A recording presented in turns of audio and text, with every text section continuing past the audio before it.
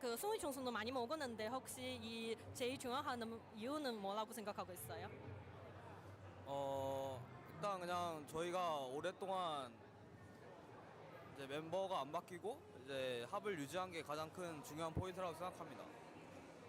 We think that's because we didn't change our player for a long time and we did a very good teamwork. This is the most important reason. Okay, and for me, day one, I mean, the performance for the squad is there, but there is a bit of a question when we go to Erangel. You guys were only able to achieve 9 eliminations. Is that going to be a priority for today, looking to get more eliminations in Erangel? 어제 경기에서 에런그 맵에서 그냥 9점만 먹었는데 혹시 그 이유가 뭐라고 생각하고 있어요? 그리고 오늘은 어떻게 조정할 수 있어요? 일단 이제 그랜드 파이널 첫날이기도 하고 어제 밀배 서클 같은 경우도 저희가 원하던 대로 약간 상황이 흘러가지 않아서 이제 첫날 데이터가 좀 부족했다라고 그냥 생각하고 이제 두 번째 라운드부터는 좀 그런 실수 없도록 해야 할 것 같습니다. We think that that's because it's the first day of the grand final and also the circle is not very good for us. But I think we can do it better today and just we don't make the same mistake as yesterday. All right, well, a lot of the squads are going to be looking to be blessed like DX was able to be blessed. But let's see if DRX got what it takes because DRX. Let's go, baby! Yeah! Oh, lovely little flex at the end there as well. Get ready for it. Getting stuck in thick and fast. It is going to be coming for them. And to be honest, at the moment, the South Koreans, they do need a representative to be on the top of the podiums because yes, one of the two teams there, kind of doing so well. Kind of bad. It's been kind of bad. Let's be honest. I think for D+, some kind of a change is happening. But I think also day one for D+ was a bit of a struggle in their groups anyway. So I think for them, there can be a big change. It was just unfortunate they weren't able to get a lot of points.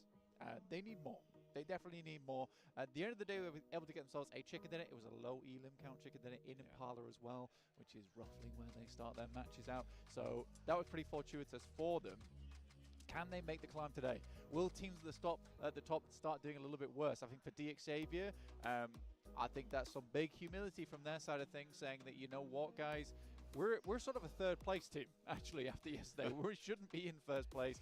We got very lucky with some of the circles. Personally, to me, I think they played at least 2 of their matches pretty damn well in terms of the rotations. But yes, there was a lot of just hiding, just staying safe.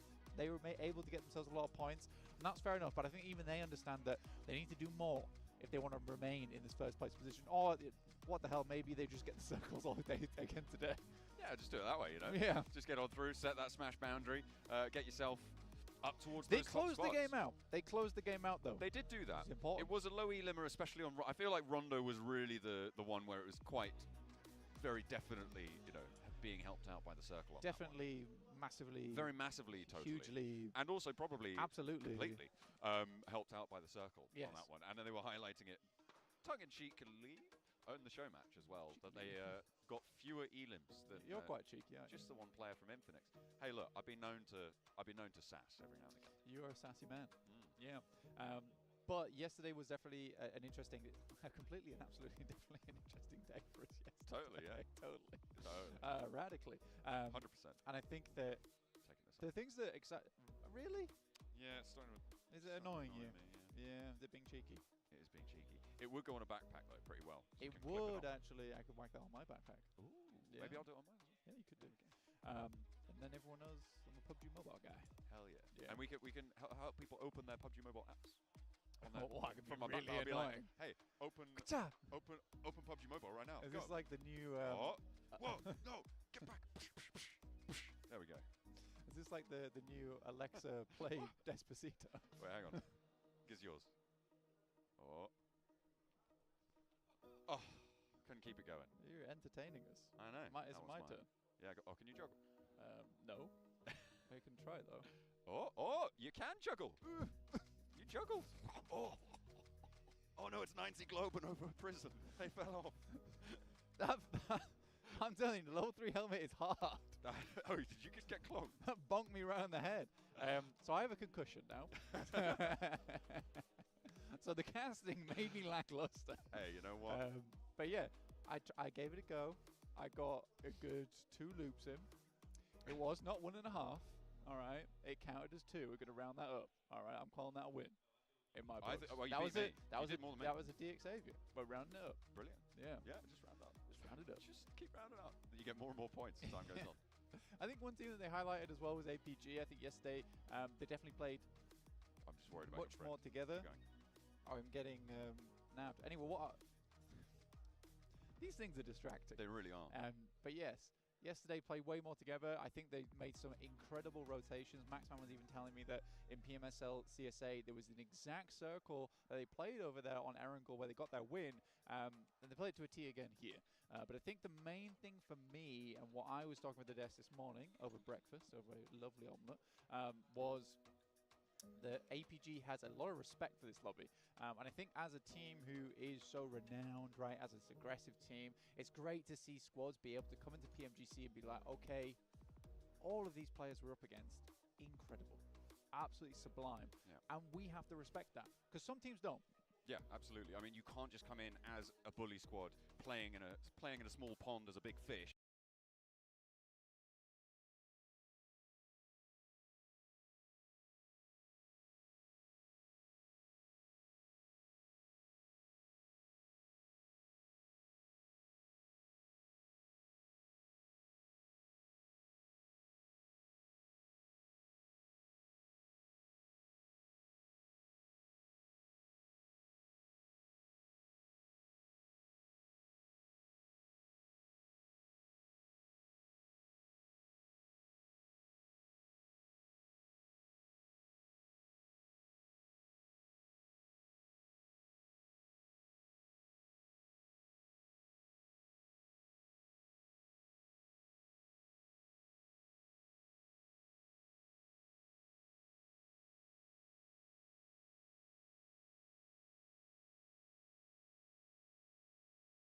Some of the top squads, guys, right?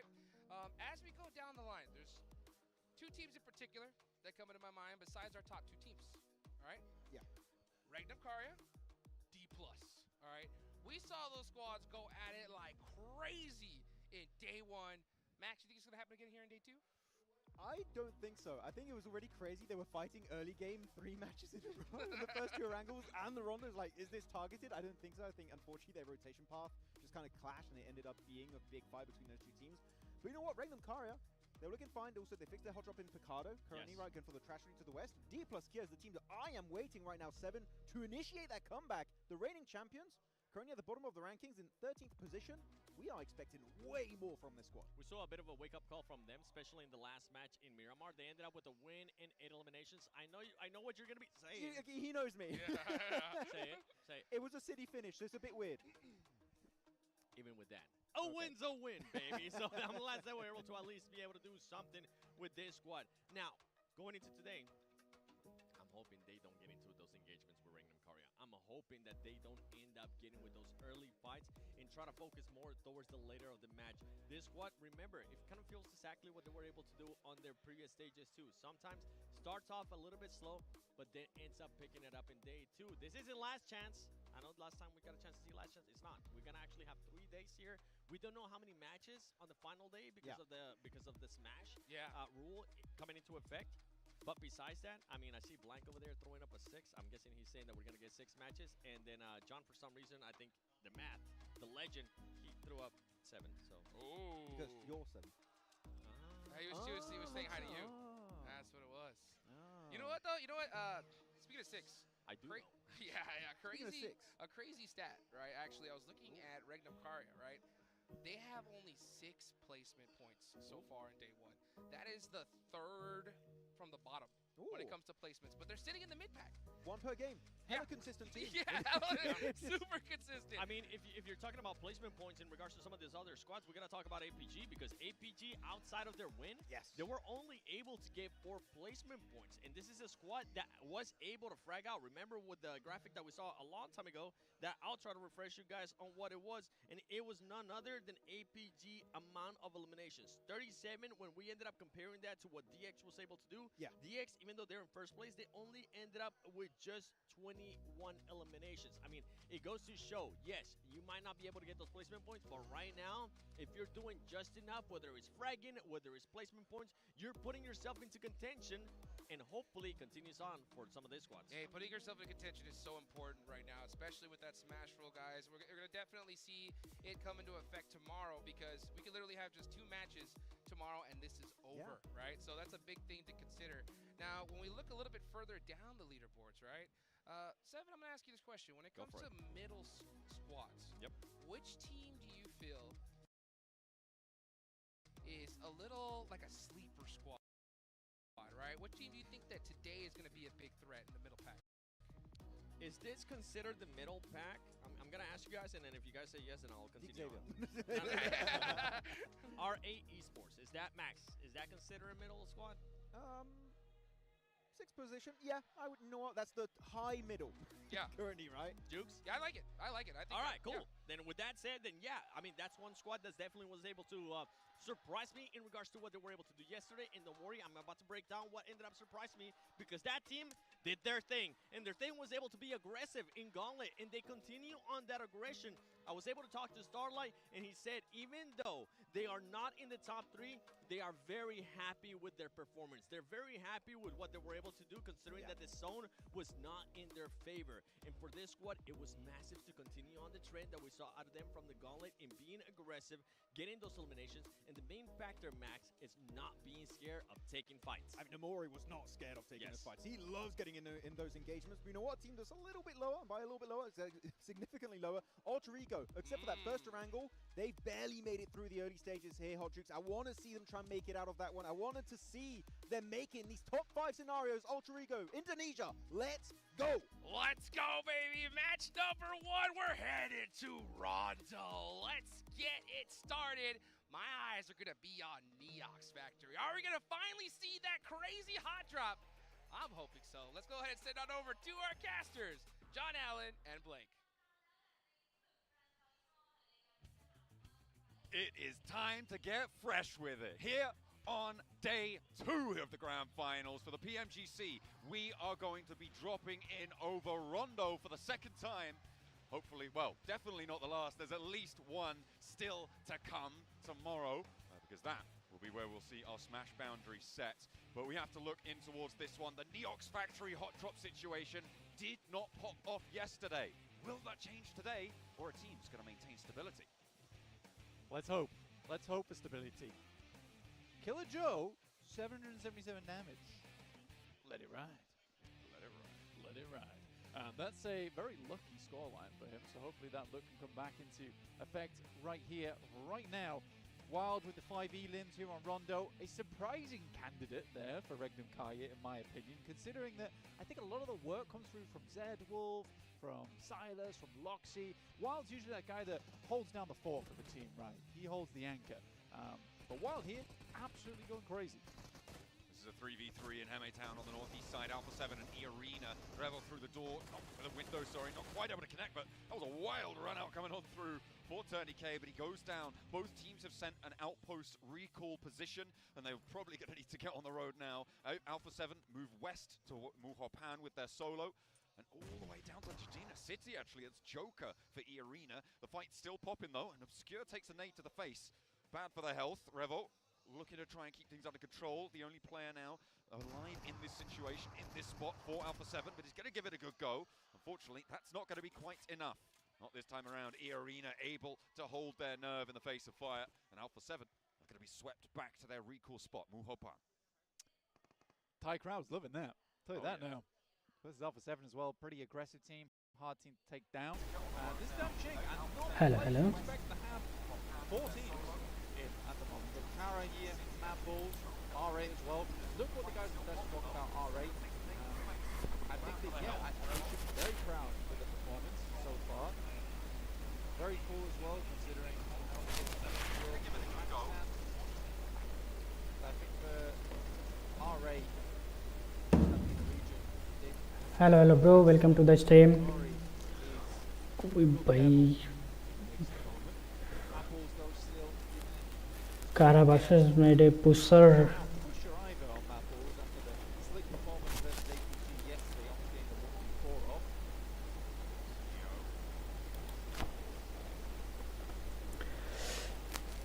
Carasio versus Vampire.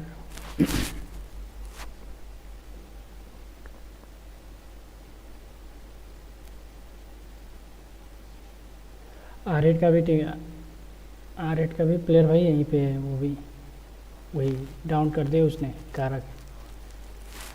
कारा का लो भाई गया।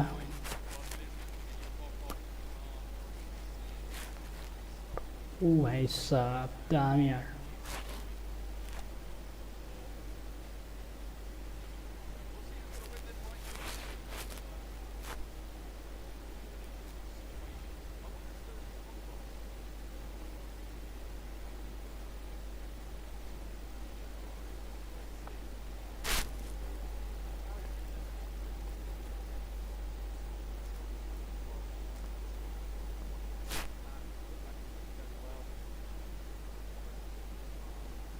Ui, ui.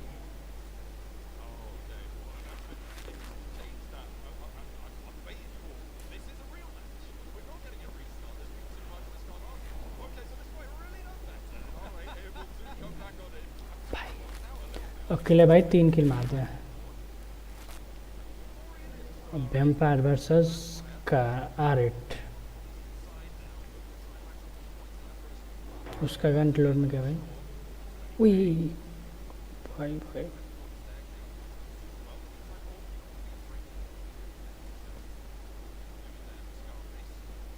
Grenade cook हुआ है भाई। Cook cook cook cook cook cook cook cook cook cook 1v2 का situation भाई। Vampire मार दे वैम्पायर। वही 1v2 वही एक शॉट लागे था। वही दामी रिफ्लेक्स यार। पर किल फिनिश नहीं हुआ है अभी तक। पर वो मार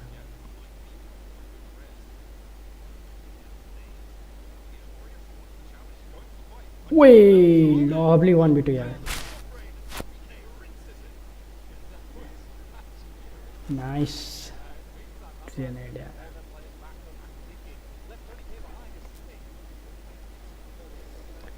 R8 का लास्ट प्लेयर है भाई। रिकॉल तो कर देगा उसमें। इन्हें एक को डाउन किया इसको।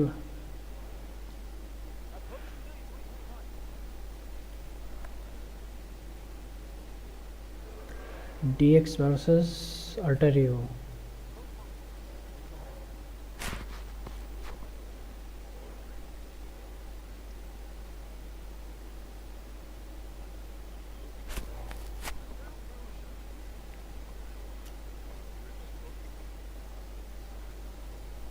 वही अल्टर ईगो का एक प्लेयर चेंज हुआ है।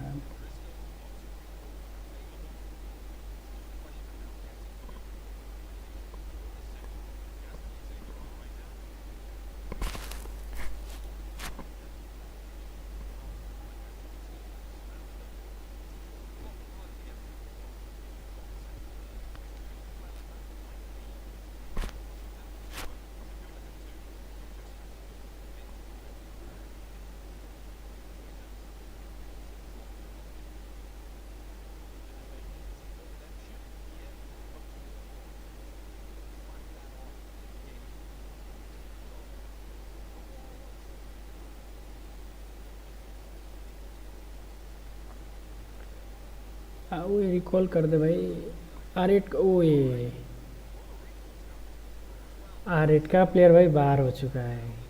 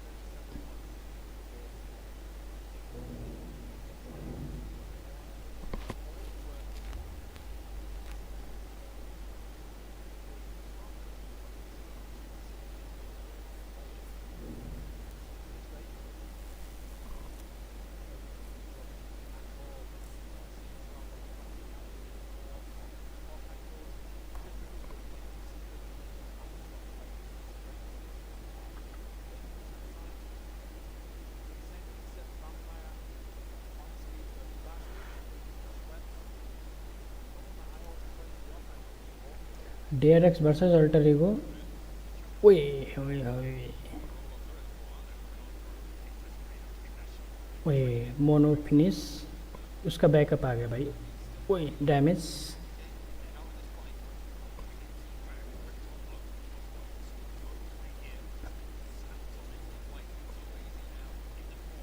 बैकअप आ गया है भाई, मार देंगे।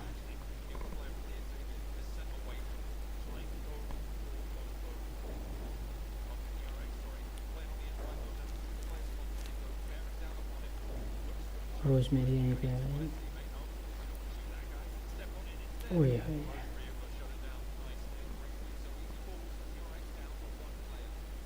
DRX भी वन प्लेयर है भाई, रिकॉल कर पाएगा या नहीं? और रिकॉल पे जा रहा है भाई।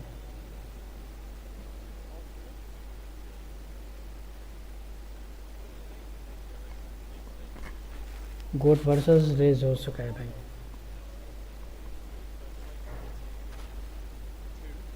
जो आउट हो गया। कोई अल्टर ईगो 6 किल आन दिया भाई।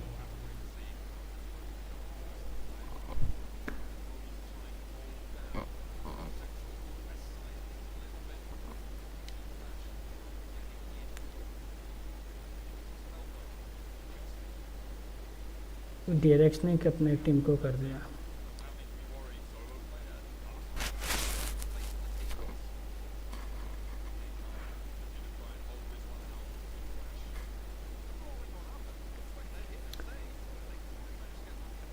DRX वर्सेस प्लस हो गया भाई यहाँ पे।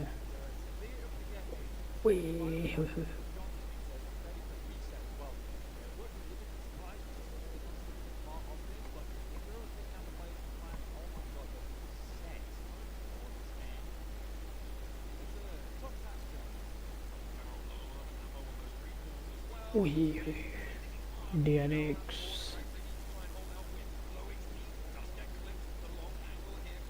ओए ओए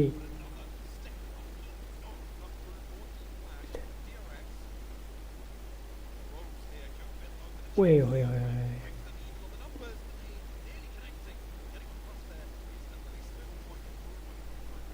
DRX का 2 प्लेयर 2v2 है भाई यहाँ पे।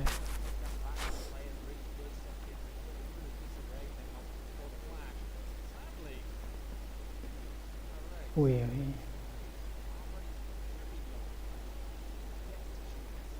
DRX का भी प्लेयर लो है, फ्लैश का भी प्लेयर लो है भाई, दोनों।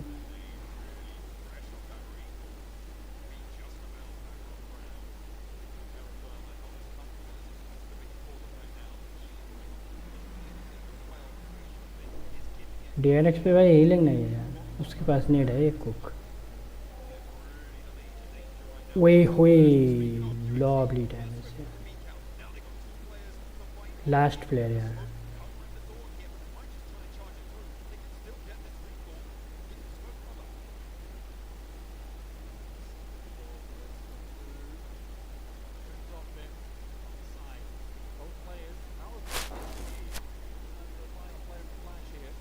क्या यहाँ पे 1v2 निकाल, वो भी डैमेज नहीं, डैमेज तो ये नहीं। वे फ्लैश भी बाहर हो गया भाई 2 किल के साथ में।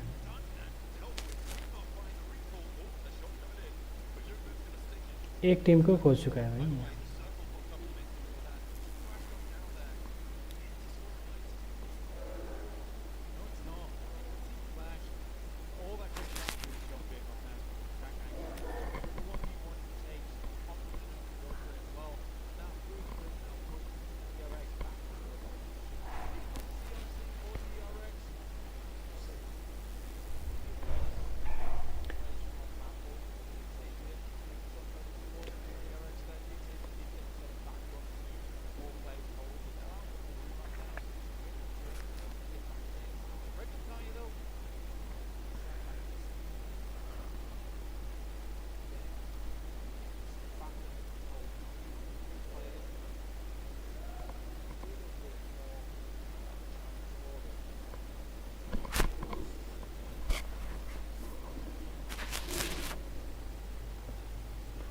TX वर्सेस अल्फा 7 हो सकता है भाई यहाँ पे।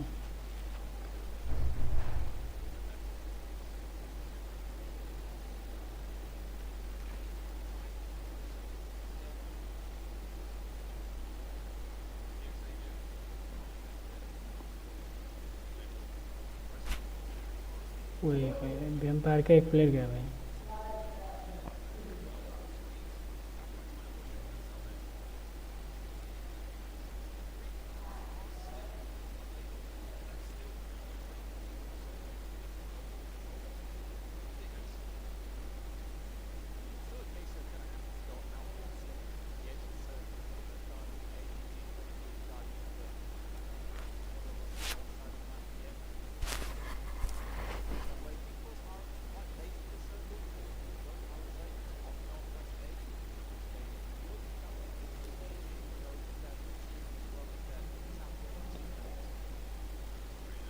वही टॉप नॉक हुआ. Rosemary versus APG versus Alter ego हो गया भाई.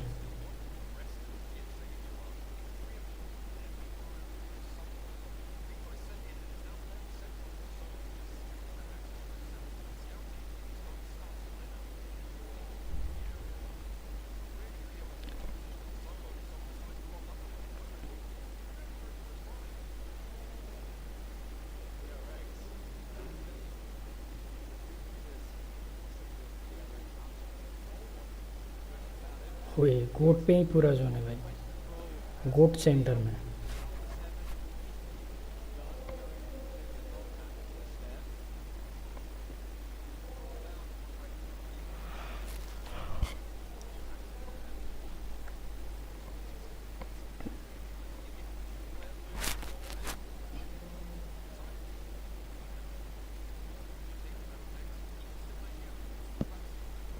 टॉप नॉक हुआ भाई.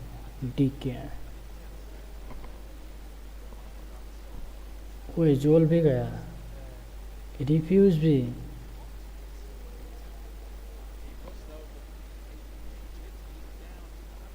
कोई एपीजी बाहर हो गए भाई.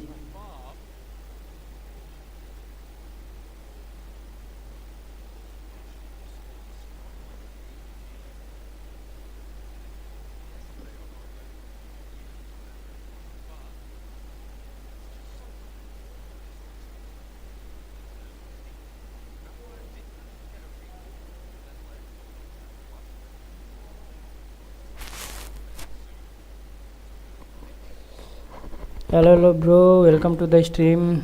Like and subscribe bro.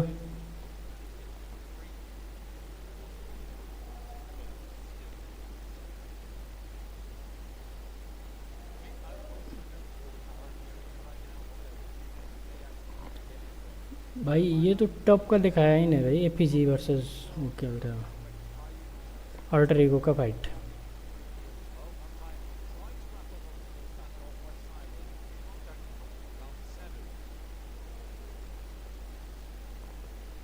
Vampire versus alpha 7 हो गया भाई.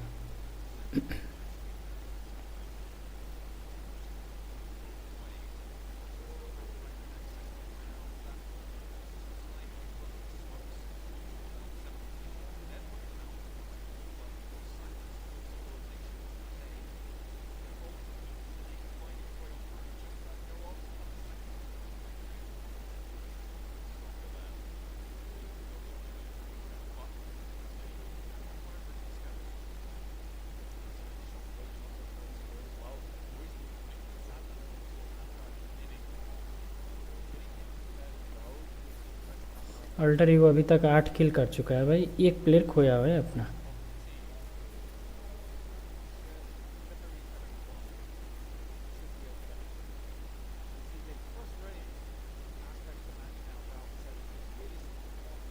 Alpha 7 versus APG.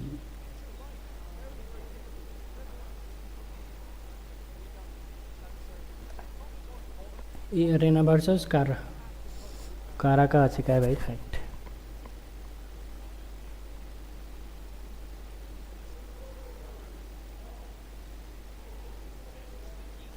Team secret भी आ गया भाई. ये गोली मार दे मार दे मार दे भाई. पर झारेगा भाई. ये झार देगा.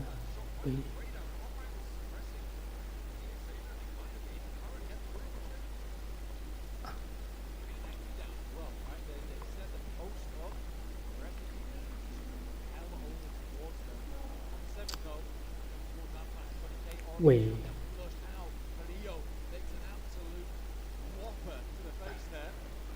वेम्पायर का दूसरा प्लेयर भी डाउन।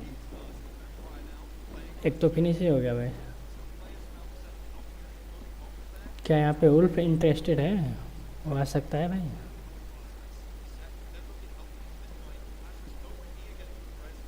वही वही वही।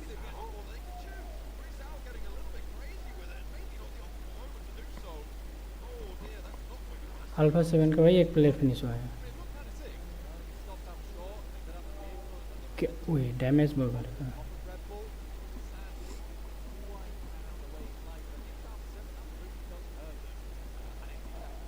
वही वेम्पायर का एक प्लेयर डाउन हो गया इस गाड़ी से। ओ भाई दूसरा भी गया, लास्ट वन है। 1v2 का सीजन क्या है यहाँ पे? वे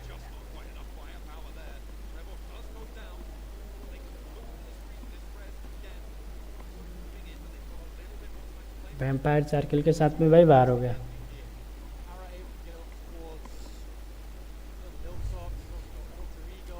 टीम सीक्रेट वर्सेस कारा हो चुका है भाई यहाँ पे।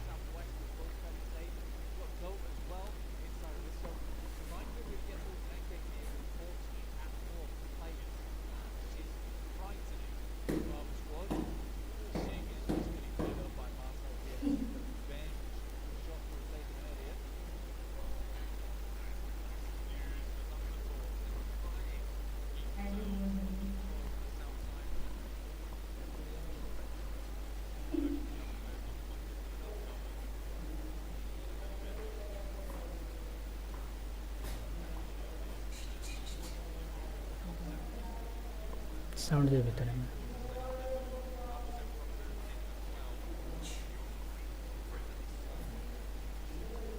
कौन से हटा था?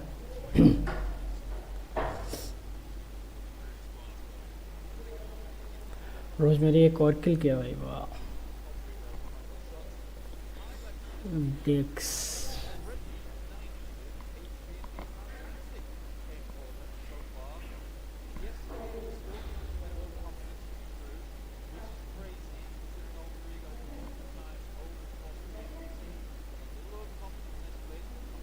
भाई अल्टर ईगो कितना किल कर रहा है? 10 किल कर चुका है।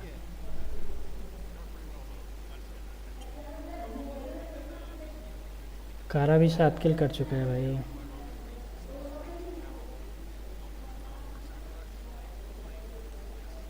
ये अरेना हो सकता है भाई। यहाँ पे 3 किल के साथ 2 प्लेयर गंवा चुके हैं भाई।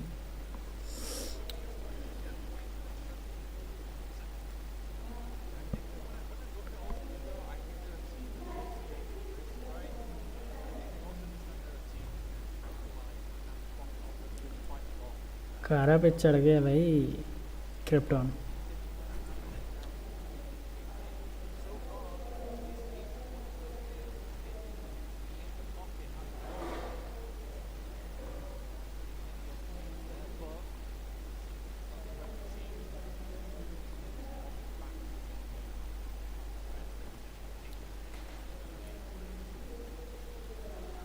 वही क्रिप्टॉन भी क्या खिलाएगा? वही एक को फोड़ा है इसने भी।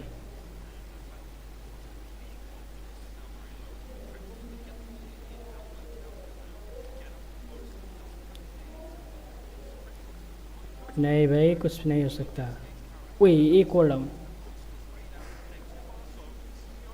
अब तो पुश आ जाएगा। पुश हाँ चला गया वो पुश। रोज मेरे वही ओए ओए ओए ओए क्या स्लैमिंग है भाई। रोज मेरी बाहर हो चुके भाई 10 किल के साथ में। कारा वर्सेस रोज मेरी।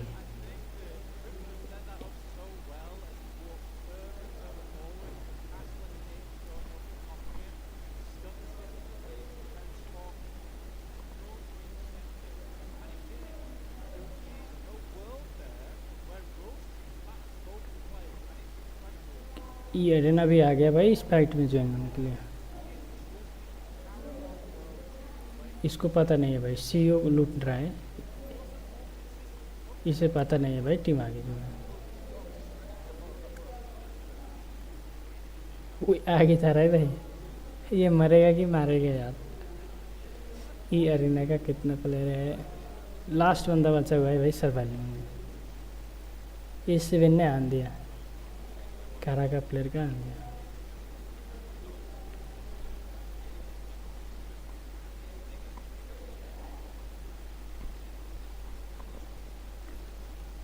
वुल्फ ने भी आना भाई, वो कारा का टीम।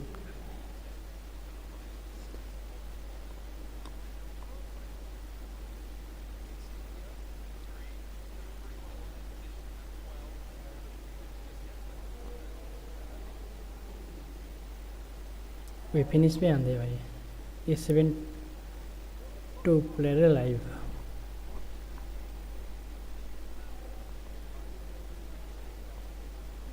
भाई मुंह के सामने घूम रहा है बंदा, पता चल गया, पता तो चलिए भाई। वही वही गेम खा गया कारा का भाई। वुल्फ, वही वुल्फ, वुल्फ को किसने ना किया? इस कार लो।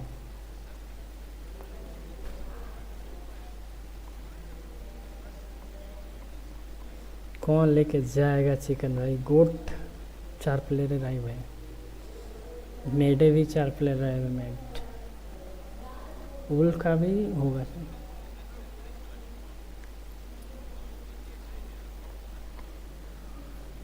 ओ भाई साहब, पर जोन आना पड़ेगा यार। DX पे पूरा जोन है भाई, हैकर जैसा खेले कोई नहीं रो। ये देखी नहीं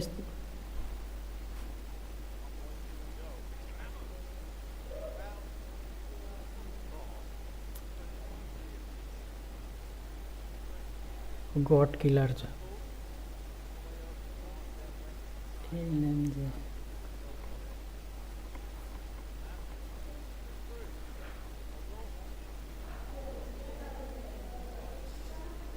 गोट वर्सेस साइलस वर्सेस हो सकता है मेड भाई, क्योंकि 3 प्लेयर ही एक टीम है।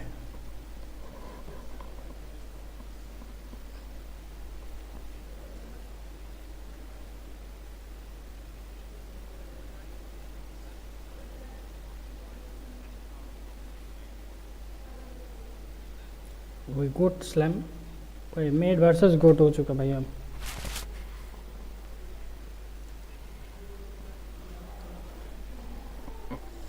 वही गोट का 2 प्लेयर डाउन, 3 लास्ट प्लेयर बचा है भाई, किल जो।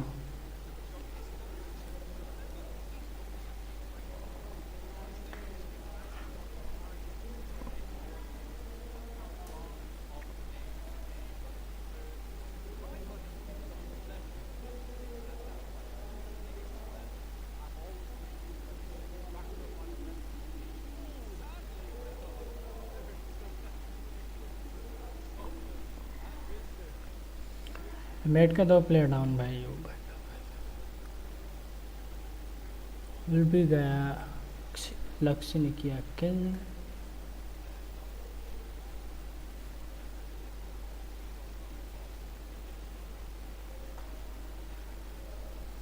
मेडे का रिवाइव कर रहा है भाई।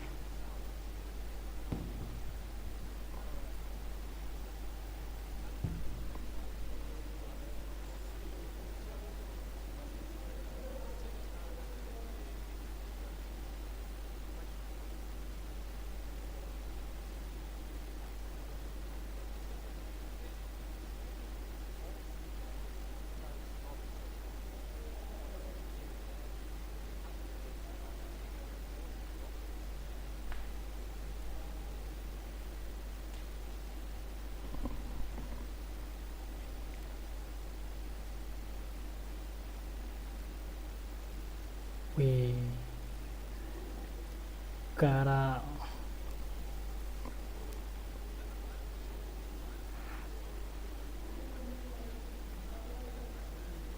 साइलेंस नॉक पुश चला गया है। वे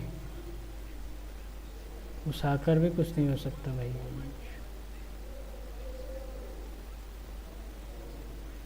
साइलेंस बच सकता है कि नहीं बच पाएगा भाई।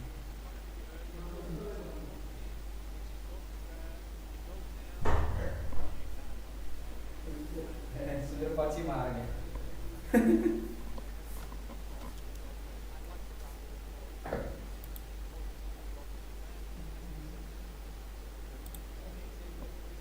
Alpha 7 as they attempt to crawl up. I mean, this is nuts that this has happened again. Ulf actually get one of those points over towards Alpha 7. I think DXavier may be on one elim right now, Blank. It could be the minimalistic approach to a rondo that we saw from them yesterday. They were trying to beat their own record. I don't need any more than that. Alright, you get himself a 13-point game here on Rondo. Pushes you up the leaderboard. You're in first place, so you're just creating more and more of a buffer. It is the fortune that you're given by being towards the top of the lobby. You can play a little bit slower, but these nades so far have been pretty mean from Ulf. Quick pulls out the M79, creates a small cloud of support there. Turkish tag team right now over towards DXavier. Trying to get the line up. Loxy looks for the shots, but has to fade back on in. The final circle closing, and Ulf have got the center. Regnum Kaya with 2, Ulf with 3. DXavier now losing one of their players down on 2 as well. Let's see what Regnum Kai can get done here. As an experienced team, it's not out of the question that they hit the 2v3. Wild has been really stepping up. I'm very, very proud of the guy over the course of this tournament. They did, remember, lose Zedwolf very early into this match play. Okay. Going to reposition the vehicle there. Tactfully. Nicely found. But That's on target. Ooh, a big nade comes through for Direx, and another knock comes through as well. Nadesy steps up for 2. A big pickup towards Ulf, and they're going to lose one of them. The question is who's getting these points. I think he's going to go for that flush, but Regnum Kaya now trying to rip across this high ground and take the center of the circle away. It's going to work out, and Scarface now trapped behind the vehicle. He's not even going to go for it. He's looking for the denial here. He's got the jammer pack on. Still trying to utilize those impactful plays, but Wild goes down on the high ground. Loxy rolls in. He steps out. He doesn't go for the vehicle. No, he goes for another with a shotgun, and Loxy cannot find it. It's DXavier to rebuff his advances. He will be forced to go down here. Regnum Kaya fall, and now Scarface in a 1v1. Paragin looking to finish off the game strong at the start of the day. A great spray down, finds 70% of the HP, has to duck into a crater now. And it's Paragin behind the tree, looks to move up. He's not going to let him go for the heal. Stepping up, and it's going to be the joust to go for the final moments. Ulf, run them through. A DXavier denied. No pacifistic play here. The Wolves are out.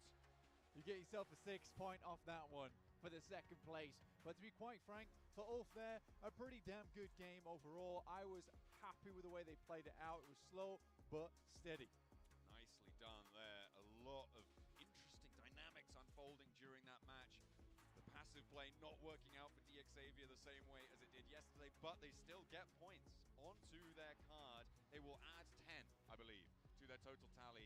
It nearly went incredibly well for Loxy there as well. It did. He nearly lived up to the name. If he hadn't have got out the vehicle as early as he did, he would have instant knocked Nate, which might have made it slightly different towards there.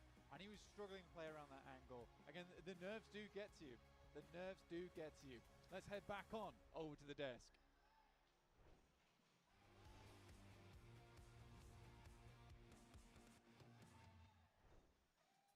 And it's Ulf to win the first rondo here in day number 2. And that is how you get it done. I'll tell you what, this squad, they pulled out every trick in the book to win this one. And the good trick at the end there for Scarface was the jammer pack, allowing him to stay out in the blue for just a little bit longer, pushing Regnum out of position, having to fight DXavier, meaning he can survive down to a solo, even has time to go for the first aid here, 7. And take the 1v1 at the end. That was unexpected for me. Playing center, though, early on was the right approach for the side of Ulf. There's 2 things that are certain so far this PMGC, especially in the grand finals, in Rondo. We're going to be getting those amazing hot drops, and DX somehow is going to find themselves a way to get into podium, because that team, oh my goodness, they didn't have to move a single finger for up to 60 minutes, but I mean, we gotta talk about Scarface. 4 eliminations, Max, 727 damage. I gotta say, for Ulf, not just Scarface, like Scarface had an amazing finish, able to win the game, like massive props. This is one of the first games I'm like, a team is using the M79, which is the smoke grenade launcher, to its full potential. That M79 alone, the double, kept them alive and denied the angles from Xavier. They don't have the M79 this game. I do believe Ulf make it to top 4 only. Yeah, and something that I like about Ulf as well was the way that they were able to use their grenades up against Mad Bulls. Even though Mad Bulls was currently focused on a completely different team, I think that kind of gave the opening even more to Ulf to just have more freedom there towards the northwest. I don't know about you guys, man, but I'm in love with Rondo. It's so crazy. I mean, just seeing every little trick being used. The terraforming was on point. The M79s, man, that is how you get it done right there. But you know what? I want to go back to where you were talking about, Seven, when it comes to Xavier. 7 matches so far, guys. They have gotten a top 4 out of 6 of them so far. I mean, it's at what point do we stop saying it's Slug? That is the #1 rank pushing team out there for everybody calling them that, because that's exactly how this team is playing. They find themselves a way towards to get early into the circle, and then after that, they just, I feels like they just keep getting blessed. And this was a perfect example of that. I mean, I said it earlier, after 60 minutes of really not having to do anything, it was the timing. I gotta give props to this team because they do something really well, and it's the timing that they're able to find a way into the center of that circle. They were able to split Alpha 7. They didn't even have an engagement, and they found themselves the perfect location. Yeah, they create some dips with a few grenades too. I think they used C4s a little bit earlier on that game, put down some cover flares, though actually there's been so many big cover flare plays this entirety of this match so far for Rondo. Though as we look at some of the replays, yeah, actually APG getting absolutely demolished, not only by D plus Kia, but also there was the off angle from GOAT team, which was kind of rough though. Alpha 7 versus Vampire. Huizao jumping out of the car a little bit too quickly there, Seven. Are you trying to trigger me right now? Yes, Is that what's going on right now? You got me. Because, boy, you definitely got me, Gisao. You send the hook out there, and I definitely been into it. It was just confusing for him to fully send it like that. And you can see the emotion right there from Rosemary before we even continue on with the information there from Alpha 7. Rosemary had a pop-off. You know what? Let's switch focus, Max, because that team, my goodness, the way that they were playing, they were being aggressive, and this is completely different for Alter Ego than what we have seen out of them in the past when it comes down to Rondo, being more aggressive and hunting people down. Yeah, they barely made it to the late game pretty much the entirety of day 1 for these grand finals. And Rosemary, you talked about him, they were just chasing down players pretty much the entire early game, right? But I know that later on in the game, Krypton had some pretty good clutches of his own. I mean, the way that he was able to play that, set up the smokes, then send the deployable flares as well and get a little bit closer against Skara. The nades were coming through, but ultimately, it seems like I was fully agreeing with what Blank was saying during the game. It seems like they just unnecessary sin from that squad. The main issue that they've been having, it feels like this whole PMGC juice. Yeah, I mean, that's so tough. I mean, when you have 10 eliminations, 8 of them coming from a single player, you know they're so hyped. And it's so crazy to just see that one little push. If they would have taken out Kara, oh man, I think they could have possibly won that game. Could have happened. Could have happened. I was looking at the leaderboards for a second. Top 3 teams are all Turkish. We've got all the Turkish teams on the podium. That was a very interesting one, point-wise at least, not in terms of just placement points. Overall points when you combine the placements and the eliminations, but very good day here. Ulf, 17 points though. They were looking pretty decent middle pack of the rankings, right? How high is that really going to push them up? That is going to be the big question as Scarface, not big a surprise right here, going to be our match MVP for this Rondo game. Yeah, 727 damage mentioned earlier. I mean, the team ends up getting the win as well. This is a good jump up too from Ulf, because remember, for this squad, 7th place coming in with 37 points. They should be pushing them up on that leaderboard once we end up getting to the overalls. Yeah. One thing I want to talk about a little bit earlier in the game, right? My question is this, guys. Wait a second. Oh, actually, never mind. Let's take a look at the overalls right there. Xavier now creating a good little 10-point gap on top. Ooh, yeah, they're looking. I mean, again, how do they keep getting these circles? It's crazy. Good on that position, but I do think I have to agree. Is it luck or is it maybe just pure raw skill? They just know what's going to be happening in the future. They read their tarot cards, but yeah, GRX able to jump up in 2nd rank. And one team that I have to be a little bit critical here, slipping a little bit. It's not a massive point gap, right? No, it's just between themselves and 2nd place. It is currently a 4-point gap, but APG down to 5th. You know, starting off the day 1 really well. Here, just getting completely squad wiped by 2 teams that were third-partying them. APG got completely caught off guard. I mean, it kind of came down to how D Plus was able to actually play that. I was really impressed with what D Plus was doing towards the north, Nobu, a 3-1 split. Nobu was able to get to the compound that APG was trying to get to, and then the rest of the squad, the timing was so well that they were able to just gather on. And as you mentioned, I mean, I think it was, if I'm not mistaken, Alter Ego that ended up third-partying that as well. For APG, not a match that they want to continue to relive. I'm pretty sure they'll be moving on to Erangel. Yes, indeed. As we take a look at this solo performer, 7 total points there from Scarface. He'll take that all day long. Alpha 7 Rebel putting up 2 as well. Alpha 7 moving up to 3rd place here, 7. They got to be feeling good about that. Yeah, I mean, the engagement that they have there with Vampire Esports, even though it was messy, even though it's not the likes of what I want to see from Alpha 7, ultimately, they ended up getting those points. They ended up getting those eliminations. And guess what? When those top 3 teams, at least 2 of them fell, yeah, they're going to be moving up. Oh, yes, indeed. By the way, speaking of Vampire, Max. Yes. Is Danjing the new Neox factory? Possibly. Like, we're seeing some hard drops happening over there. It seems a very early fights indeed. But hey, Vampire, you know what? They love some early fights if they can happen for themselves. Though I want to pivot the transition here onto another team, and that's going to be Kara. Sure, they don't win the game, but the way they fought over to the eastern edge, there was going to be E-Arena, there was Thunder Talk, they were trying to go for a third party. They knew if they engage the arena, they're fully going to get squad wiped. There's a team that's going to come in, maybe Thunder Talk, and that's not going to be working out in their favor. And they delayed it so much. In fact, they can actually go for that dip that allows them to win the fight versus Alter Ego later on, which I still think Alter Ego could have played that a little bit better. But still, Kara, macro-wise, delaying the fights on the east were played extremely well. I mean, for the Kara fight between Alter Ego, we said it, great start there from Krypton.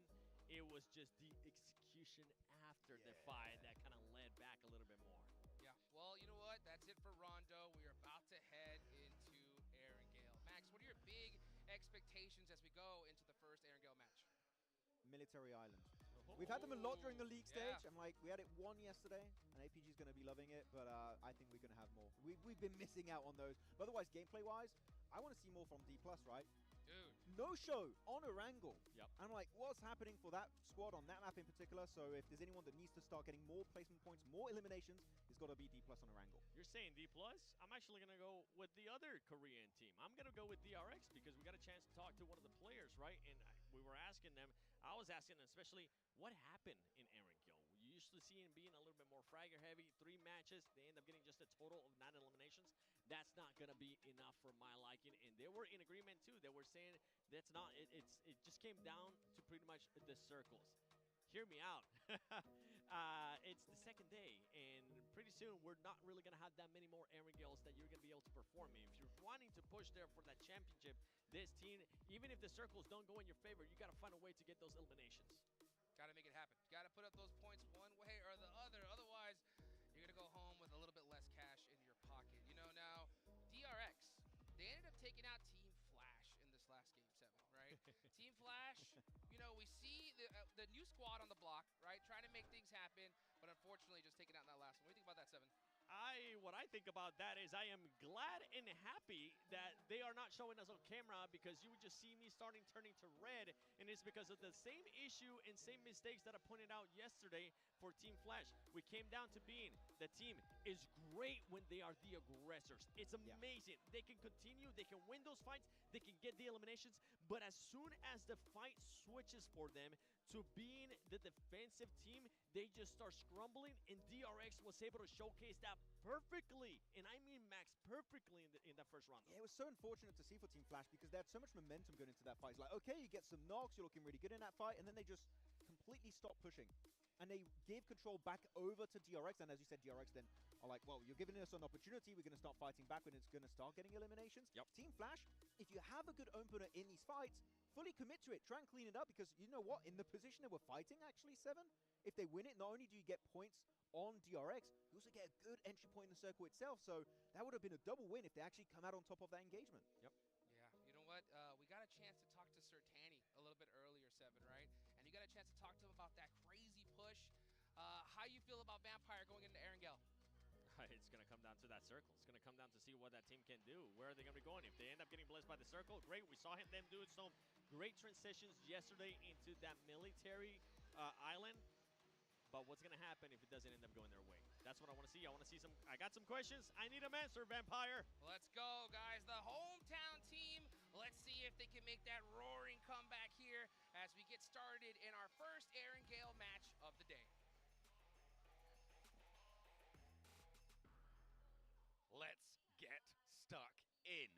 is Erangel. Saverni down to Novo on the plane path. Should be fairly chill with it, but the circles have been anything but. Certainly on our first map yesterday, we have seen so many returns to Sosnovka. It's starting to get a little bit old, Blank. You know, it's starting to get a little bit repetitive. You're the one mentioning it. You're giving it. Well, you stopped me from doing it yesterday, so I felt like I had to get it in early. Giving it life again. Yeah. But we are heading from the north side down towards Novorobnoye. First circle in a while, first plane path in a while, sorry, that has started on the north side of the map, which does change things up quite a little bit. So there'll definitely be some slightly different rotates, definitely be some slightly different looting portions at the early stages of the game. Ulf getting out down towards the south side of the map, around farm. I think they had a pretty decent game there over on Rondo. Now, the boys were talking about how Dig Savior, is this luck, is it skill? I think it's a little bit of both right now, honestly. I think that, yeah, some of these circles are heading over towards them, but some of their rotates are really good. They're analyzing where they can break through into the circle and make it happen that way. So very, very well done to them. I mean, they did manage to get into that position because of a solo scout and a little follow-up coming through as well, right, Blank? They sent Levi's in there. They were on a long, long, wide wrap, so it's not like they were just sat there the whole time. They did have a little bit of trouble getting in there. They were then helped out after that point. I think it's safe to say. I think that's a reasonable thing to bring into the mix. And we didn't talk about it for so long, Blank, that it is not another military circle. We are going to the west side. Over towards the Skak fields. Everest is pretty much dead center on this circle. Got Georgia Pole as well out to that western edge. The Gak fields, the open expanse that will try and house as many teams as possible, but it's not going to be fun. No, it is always tough. It's always tough. We are sending very far over towards the west in comparison to the plane path as well. So teams will need to get a move on pretty quickly. Get themselves into zone. Ulf again on our screens. I want to see more out of this team. Currently in 4th place. I want to see him go all the way. Because I think they can do it. It just depends on the day for this team, it seems. Because they are very much up and down. I think that they've filled the holes in the ship quite well, though, with Aaron being added to the squad. Scarface also is just having some really pop-off moments, which I've been enjoying. Do you think this team needs to start playing to its strengths, though, more? See if they're able to get in towards that strength position. Of course, with the announcement yesterday that it's that we're returning to Turkey for next year, they want to be the team to represent, right? They want to try and beat Regnum Kai. They want to try and beat orgs like S2G coming on in to represent the Turkish region as the highest performer from the last year. As a defending champion, maybe. Maybe. It would be a big upset for quite a few fans, though, where there is a Turkish team representing the champion over in Turkey, but it ain't RCB. Well, yeah, I mean, you've got Regnum Kai, you've got S2G, but you used to have, Blank, and this is notable, Fireflux, right? Now they're a new team. And who's that? Well, it's Ulf. It's Ulf. I don't really know where you go. It is Ulf. But yeah, right? Yeah. Okay, I haven't just hallucinated No, you are correct. Yeah, it used to be Matt I'm Cap just saying, on Fireflux. Where are we going with this? they used to be, I think, the predominant team in Turkey. A couple of years ago now, it was them and S2G. We're sort of back and forth for a long, long time. That was the conversation. And then they had a big fall off, right? This Fireflux roster really, really had that downswing. I think they were dominant for a season. Yeah, okay, that's fair. I think, I'll give you that. Was it the season before PMGC in Turkey 8? It was a spring split, so no. Because that was where Ketch was MVP. Do you remember? I'll have to go back and It look. was like But 2023. either way, my point being that this is a return to that position, right? It is team. Yeah. Sure, it's an upset now, but if you'd have said that, a couple of years back, people would have been like, "Oh yeah, this roster totally reasonable that they could be champions of the world." So it's good to see them back on top, and as you said, patching some holes with Aaron. Some Shakespearean commentary from you today. You quizzed me in the middle of my little blurb. I will not take any shtick from you on that. That is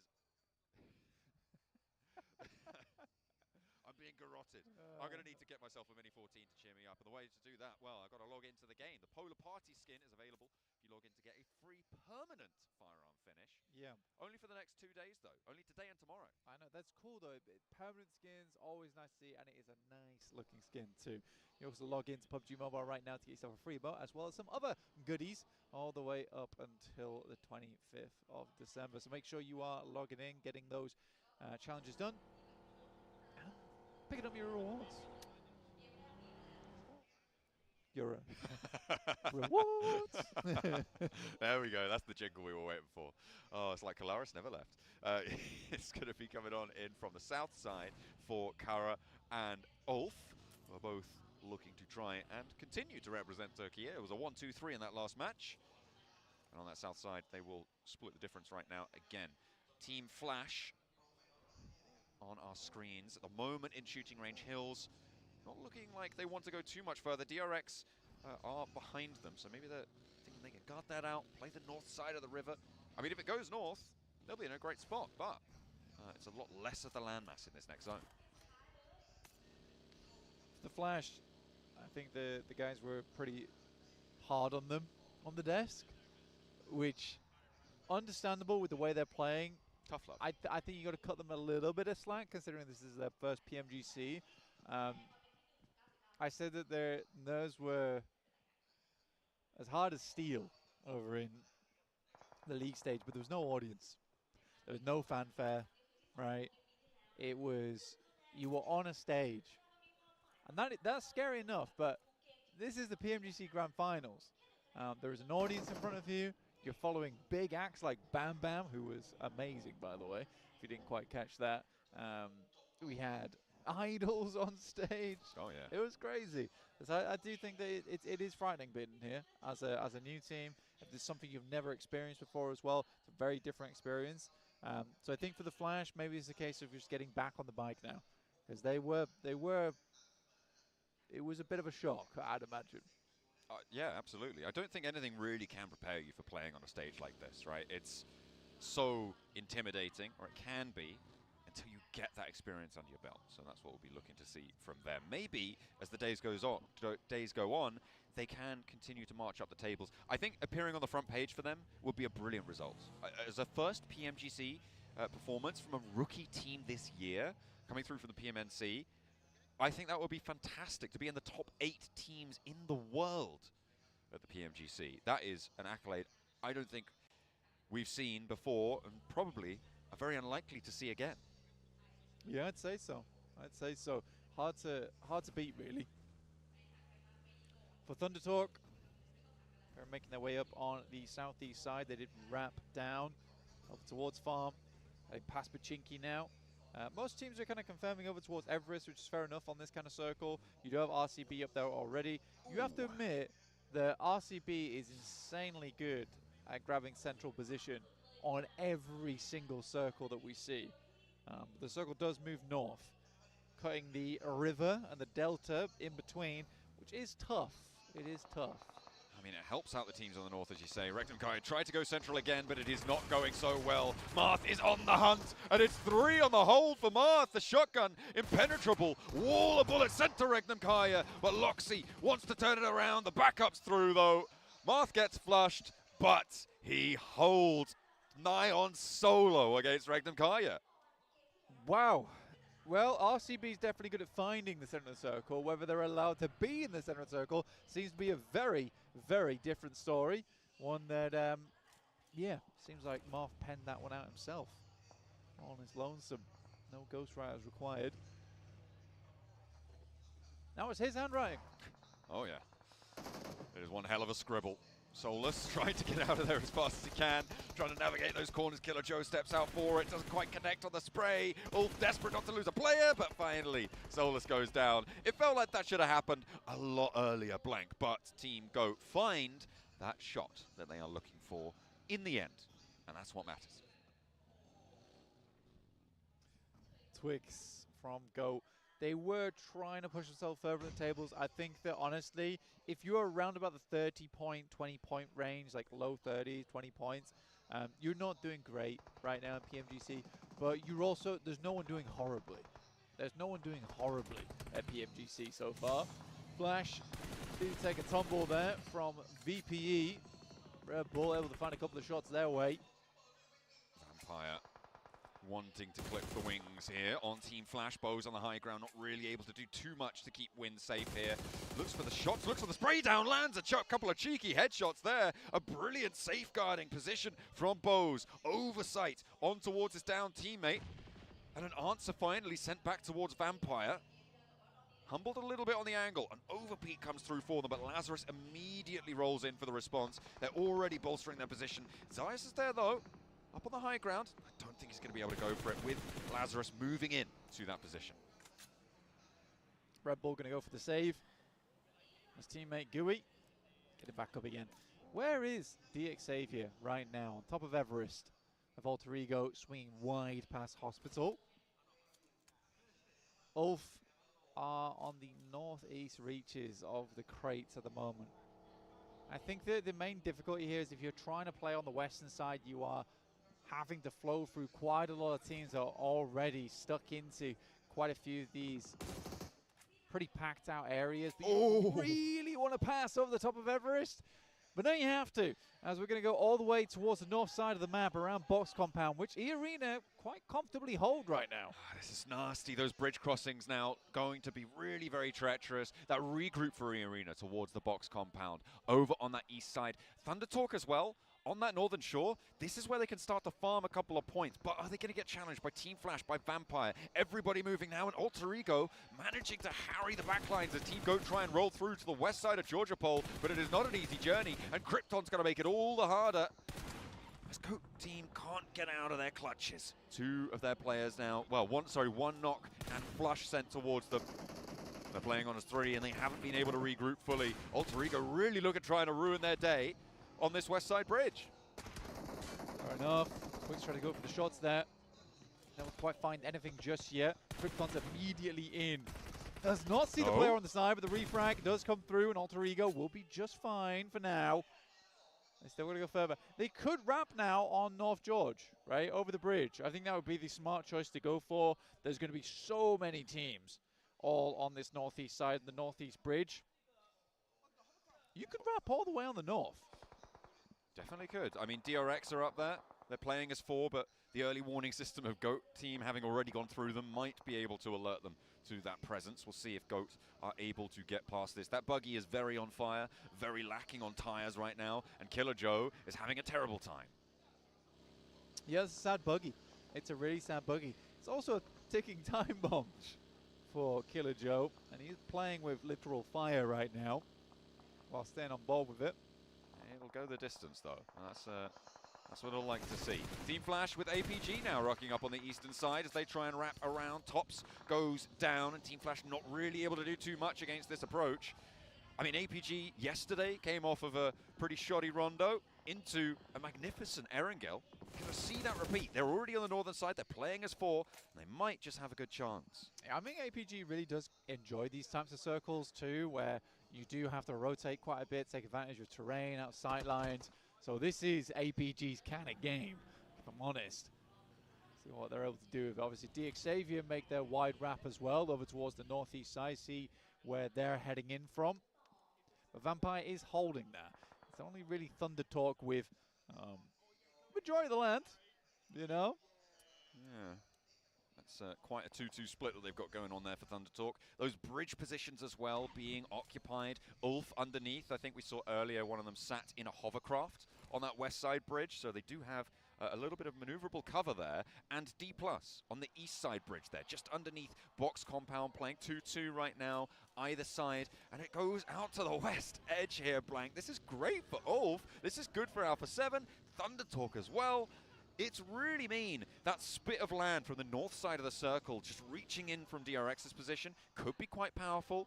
That crescent hill that Thunder Talk currently sit on as well, once the east side clears out, could also have some decent oversight. Yeah, it's so unfortunate for a lot of squads over on the east side where they've all made a lot of long journeys to get here. It has required them to be outside the blue for a long, long time too, just to make sure they could be safe for as long as possible. Now you're asking them to push down towards the southwest side. God, that's rough. APG being able to leapfrog over the flash, though, that's kind of cool and unexpected. Yeah, getting ahead of it nice and quick there with the maneuvers. DXavier also trying to poke their noses in and actually getting ahead of APG as well, but they've cut this rotation in half blank. DXavier playing 2, but they're hunting top. Oh, he's out the passenger side. Rufus needs to hold his nerve, needs to connect with the spray downs. Not quite getting the full job done, but gets a lot of damage in. A 1, a 2, and top stays on top of the fight. We'll be able to handle business, but there's more to play as Vampire are now chiming in. Lazarus is backed off the angle. A big pickup by Doc. I mean, going back in for that from DXavier was some seriously weird work. I mean, I guess it gave time for the rest of the other team or rest of the squad to make their way over towards that western side. Zeus finds Tony K. Bose will be the one to finish him off. Here's over towards the crashed airplane. That's all the way on the north side of shooting range. Mad Bulls, next team to stick their nose in.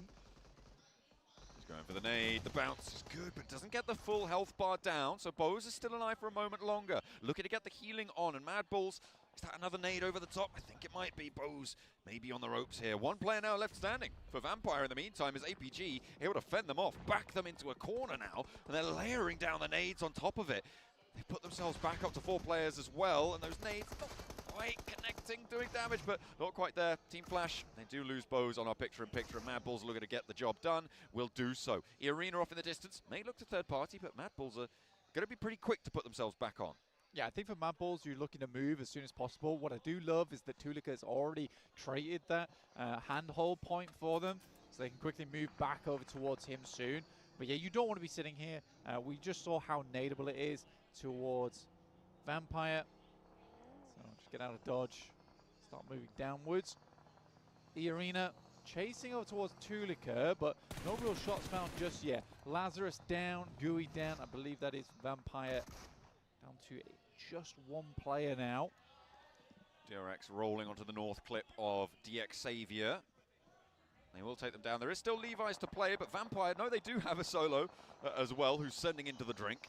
Will be playing a subaquatic creature of the night for the remainder of this match, I'm assuming here. But Levi's is still alive for DXavier, and he's fairly central, close to the water. Will probably be a crash target. Alter Ego on the north side. Okay, a little bit of a 1-2 punch coming through from APG and Alter Ego on the north. Yeah, 5 elims right now for Alter Ego. One of their players did get knocked and flushed, though, from Alpha 7. That's Alva trying to hold in that position as Alter Ego was trying to go for some more damage around the lobby. It sort of works out where they have more control of the map on the northwest side now, but they have lost a player, which is super unideal. The Arena trying to roll down over APG, and it's going back and forth right now. Arena having a tough time though, left as 1. We're tuning over though with R8, and it's Amori on the shotgun shells, ringing out on the top floor. Poser wants the challenge, but doesn't have Amori to spot. The nade's already pulled, and Amori loses his first and actually forces the nade to stay on the outside there, so potentially keeps himself nice and safe, tucked away in the corner. Extends this fight, but they're on the south side. A bumble on the nade. That takes Poser very, very low, and a bouncer for Amori. He finds it, and Poser desperately patching himself up now with that first aid, and another nade in for Amori. Looks for another bounce, doesn't connect on that one, but now looting through on that crate, still with 1 player beneath him, has to get going. The zone's approaching. Amori is, you just can't ever count this guy out. Absolute insanity. Massive fumble on the nade there, like you say. Not getting it through that window there could have been the death of them, because they did set up quite well where you get the bounce up towards the top side and down towards that window up top, so the only place that Murray could have gone there was down the stairs. Rez is going through. He's down. Good bounce. Oh my goodness me. This guy is crazy. This guy is actually crazy. Slam dunk for Amori. What a bouncer. I'm loving these rebounds coming through on all of these nades that we've seen so far. They have been really, really solid, and that is beautiful little cap off to a match potentially for Amori, because I don't know how much further he's going to be able to get. In the meantime, the Mad Bulls take a nosedive on their position. The northeast side getting very, very dangerous. Thunder Talk able to weather the storm though, and Seoul now under pressure. The wide wrap around, and no blood is spilt from Thunder Talk. Old split personality Thunder Talk, back at it again. We're going to crash, and we're going to do it now. Okay, now back to our regularly scheduled program, but it's an all boot. Let's sit over the top. Shing is hiding right now, and the rest of Thunder Talk are unable to assist. So likely Thunder Talk is going down to 3 here. Maybe? You want to use that as cover? We'll take it away from you.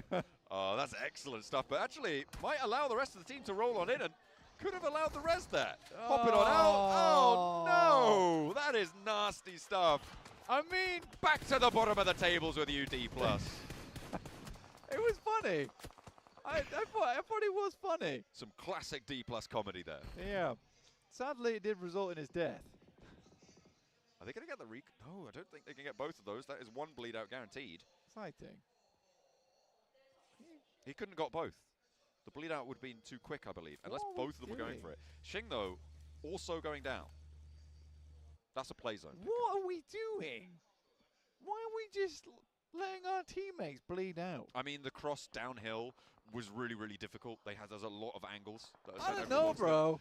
They could have smoked it. They could have done a lot, but they could have, should have, would have. Won't have their team now. Tell me which angles we're looking at them. Alpha 7, Alter Ego, I don't know. There was no angles looking at those players. Stop wobbling my cables. I can't hear anything now. You've been wrecked. I have been, absolutely. But we are going to be getting underway. I mean, look, they're still taking shots from it, okay? Look, there's still shots from Ulf. Play it on in. And we'll see if Thunder Talk can do anything more as D+ do take the full tumble. Okay, they're not on the bottom of the tables anymore, Blank, but they're pretty close. 32. Yeah, they're back up there. Again, it's low 30s. It's kind of where you don't want to be. Interesting. Oh, that's such a great angle over towards Thunder Talk right now. They weren't here. They weren't here. Well, they are now, and that is going to be a nasty little surprise for Thunder Talk. Just sighting now remaining. Revel, though, spots one of the outposts of Alter Ego, who, believe it or not, have 3 players alive, or they did before that engagement. Krypton all the way up on that northern edge. Sighting will just go out. Doesn't even want to push up. 10 elims, couple of placement points. They'll take it, you know? 10 elims is a pretty banger game, all things considered. But now, Alpha 7 on the south side, the team with the most in this circle, but they are right on the edge of this. And Alter Ego on the outside might have a better time. Ulf, I think they're going to struggle potentially to move out further west. Yeah, anyway. You look very confused. I just don't understand Thunder Talk. At all. It felt like they just gave up on that game. Well, they are no longer playing on the inside here, but that hovercraft crossing with the smoke cover, it goes up in smoke, but it gets the job done, and now they're close to Goat Team. The nades can start to come on through. Goes long for the response, and that is perfectly placed there. More cooks coming on through, and it's just Killer Joe to try and get it done, but there's a brilliant lineup coming through from Obscure. Might have just saved Killer Joe's skin there. Able to keep them in the game, and a lot of damage pouring on through. Alpha 7 take their turn, and oof! It looked like they had it all across the road, but no, the lineup just too brutal to deal with. Yeah, I mean, I wouldn't have made that maneuver, but I think if they got that done slightly quicker, they'd set up a smoke train, honestly, but I think they just had to push that. That they couldn't have delayed as much as they did. Alpha 7 has 16 smokes, 14 nades, and I'm almost certain that they win this game. Almost. That's an interesting addition to that. I feel like you should be more sure. I think you should be 100% sure. Okay, I'm 100% sure that Alpha 7's winning this game. Okay, let's see if they can convert and make Blank a truth teller, a truth seer. Obscure with the nade now, a chance to find Killer Joe. Post it through the window. No, the bounce is on. And we'll look to go through the window this time. That looks a little bit better. Forces Killer Joe for the peak. And they take down another team now. 2 players left to handle. It's Alter Ego on the north side, who are into this one pretty deep. They got 6 elims on this match as well, Blank, so a second place, no matter what, will be good for them. Guizhou gets a little bit too close for comfort, has to back it off. Moana with the nade cooking, launches it forwards. They're nowhere near that. They've already faded away. Alpha 7, though, controls so much ground here. Yeah, I mean, where they were playing on the map, they had so many sightlines to work with. I think they played out the game very well, and because everyone tried to wrap around the northeast side, they basically had no contenders by the time we got here. So for Alpha 7, they were very much benefiting from the fact that most teams did not want to challenge around box compound or challenge on that northeast bridge. Alpha 7 just holding a little bit further back. Alter Ego looking for a little bit of that Mad Bull's magic. Go for that 2v4. Revo spots Moana. He's pinging out on that ridge line. We know where you are. Moana now has to get a little bit more humble. No one really connecting, but Alter Ego do still have to push forwards. Moana. Now 2v4 is absolutely possible here, I'd say, but I think Alpha 7 is playing the game out very, very slow, which is fair enough, all things considered. Nade over the top for Krypton lands. Obscure with that off angle. I think he's got to be so pivotal here. You could see the angle. That lineup is so brutal. Alpha 7 really want to close this one down. They've let one too many slip through their fingers before. Yeah, I mean, it's completely different to how Rosemary played that out on Rondo, right? Where I would say he over-egged the pudding. Here Alpha 7's trying to bake a lovely cake, and they're happy to apply the patience that comes with that. They're just choking this match out right now. The nades tickling them down, and Alter Ego not really finding the responses. Only one nade now left for Alter Ego, one Molotov, and 14 smokes for Alpha 7. They've got 5 nades as well. Stepping up for the challenge, Moana does manage to find Obscure a little bit sleepy.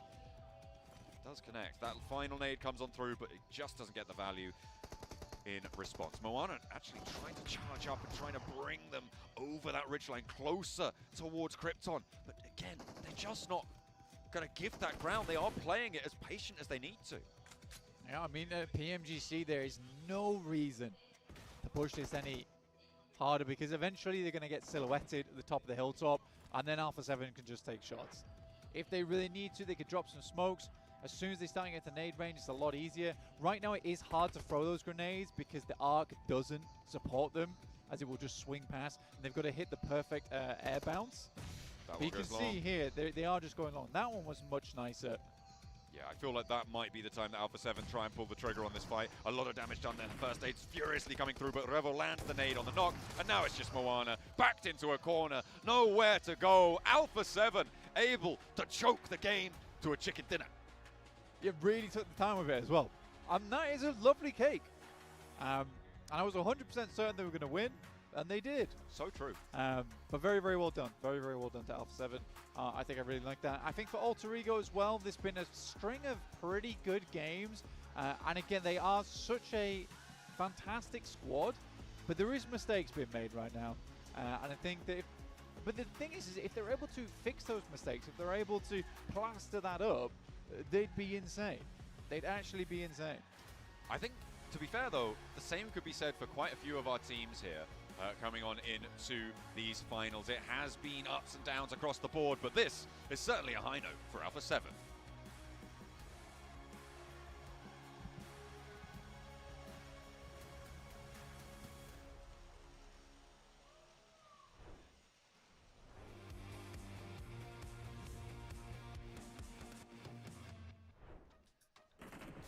Alpha 7 get their first chicken dinner here in Bangkok, Thailand at 7 for the first time. Let us hear it. Do Brasil! Get that winning, boy. I mean, it seems like they just mimic exactly what Dick Savers has been able to do.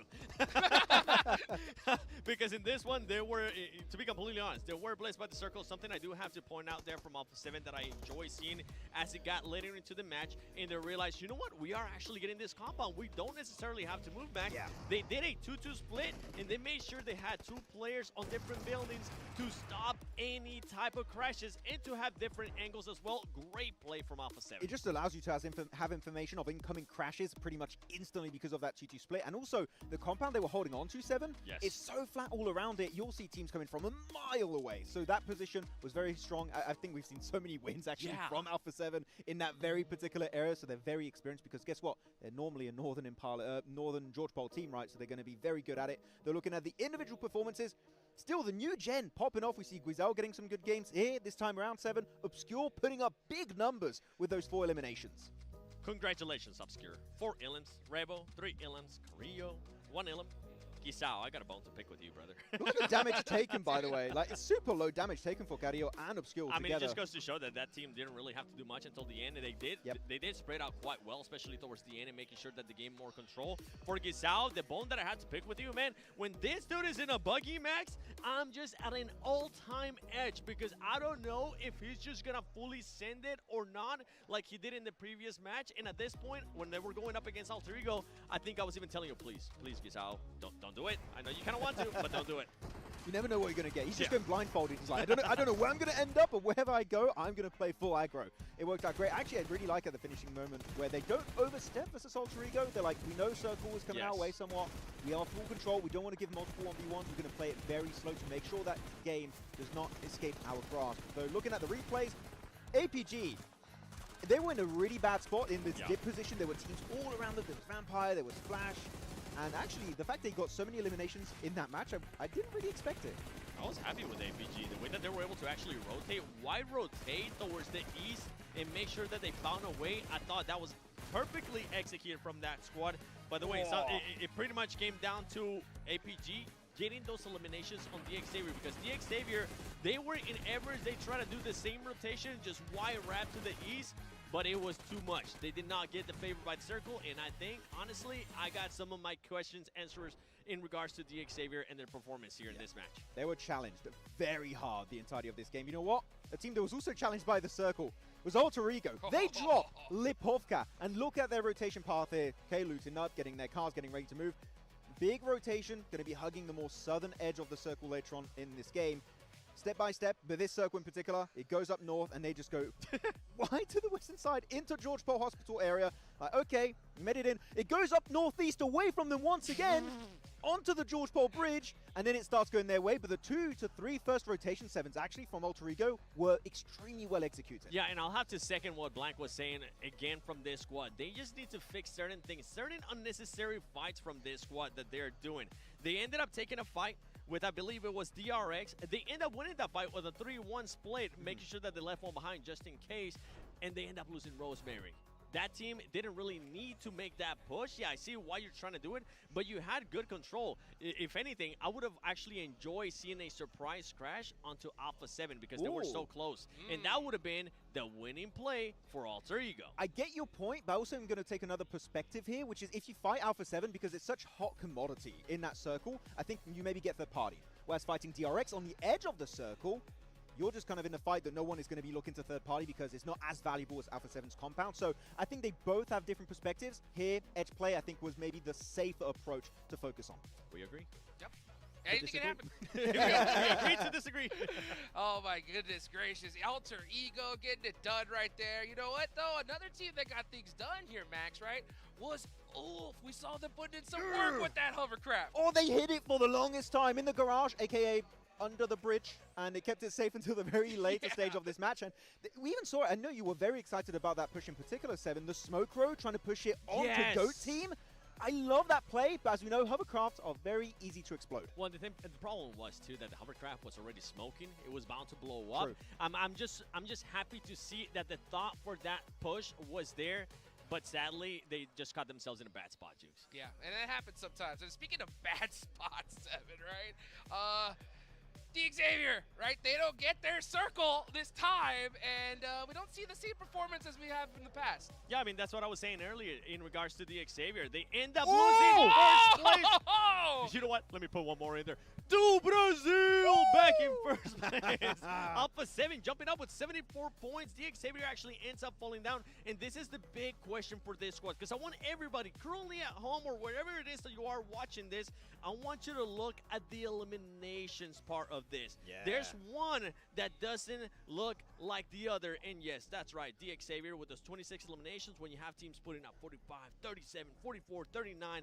That is just a big problem with this squad, and I think why a lot of the viewers were in a way a bit unhappy that DX Xavier was in first place, because it didn't seem like that aggression was there. It seemed like they were just playing it safe and getting lucky by the circle. I mean, here they had literally 3 teams between themselves and the circle, and that transition was going to be tough. It was going to require so much for them to make that rotation work out, and unfortunately, it did not work out. And looking though at the top players of this game, I want to repeat something you said earlier here, Seven, because I was saying Omori, best player right now in my eyes when it comes to MENA players this year, and you even said maybe one of the best standout players of this entire PMGC. Omori's hands down one of the breakout performances out of PMGC. Not just out of MENA, out of PMGC by himself. And also, even though he's currently not here in the top 4 players, I gotta give props to Marth. Marth was able to clutch up big time for the squad when Regnum Karya was making a push from the Everest. We saw that. You mentioned that to me, Max, actually. As soon as Regnum Karya saw the circle shift, they went for it, and Marth was just waiting for them to come out. I mean, you're playing the crates area. Guess what? Those nades, you cook them perfectly, and you're going to get instant eliminations that time around. Very, very happy about it. Though, seeing out this top graphic here, AJ, Thunder Talk getting a few eliminations. Very happy to see it.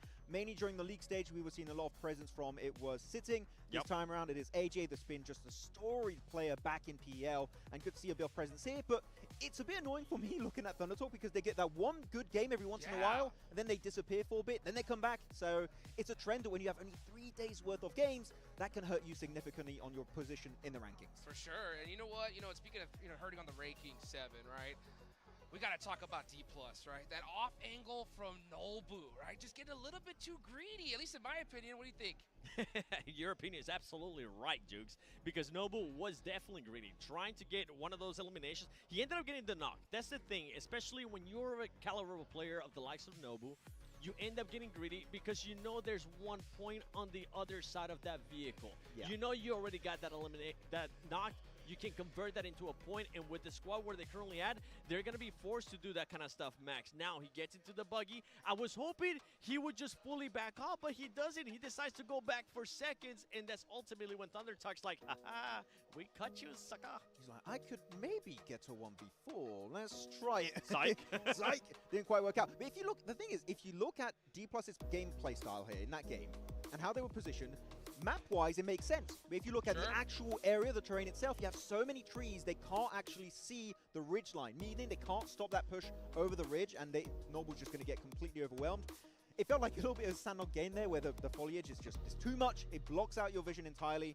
I hope they can fix that one thing, because otherwise, if they play together on that eastern edge, maybe they take Ulf's position, meaning they can easily make it up on the podium. Yeah, I think it was just them getting a little bit too overzealous, kind of the likes of what we've been seeing with Alter Ego. But then once again, when we start seeing stuff like this, it's going to happen, especially for a squad that needs those points, especially when we're getting into the halfway mark of PMGC.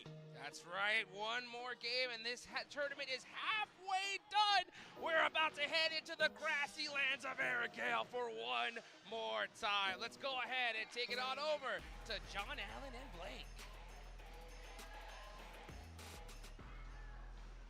We are indeed heading over towards Erangel. We are once more into the grassy pastures, and potentially for one of the very few last times that we'll see it as well. You've got to remember, it could end all in match 2, which would be our final Erangel, potentially. We will definitely see it again tomorrow, but the question is how many times, because it will be that smash point bubble being set at the end of the day as well, after we hurdle that halfway point. That is what we're going to be looking to do here on match number 9. Split the tournament down the middle. Plane path cuts across the entire thing, Blank. Should be fairly chill. Yeah, really easy plane path to work with here from the southwest up towards the northeast in Kameshki. Most teams able to get where they want to go. Vampire out nice and early up towards Primos. It's very chilled out for them. APG heading down straight away towards Sosnovka, so slightly less of a rotate they need to make than last match. Again, I really do think Alter Ego could make a massive breakout in this lobby. There's just sometimes where I feel like the over-aggression is absolutely there. And it is unnecessary at times. It's hard to disagree with, though, because some of those unnecessary, what I would call unnecessary splits, are what is getting them the most amount of points. I just think it's a fairly inconsistent playstyle. I think that's what it comes down to. It's an inconsistent playstyle, especially at PMGC. Yeah, it seems like they're trying to, I mean, as you said, maximize point scoring, right? Which is generally the goal overall. And that doesn't necessarily mean maximizing chicken dinners. So that could be the approach that they're taking. And as you said, it's paying off in some respects. They're on 48 points right now, still very much in the contest for top spots, towards that top of the tables. Obviously, Alpha 7 streaking out a little bit to rejoin DXavier. Ulf as well, catching up. But on this northeast side, or actually further east now, as they head further down towards Prison, towards Lipovka. The Prison-Lipovka split drop. They will be getting on with it. And as we said before, right, Rosemary, highest LM count, 19 on the cards, but they are being punished for it. There is a price to be paid for the amount of damage that Rosemary's done to this lobby. There is. I think it's a very good way to put it, right? Is that it's 4.1k damage that he's done. 4.2k if we round up, which we do like rounding up here. Yeah, just round up. But I think for Rosemary, sure, he does all that damage, but it really hasn't translated to end game finishes so far. Which leads me to believe that although that damage is going through, how much of that damage is efficient damage? How much of that damage is successful damage that goes through into one engagement? That is what's worrying for me, for the boys over on Alter Ego. And as we said, right, he has the most elims in the tournament right now, Blank, but they're dead middle of the pack. And that is that's not really where you want to find yourself on such a performance, especially with plenty of teams looking to try and exceed you, try and go a little bit further beyond. Our circle, we didn't talk about it, and we will continue not to talk about it. It did go west this time around. Gatka Fields, again, are we going to once more be shunted north, north, north, up towards the river, or is it going to be a little bit more expected here? I don't expect you to be able to answer that, by the way. That was rhetorical. That was a question for the viewers at home. Put it in the chat. Well, I was actually thinking about it, and that's why I paused, because I was like, I don't really know how to answer that. That's got me stumped. DRX are fairly central right now. Ooh. Alter Ego R5. And ain't no one but Rosemary to find that first unit. Again, I want to reiterate that I do really like this team, and I think they have a huge amount of potential. So it's a team that frustrates me because I think they can be so much more. There is also a question is whether it's or not that Krypton, Moana, and Alva can't keep up with Rosemary right now. You know, that is another question.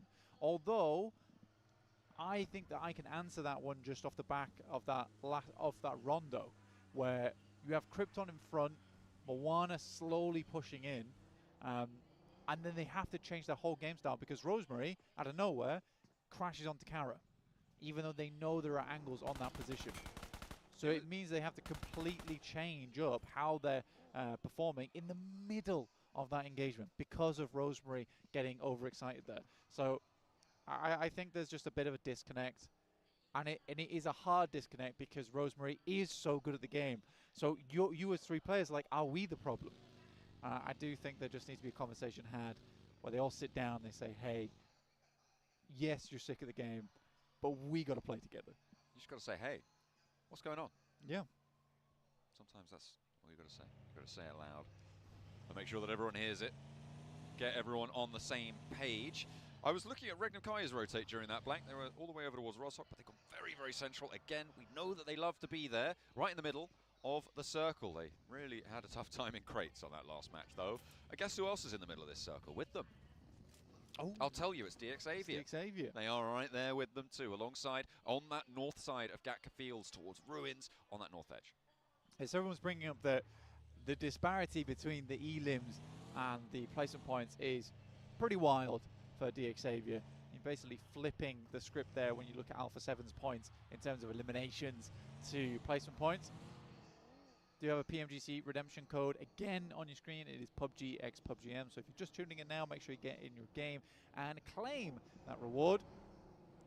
Don't want to let that one slip through your fingers. Make sure you're getting all those goodies that we're providing you, as our teams try and get any goodies that The other teams are trying their best not to provide them. That is the main task here on the biggest stage of the year. Marceau can't get the spray down on towards Goat Team, and they will be able to get through as two onto this location. They already lost Killer Joe earlier. That was the classic Rosemary flex out.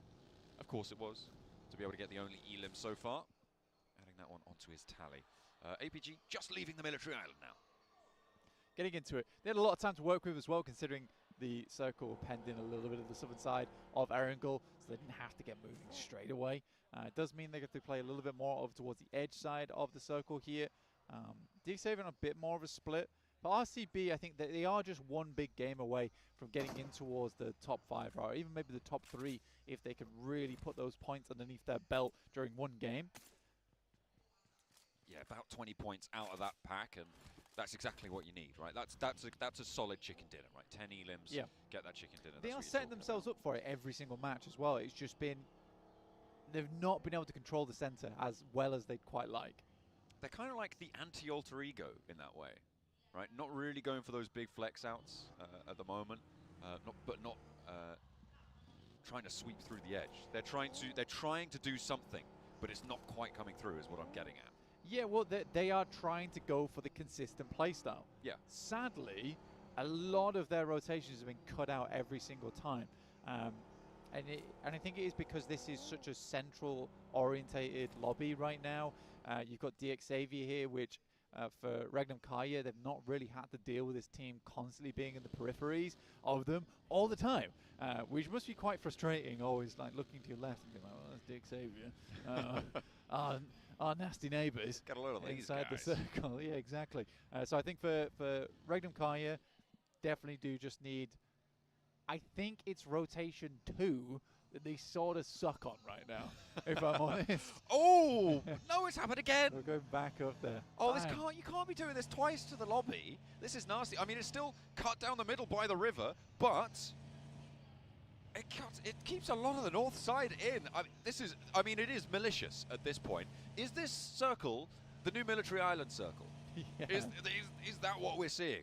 I do think that this is a bit of a different one from our last, though, where we'd cut in a lot more of Everest, a lot more hospital, which means that so many teams need to flow up through ruins now. This is a massive funnel for squads at the moment. Very stressful for a lot of teams, and it's going to get messy real quick. Rotation 2 for Regnum Kaya, though. Oh. Does it still suck? We'll have to wait and see, because it might slam straight into this fight that we're on board with. Silas, you can see him just off there in the distance. The Mad Bulls looking to keep hold of the east side of the ruin split. Control that. Meanwhile, on Everest, Vampire sit atop the pack. DRX are playing along that ridgeline too. No knocks sent their way, but So Easy has to back off. Oh, that's off in the distance. That's over towards Alter Ego. Fabian giving them a broadside target on that. That is not during this fight.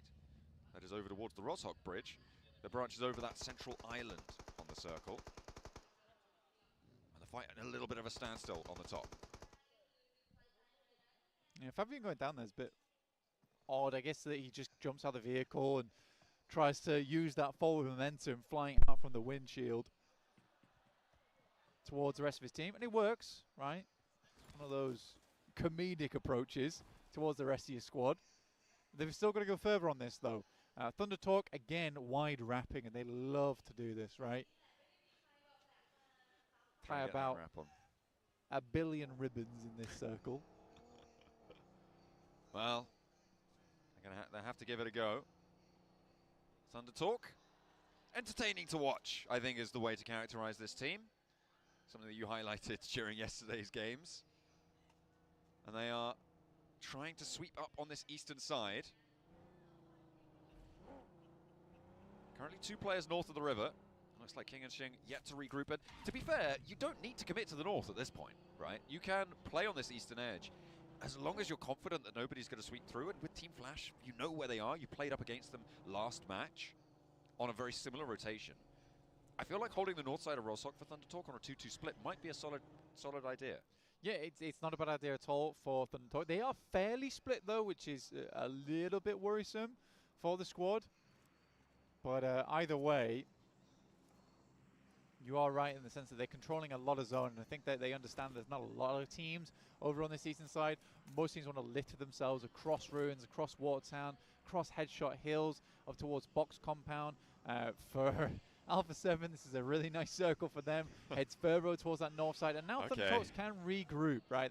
Thundertalks can head up towards that north side with the rest of the team. Look a little bit prettier on this one. Big chance for the flash here, but a disgusting approach for everyone on that south side. It is a really, really nasty approach where you are elbow to elbow with so many squads. Oh, Regnum Kaya nearly have a little trouble with Ulf, but Loxy able to lay down so much damage. Solus goes down as well, and Ulf are on the ropes here, Blank. One player now left standing. He can't get his head up off the ground either to go for these reses. Finally, the smoke starts to bloom, and maybe they'll start to be able to look for it, but he's still down on his belt buckle, needs to hide for a moment longer. Regnum Kaya need to get those reses as well, and there's more threat from the northern side. The mad dash up over the river continues with D+ slamming straight back into Sunken. Yeah, I mean, D+ just had to reassess this as Mad Bulls immediately move out with force. Very tough stuff for Regnum Kaya. They got to start checking their other angles as well, because they can't fully focus over towards E Arena. It's going to get worse. It's going to get hotter on that bridge soon. D+, 2 down. Pusher cut across on the swipe, and it's just Chips now for D+ to try and stay alive. Not going to connect on that flush, and yeah, I think Chips, just get out of there, or maybe try and commit for a point, but don't just stand at distance. Don't just look for it like that. The nade over the top, maybe the last-ditch attempt at finding something. Not going to go all the way either. Oh, the point stolen. That goes over to... Oh, no, wait. No, that is still the Mad Bulls. They are still there. Oh, picture-in-picture, though, shows Regnum Kaya trying to go for this River 2-2 split. We've seen them try and do it before, but they're having some trouble on the back there. They're needing to get that pickup going. Ulf now with a nade. Could be nasty. That north point taken out would be disastrous for Regnum Kaya, but the cook's not quite long enough for Scarface. He's denied that opportunity to get that knock and flush. Now, Wild and Zed Wolf will be the northern answer to that Silas and Loxy south side. I think for Regnum Kaya, they know they need to make their way across here. They also have to cut sight lines from E Arena. I love what they're doing with this as well, because they knew they had to take a different approach on this angle. They will have to deal with R8 shortly, who are coming out still from crates. And they will know that, as they had a bad run-in with them last game. A little bit of trouble for Alpha 7 on the run up towards the GOAT team shack, but it will go down. They can take a knock in the process. Calming it down now for Regnum Kaya. As I said during that fight, right, they like playing these 2-2 splits across river positions. Scarface, he's moved on in. They know he's going, but where is he? He's down in the smoke. Doesn't quite get the knock onto Wild, and that is Ulf down. No elims on this match, Blank. The Turkish compatriots not happy with going down so early in that last one. That's actually very nice for Regnum Kaya. You see how DX Xavier handles this as well, as they need to get up towards that north side. We didn't talk about it too much, but I actually love the rotate coming through from Mad Bulls, where they got ahead of the players that were inside of Sunken, which actually clears out a huge amount of space for them to play on that central island. It was a smart play from Mad Bulls, and again, massive amount of space been made because of it. Thunder Talk, though, they've been all over the place inside of this circle. Now looking to guard out on that central island. Maybe Mad Bulls were a little bit slow to leave. Yeah, couldn't quite disengage from the last player of D+, or maybe didn't want to. They did have a couple of players to pick back up, so slowness may be necessary. R8 pushing up on the western edge. They're going to have to leave this ridgeline, though, Blank. It's not in the next zone. They'll play it as long as possible, but in 10 seconds, they're going to have to start to think about leaving there. Preferably earlier as well. Chip's just about getting out, but he has to shift on over 2 because the blue zone starts to move. APG Doc here, looking over towards Gooey. Quite low HP, but easy enough to thread those bullets through. Himself a knock there and the flush. Nice to see. That head is peeking over the top side of the rock there. Oh, okay. Tony K should know. That is a block knocker of a shot coming through from Doc. He will be able to take him down behind that rock. Not going to be easy to get Tony K back up now for Vampire. They need to try and hold their nerve, but with Alpha 7 beneath them, they really don't have any safe quarter. And they have to just get out of there. Getting away and playing on as 2 might be the best case scenario for them, but Lazarus is drawn short. Out in the open as well. DRX to the north. should have eyes on. I mean, DRX have been playing a little bit more of a slow game this time around. After some very good games yesterday, it's been a little bit more quiet today. APG spots over towards R8, who did make that crossing on the western side. They look to instead completely cut out flowing across RCB. Thundertalk do go down on their attempted roll-up. Mad Bulls, a little bit too much pressure on towards them, and Alter Ego, the main profiteers of it right now. Alter Ego pretty happy about that. R8's really struggling against APG's lineup here. Top with the Mini 14. A lot of ammo in it as well, and R8, they are up against it right now. Alpha 7 in their way. APG holding their northern rotate. There's no options now for R8. It's win the fight or go down trying. R8, Prestige and Murray down. Trying to get him back up again. Nades slowly going past the vehicle. Almost crashes into them. And Murray does not move. I feel like he should have swung slightly to the left-hand side there, knowing the nades were just starting to flow across towards him. Playing Battleship, might have not got it the first time, but they're certainly going to find it sooner or later. Ida takes a chunk too, and I think Murray is just impossible to pick back up now. I mean, you just got to try and crawl back, right? That's the name of the game right now. You're probably going to go down, but you might as well try and regroup towards the team. And actually, right now, looking like it might be quite successful, Blank, with DRX rocking up onto the north side of APG. They do have now a fight on two fronts. Amori potential to get rezzed. The circle shunts out to this western side as well, which is going to help things. And APG really suffering now against DRX on the north side. Mars gets knocked, though, and R8, they were thrown a little bit of a lifeline, but it is getting snatched back as Doc rampages south. A small lifeline, yes, but not quite enough as Doc looks to sever those ties. Reefus moving forward, doing incredibly well yesterday and looking to push that slightly further now. One player gets back up, able to hit the tag, has to make the switch now over, but Prestige doing fairly well. Doc is there, and he is the hero. DRX Keeps his now. boy up.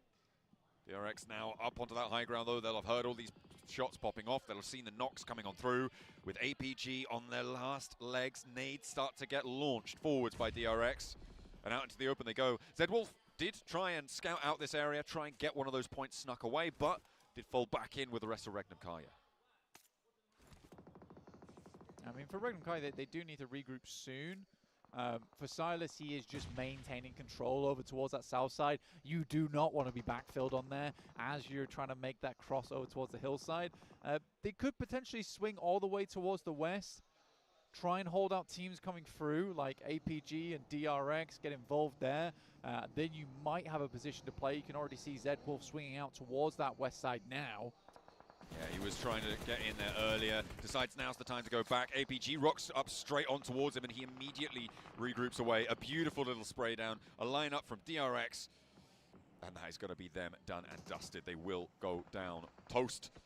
DX Xavier soon to follow. So, our top 9 teams now stand. Alpha 7 still being in is bad news bears, Blank, for a lot of this lobby. Because Alpha 7 have that compound on the northern side. They have a lot of this game still left to play. Yeah, a team that I was talking about yesterday as well, massively so, was Alpha 7. I really do like this roster. I really do rate it. At the moment, I think Obscure as well as Guizhou are looking fantastic. Revo and Carrillo get to take the foot off the gas sometimes as well, which is a really big deal for that squad because they were doing so much in the past, but now they can pop off when they want to, not when they need to all the time. Oh, Alter Ego, they're all together at the moment, and it's working out against the Mad Bulls. Tulika tries to get back into a position to go for these reses, but they are crawling desperately towards this one. Lemon will go down. Kara up on that high ground may have angles as well towards Mad Bulls, and now they're playing as two, trying to march towards the Alter Ego position, but there's CEO. No, he's chiming in too busy over towards Team Flash, but instead it's the play zone, it's the nade zone coming on through, but Pusher gets one in response. It's Rosemary to go down, and why wouldn't it be? Another one sent on in. Maybe trying to keep himself alive for a little bit longer here, but the blue zone will push ever faster, ever further. I mean, Alter Ego took quite a few knocks in the midst of all of that. Pusher now has to swing through the blue. This is a lot of vehicles. They really do have a lot. vehicles here. Can they get them out though? Yeah, well, I mean, this is the garage, but it feels like Alter Ego is playing more of a car sim at the moment. Oh, okay. Finally goes away for Regnakaya. Goes away from E-Arena as well on box compound. They've held this for so long, basically since second shift. Probably from first shift, actually.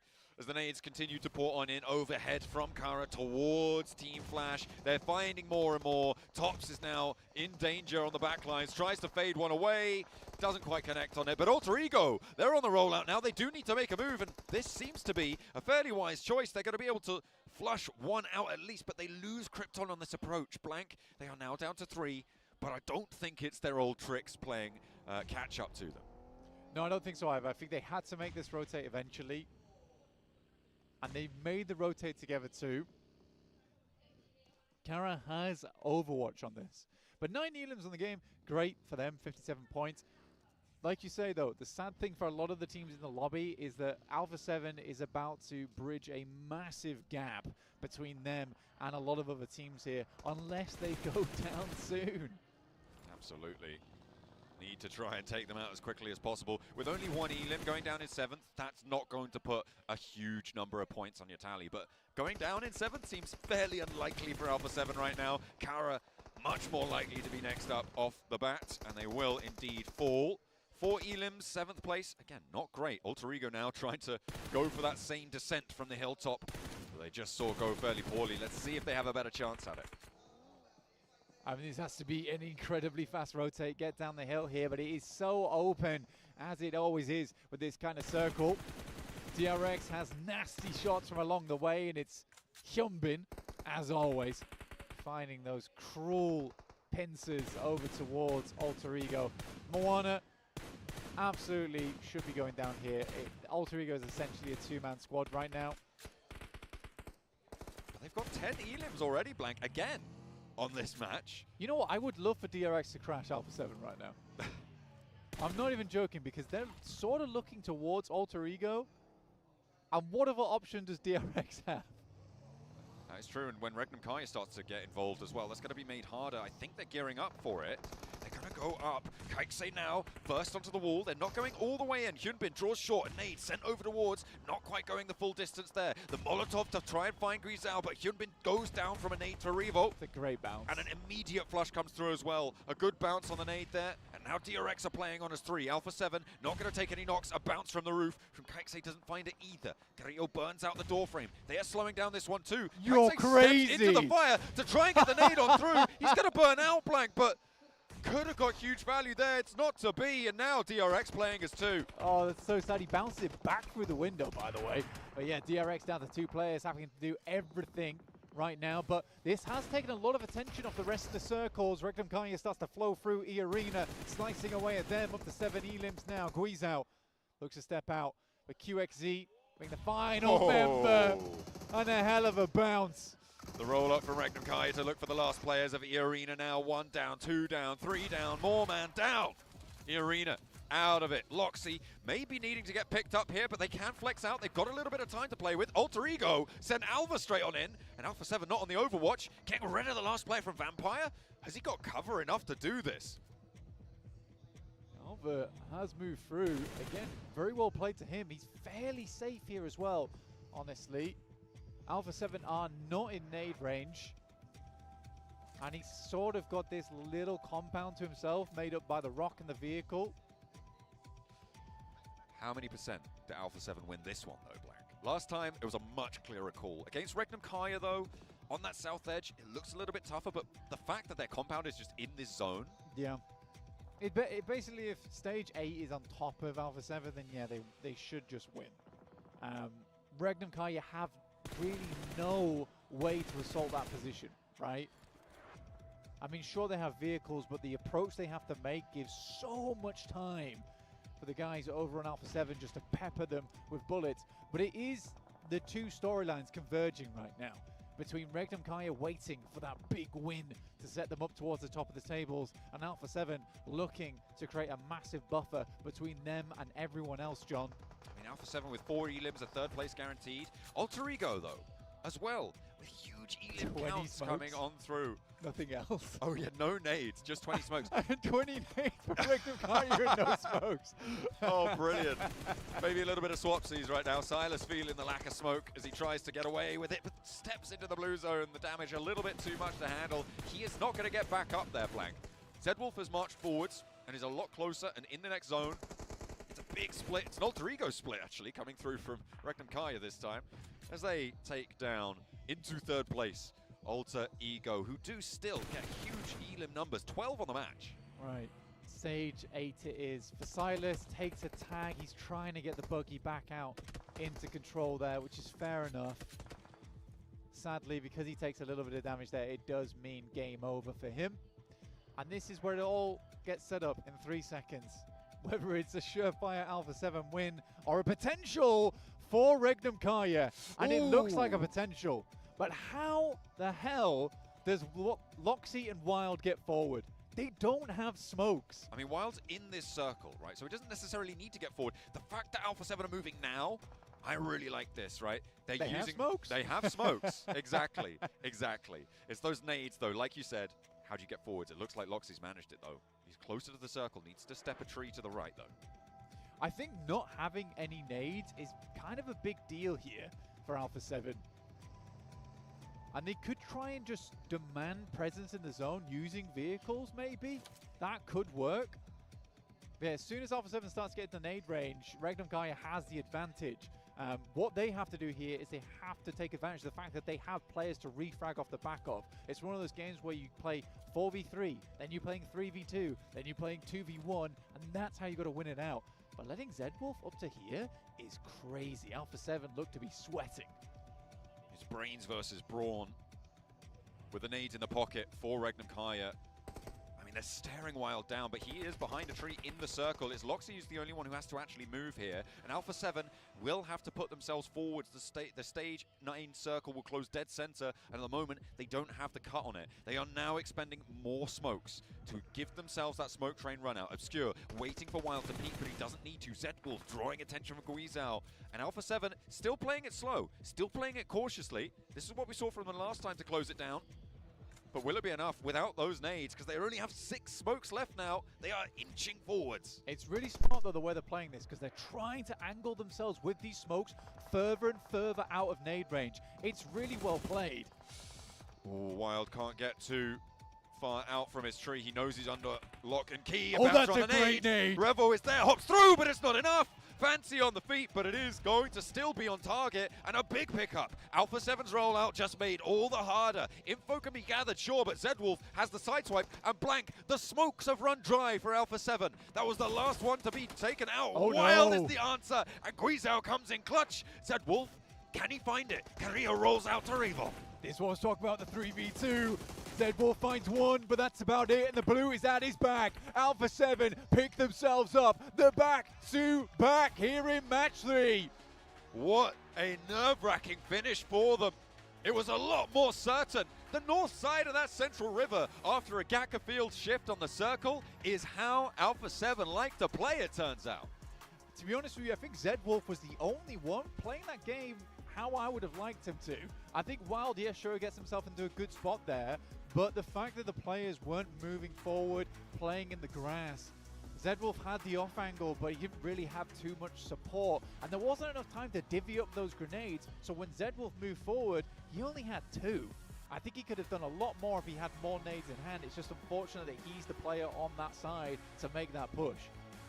I mean, a big pick coming through from Guizhao as well, around the edge of that smoke. Oh, yeah. Over towards the back lines. I think it was Loxy on that angle. Got spotted, got taken down, and they were able to keep it going with a back-to-back chicken dinner. Alpha 7, do Brazil?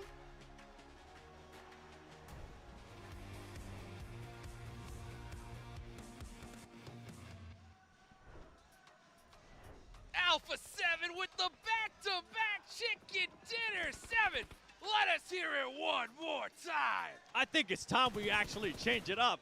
Max, back to back. I need it from you. Oh, really? Do Brazil! Maybe a bit that was too much. Sorry. Nah, that was perfect. That's the right energy. Because Alpha 7, what a performance. Once again, a very similar circle that we got in the last match as well. But this team, the way that they were able to play that throughout, and I gotta talk about the way that they were able to defend when DRX came their way. The amount of utility and the great usage of utility, Max. They saw DX's game right next to Yasnai Polyana yesterday. Like, that Molotov to block the entry point? Carrillo, maybe he should steal that. And he did, and he worked out amazingly well versus DRX. Such an easy squad wipe in that compound. And look at the spread here. Low elimination game. Yep. Rotationally speaking, again, they drop northern side George Pole. They have an easy entry point. You expect Alpha 7 to deliver, and they do it twice in a row. An even better use of utility, especially towards the late game, towards that ending right there. Because at one point, you were telling me they decided to throw a smoke. I was like, why is Alpha 7 not using their smokes quite yet? They threw one as a decoy, making sure that the Regnum player thought that they were going to be going that way. And then we started seeing Alpha 7 just putting out an insane wall of smokes and working that perfectly. One thing that I do, if I had to nitpick here for Alpha 7, was Revel's rotation. Trying to go for the off angle. He ended up getting a little bit carried away, got him too close to the sun, and he did because he got within the nades then. I think he was hoping that Regnum after fighting so many times just to get there, were out of utility. Wild had 7 grenades. He was stacked up. Okay, he was the red zone if there was one in esports settings, but unfortunately, he was not able to quite get as many eliminations as he hoped for, and it is going to be Alpha 7 to get themselves the win. Though, going through the recap of this game, very similar rotation, right, when it comes to this circle, because it was in a very, very similar area to the first wrangle of the day. And Ultra Ego, man, their defense on that garage spot, I mean, this game in particular, 7, the garage is so hard to hold on to because you only have a few positions you can actually check it out. You've got the entrance to the garage and the back door. And they were able, thanks to E-Arena actually working with them, to eliminate all of Madpulse on that push. I gotta give props to Alter Ego, the way, not just that they play this match, the way that they have been playing today. Huge props to Rosemary, because Rosemary has been able to get the eliminations there for the squad. Yes, we've been pointing out how there's certain mistakes here and there for this squad. But remember, at the beginning of the day, this squad was just barely sitting in 12th place with 26 points. They needed to make sure they do those crazy plays. They needed to make sure in a way that they went for broke and got all of those elims possible. As we take a look here at the rotation graphic, Max, we definitely had some nice ones. Oh, I mean, Ultra Ego, again, making it so far in a circle, just not favoring them. The opposite of Xavier compared to day one, right? They're doing these big moves, going on. Actually, I really like how here in the early game, they go for Potato Hill. Yes. Really good vantage point, high ground, getting a lot of information. They know school, apartment, Rozok is going to be free because Reng and Kara typically like to move away from that position relatively quickly in these matches. And here, the garage, all these teams trying to make the crossover, like your Xavier, your Mad Bulls. I mean, no chance in hell here, 7, they make it out alive. And in this case, they didn't. In this case, they waited for the right time to actually make their push. Because as you mentioned, E-Arena was there. And at one point, I want you to look at Regnum. Regnum is going to start pushing out more towards the west. As soon as it was much earlier. They ended up pushing out towards the west because E-Arena decided to send it to them. Good adjustments there from Regnum Karya. And Regnum Karya ends up with the most points for that match. Woo. I mean, Alpha 7 in third is pretty crazy there. You got Alter Ego with 17 points, and then a big drop-off from third to fourth, Max. Very top-heavy for the podium. 16 points Alpha 7, Ultra Ego, 17 points, 19 points, Regnum Kara. I mean, they were defending their position so well. And actually, I don't think you talked about it yet here, 7. Looking at Regnum Kara, they play on the water side, that big flex out to the west. I think it was Wild doing that in particular. The amount of information that Play Alone gives them is just second to none. Even if I send it earlier into the match, they were doing a 2-1-1 split with Seawolf further to the north, just scouting around and making sure that they got as much control or as much information as possible. And actually, Regnum Karya was the team that ended up eliminating most of the players from DX Xavier. And that's right, what happens when DX Xavier doesn't get the circle? What you're currently looking in 12 plays, 0 points. Maybe Parajin was right. Maybe it was lucky. It was lucky. I mean, we talked about it at the top of the show, right? I mean, you expressed your concerns with DX Xavier. If they didn't get zoned, could they put up points? And so far, they haven't shown it here. Guizaldo, 3 eliminations. Another player I want to talk about, though, Max, right? It's got to be Carrillo. That Molotov was sick. Yeah, really good. Able to stop completely the push up from DRX on that little compound, that little shed on their spot.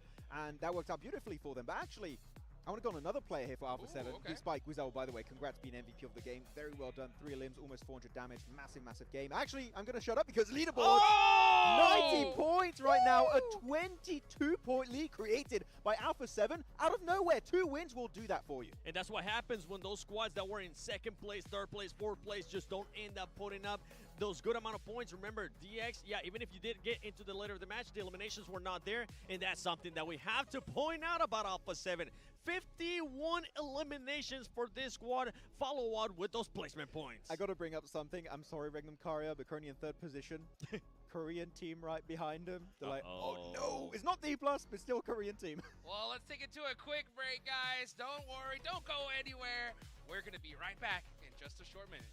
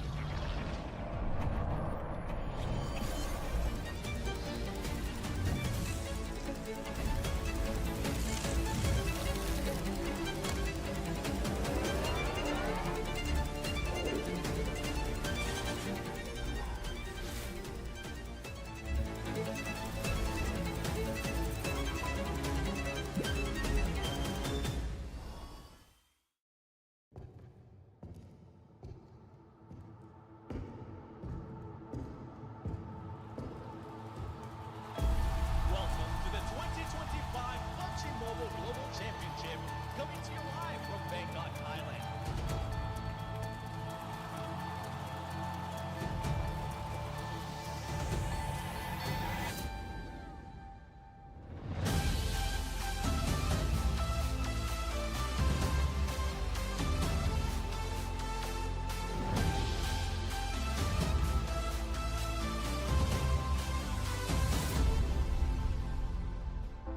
I hear a shout, it shatters the silence in the morning. Call your name, I see the doubt.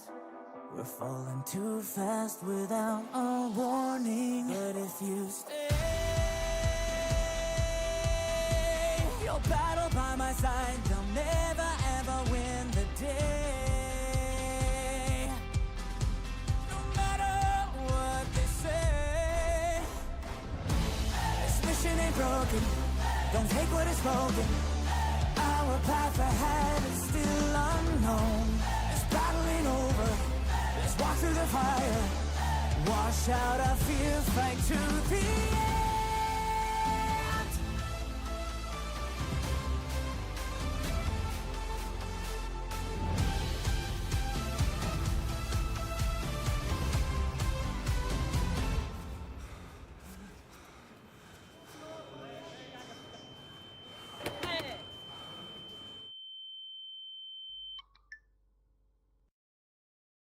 Here we go again. The scars are still fresh, but we will overcome the pain. The lights will never fade. This mission ain't broken. Don't take what is spoken. Our path ahead is the fire. Wash out our fear, fight to the end.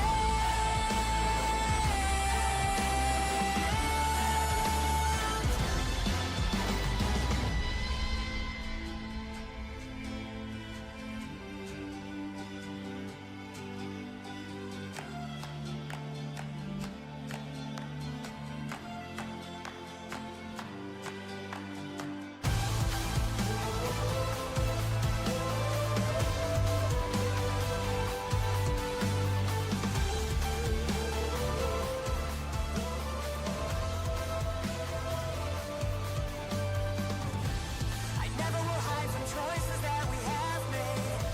I never will I forget the rules we're breaking through. Can we fight till the end? I will carry you. Never abandon you. Fight until the end with you.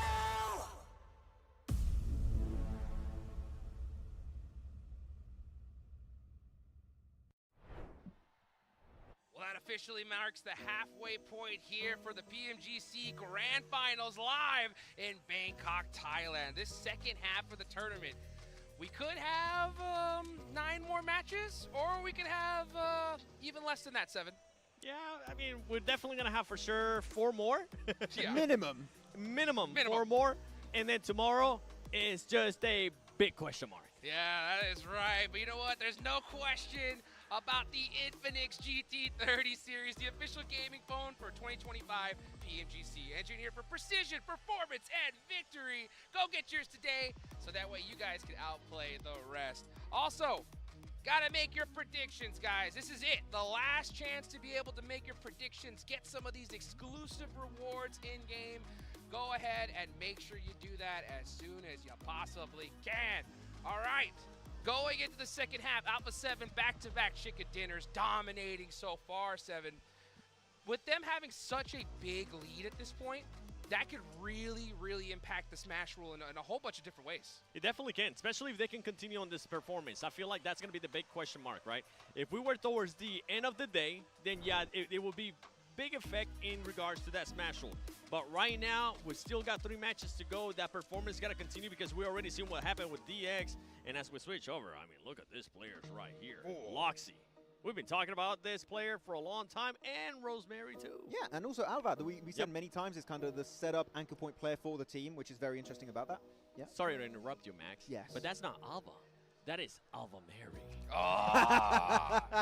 Hey, no, if you do well, you're like, insert name, Yeah. Mary. That's the way to do it. Oh, look, it's Doc Mary here from APG.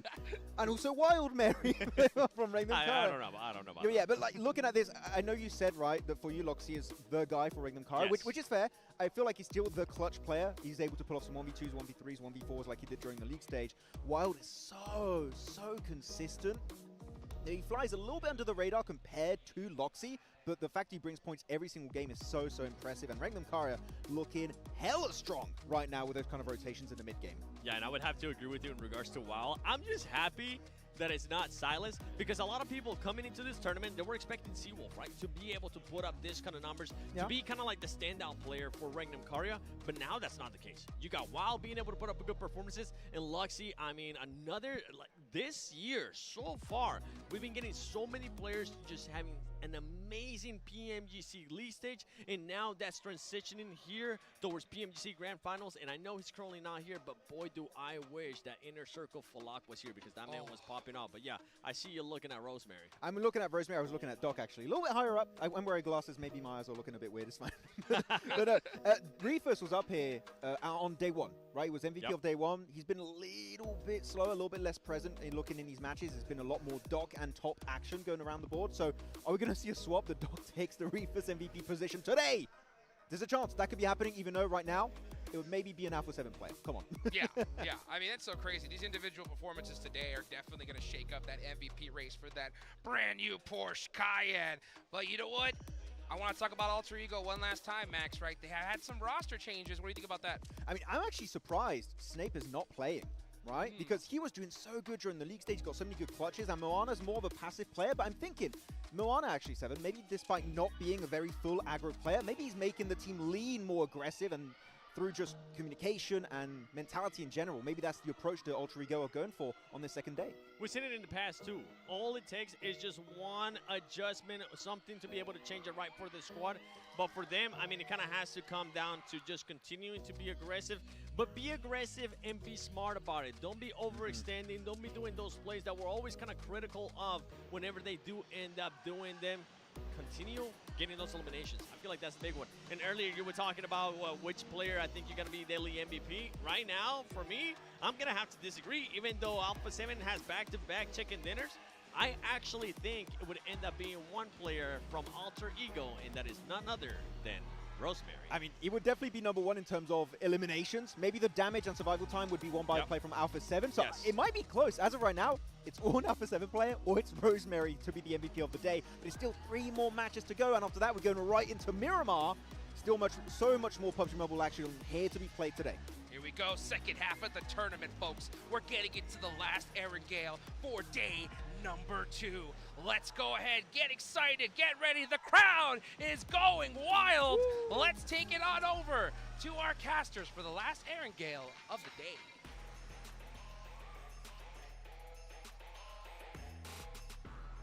Let's get into it. Of course, we've got another Erangel foot to play today. Northeast to southwest on the plane path. This time again, fairly chill with it. And we are going to be heading in for the last time today. There will be at least one more Erangel tomorrow. We don't know quite how many though, because it could be a Smash ruling. That is right. We are going to be setting that Smash rule at the end of today. So keep your eyes peeled for that bubble, because right now, it'll be at 100, right? Because Alpha 7 have 90 points. They are streets ahead right now. 22 points ahead of DX Xavier in second place. That would set the points bubble at 100 for tomorrow. And if you're able to get 10 points in that first match, the first place team, well, you're immediately in the Smash zone. We haven't really talked about that storyline all that much, just because we somewhat put it to bed after PMGC for Alpha 7 never really winning an international. Oh, you brought it up. And the internationals were, you know, PMWI, PMWC, but mostly they care about PMGC. And I think for Alpha 7, at this rate, you know, they might just find themselves picking up the dream that they have been chasing for so damn long. If they can continue. Yeah, exactly right. They had that hunger that lasted them to one PMWC victory. But they have not been able to find that conversion to a PMGC victory. As you say, that will be something they will be desperately seeking right now to try and join some of the greatest teams and a lot of competitors in this lobby who have already defeated them in that arena. They want to try and reign supreme over this one. Generally, at the end of 2 days, Blank, you expect the top of the tables to be somewhere just over 100 points, maybe up towards that 110-point boundary on the 12 matches they will have played by the end of the day. And there's actually a lot of teams very far behind that, I think it's safe to say. So I think that Alpha 7 at the moment, in with a very unique opportunity to set a Smash boundary that may only be achievable by them in a reasonable amount of time. I think so. I think for Alpha 7, right now 90 points, it is a incredible feat for today. Though all good things must come to an end at some point. And for Alpha 7, whether they can keep this up over the next 3 games, I find that hard to believe. I do find that hard to believe. And I think that there will be teams catching up to them soon. I think so too. I mean, realistically, it's probably Gunts to happen. It's just going to be one of those teams chasing. Because, I mean, 68 points, down to 61 in 7th place. There's at least the entire front page and more beyond that are trying to chase it. And if they want to look good chasing, well, I should be using the Polar Party Minute 14. That's right. You guys at home can be grabbing that skin on board. Make sure you're logging in today or tomorrow, because that is when the deadline is to pick that one up for free. A permanent skin for your Mini 14. Or if you prefer a little to get a little dancey with it, get a little jiggy, you can get those free emotes all the way up until the 25th of December. So make sure you're logging in over on PUBG Mobile. If you're here at the event, you can grab one of those little blind boxes and tap the backpack. open that app and immediately get yourselves those skins on board. Nice little goodies to be snaffled away. Make sure you get them. For Alpha 7, it's a pretty good adjustment, honestly, on this circle, just because usually it's North George for them. On this circle, we get a northeast shift on this one, and Alpha 7 is already on top of Stalbert, split across Kameshki. So things do work out rather nicely for this squad. Flash in Yasnaya, very central for themselves, who are currently in with 35 points, 14th place. It's not the best. It could definitely be better, but their Vietnamese brethren and DX Xavier are in second place, so they could be happy for them at least. For now. And also, as we've talked about so much now, it is a rookie season for them, right? It's a rookie year coming out of the gates, really swinging, getting through from last chance blank. It is, to be honest, a team that I think a lot of people are expecting to be low down on the tables here. We talked about how it would be a massive success to see them in the top 8. I think that still holds true, and I think it's possible, right? They're currently 21 points behind. They do need to tidy a couple things up right now, though. Their fight's looking a little bit discordant. They aren't quite as cooperative as perhaps they need to be in those engagements. We've seen time and time again, they lose one, they don't quite have the confidence or the firepower to get those refrags in a lot of those 4v4 engagements. This is time for DX Xavier to step back into the ring. By that I mean the center of the circle. Because although, yeah, 68 points, they have allowed a lot of teams to catch up to them and one team at least to pass straight alongside them with Alpha 7. Regnum Kaya did get a lot of points off that game, though, up to 66 points now. And I was talking about how one big game for Regnum Kaya could get them into the top 3, and it absolutely does. Only 1 point ahead of both 4th and 5th place, though. Only but 2 still, points behind second. At third place is a third place. Absolutely. You're on the podium. You will be seen, but you know what? Finishing in another second place for Regnum Kaya in back-to-back PMGCs, I feel like that would be pretty galling. I think they would maybe prefer to come third. This kills the Silas. I mean, that's an absolute fib, because you definitely want the money for second place, right? There is big drop-offs when it comes to the cash, so making sure that you're getting that on board would be necessary. They would take the second. If it was denied, if they can't get the first. If they can't get the first. Oh, there we go. Hang on a minute. I was telling you about this. You were telling me about this, but I'm here. I'm a little bit louder. Hopefully, our audio I'm going to whisper for a little bit. I'm going to get slightly louder over time. Okay, the mic has been readjusted. We're fine. We're back in. But yeah, absolutely. Getting a little bit of ASMR now. But we're going to hopefully see Regnum Kaya jump up on those tables. A lot of fans out there are pulling for them. They've done their first rotation, though, Blank, right? And this is something that you were bringing up during that last game, right? Their follow-up has not been ideal. They are what I call a chocolate frog team in this tournament, it seems. They have one good leap in them. Beyond that, a little bit of a squib. For Regnum Kaya, I think there's been a lot of times where second rotations have been fairly decent, but yeah, PMGC so far, it has been frustrating where their initial rotate looks so nice, but the rotate after that, typically they're rotating directly in towards teams. I think they were given a lot more freedom in their region, they were given a lot more freedom in their group stage, and it remains to be said that when they're playing up against these strong teams, they struggle a little bit, where they need a little bit more time to adapt to that, because obviously they didn't make it through Gauntlet, right? And I think that for them, that was the case of the lobby was littered with fantastic teams. So it was much harder.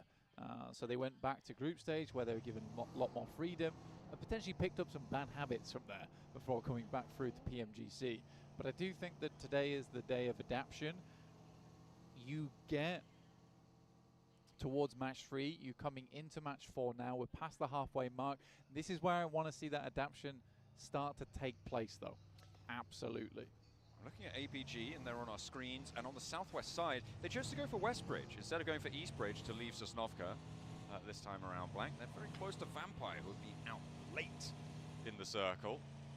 Now they will be ahead on the queue. Circle, not super dramatic, but it does mean that we are, well, not 100% certain, but almost entirely probable that we will be on that south side of the river.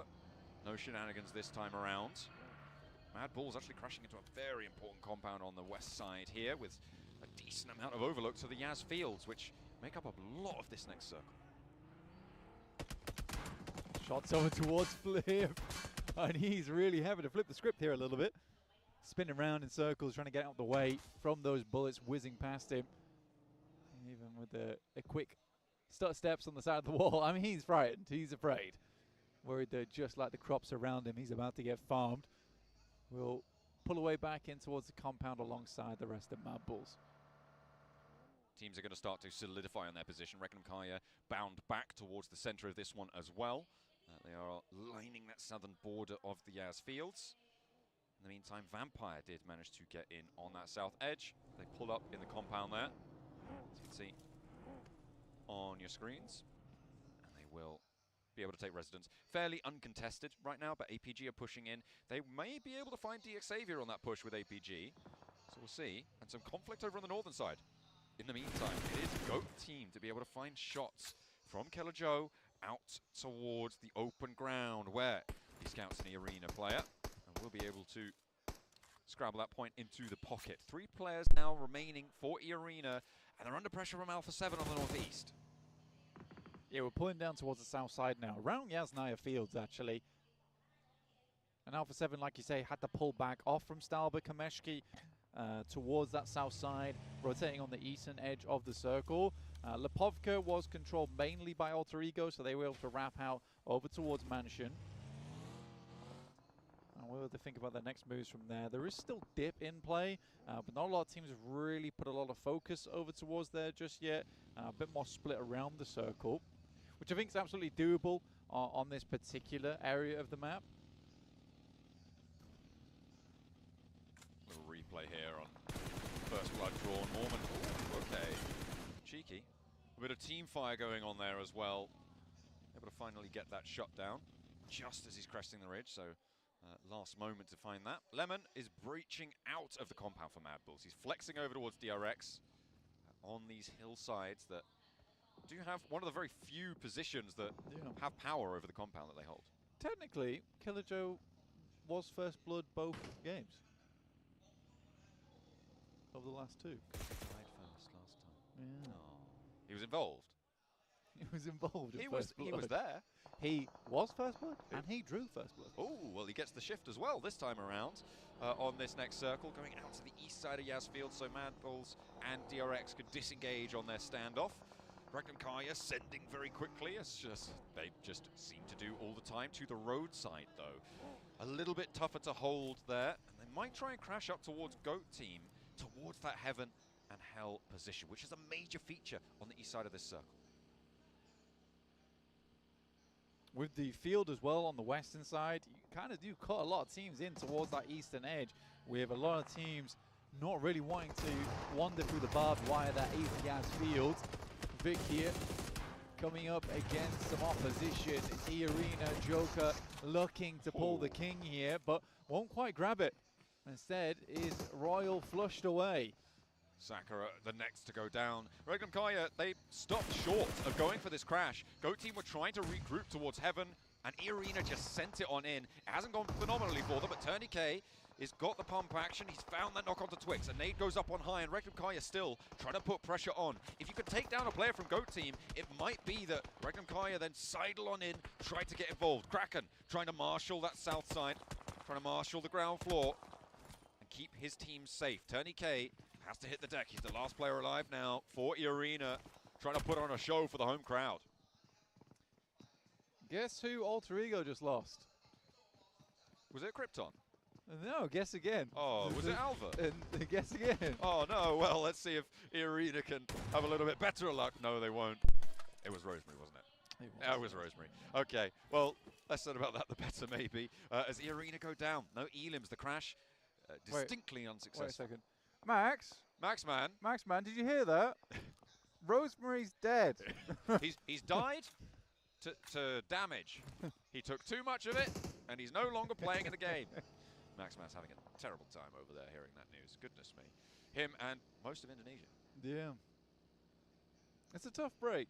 It really is. You can tell how badly a game's going to go with how long Rosemary's alive for. Yeah, so now he's gone. It's going to go amazingly, right? So true, so true. Touche.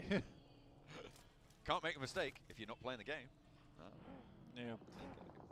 DRX are sat on the western edge of Yasnaya. I think it's not a bad position to play. You are hoping the circle goes over towards the western side. And it really is a bit of a split at the moment. You got 50% of the circle wishing we played west side, 50% wishing we played east. But it can only go one way. Eventually? I mean, if it goes dead central every single time, no one's happy, of course. Except for maybe Regnum Kaya and Go Team. Feel like they might be happy about it. Even then, these aren't ideals. Maybe for Go. Maybe for Go. Well, it's not going to happen either way because it goes up towards the north. This is great for Alpha 7. This is huge for Alpha 7 blank. Over on that northern side with their 22-point lead. Well, they're up to 23 now with the elim they've found.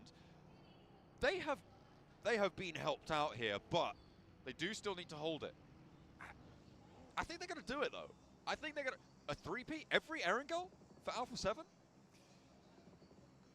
I think it will be the first time we ever see a turkey. I think we've seen unofficial turkeys before where a team has won the last match yesterday. A technical turkey. Well, we've never seen the real turkey before. APG with their turn to crash, take it to the skies. Reefus flying, soaring high, but Ziol is brought back down to earth. And no, it's just a ground floor assault. Goat team, they don't even want to take part right now. They're peacing out. They're out of there. Happy to say, yeah, cool. You guys looked so good. Jumping up on your vehicles and your buggies and your cars. You deserve it. You can have it. We'll see you later on the fight when we try and leave. Well, they tried to leave and immediately got shot at there, did Kara over on the western side. APG finding those shots through. Oh, D+. D+ are going to try and thread the needle. For the moment, they are back in 16th. They certainly are. That is where they are, honestly. 32 points right now for D+. It is not great. So they do manage to get through, though, but into a decent position. Kara continuing to take casualties as they try and move up further towards the north.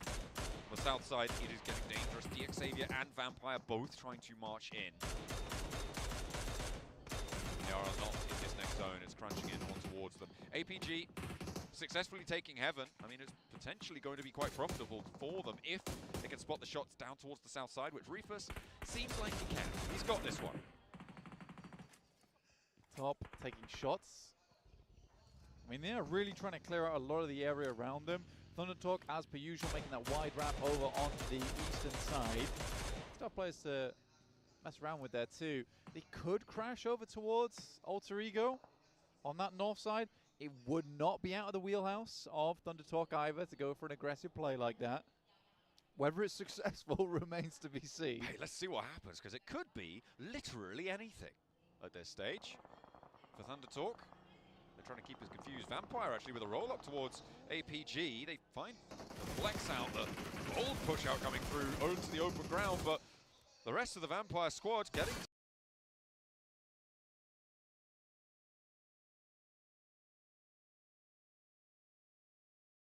taken care of here. Just Gooey left, and on this angle, Reefus, he's no match for it, it seems. Lazarus, no, he's still alive as well, so they're playing 1-2, and they get the heal off. I thought they'd lost another. That's Thundertalk chiming in over towards Doc and APG. A catastrophe. They try and flex Ziol out into the open, push him down south, and it all comes crumbling down on the hold. Top now, the last to stand for them. Do you think that was a mistake from Reefus, like an accident, I mean, or he jumped down the hill? I think he could have backed off there. I don't think he had to fully commit to it. 1 for 1 though, because Lazarus is forced to drop down as well. Slipping, sliding away. Maybe teams not super expectant that's going to happen, and immediately trying to go in for the repeat here, but it's too late. That's going to get stolen away though by Goat Team, who are still playing on hell. APG, yeah, they fully lose Yol now to the play zone. The rest coming through, but the nade from Lazarus is still there. Bounces incorrectly though, not finding its way through. Hard south shift in the meantime. Yeah, it does move away from Alpha 7, no longer towards the center. But it's instead Ulf that has that little mound to work with for themselves. the spot in heaven is still a pretty valuable area for a lot of squads in terms of scouting, in terms of playability towards the end game.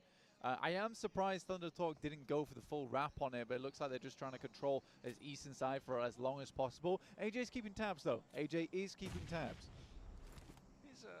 He's a man of many notes, is AJ. He's getting the... he's doing the minutes. Getting the intro. Folding it back in. Updating the agendas for the next meeting. We'll see if that is going to be efficacious or not. DxAvia trying to make their way in all the way on the north side. They have a really tough approach. They were right next door to Vampire.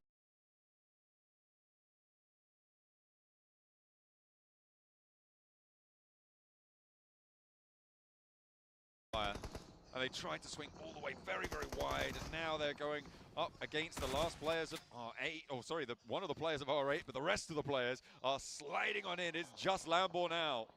But he's not going to go for it. I mean, it's not in the next zone, so they do need to go further south. They're going to let them get away with it. It's a good timing there from R8, honestly. The fact that they're able to just swing straight in there in the midst of all that fighting, lovely stuff, and they're going to get stuck into it. Flashbacks to this compound where Team Flash were playing before.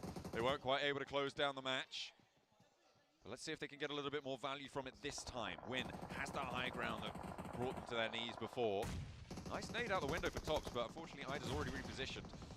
And even more fortunately for them though, there is an off angle, and they will be able to find it. Regnum Kaya getting torn apart as well in the meantime. A lot of damage done their way. Everybody trying to move, having a terrible time of it. And DxAvia actually catching the final players of R8, but now they're under pressure. It's Team Flash finding those shots. And everybody around that bubble position, that top spot blank, they're taking heavy, heavy casualties. Yeah, we're not actually playing up there on the northwest side, guys. Mad Bulls and the Flash. I think they're wanting to go back to that game again, but it is not happening. Luckily, the Flash seems to have made some big adjustments. Uh-oh. Because this is a very different ending to what we saw last time. That's the worst time to do that. That's bad. That's a bad time. He nades his own teammate out. And the Flash is and DxAvia there on the wall as well.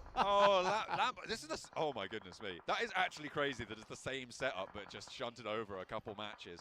DxAvia though will no longer be on the wall. Bose actually steps out for it. I mean they know the tricks now. APG gonna walk into a brick wall and will be taken out. Regnum Kaya being able to weather the majority of that storm that was brought towards them is pretty impressive in that spot. Yeah, a lot of the knocks came through from Caro, who actually swung down towards that southeast side. They got taken out themselves, so it has given time for Regnum Kai to at least pick up their feet and get back into the picture. Alter Ego get themselves a nice central spot. And so that joke you made earlier actually is coming into fruition right now, funnily enough. There you go. They're going to have a great game. D+, detonated by their countrymen. The derby match of demolition between DRX and D+ Kia. Any other words that start with D? Because I'll throw them right in there. Seems like though D+ drawn short. They're not even going to get any elim here, Blank. 16th place for you. Back in the corner. Back in corner. Go to shops and purchase some points. You got any chicken? Get that. Well, cook it for dinner. I'm hoping for the turkey. Oh, that is I'm true. still hoping for the turkey. I mean, obviously we do back Regnum Kaya. But that's not the turkey we're talking about. But I want to see Alpha 7 win, to be quite honest with you. I mean, it would be crazy to see a triple Erangel back-to-back. Regnum Kaya kind of getting lined up on right now, but not really taking too much damage. Killer Joe getting away with this. Not losing a tire, not losing the vehicle, not losing his health bar on a two-player lineup. It's pretty crazy. Very, very, very crazy. Shouldn't really happen. Regnum Kaya back out into open ground, which is giving them probably not the greatest of memories coming through from our previous game there versus Alpha 7, who are playing it fairly slow. Seems to be all they do today here on Erangel. Hello bro, welcome to the stream. Like and subscribe, bro. Getting that roadside a little bit more presence. Still alive. Double tap guys, double tap. किसका होगा chicken? Chicken भाई किसका होगा? Chicken chicken. Yeah, just do it. Just send it. Make it happen. Get themselves into Nate range though. That is a lot of fire. Alpha 7 का एक player down हो गया भाई. प्लेस का भी एक प्लेयर डाउन.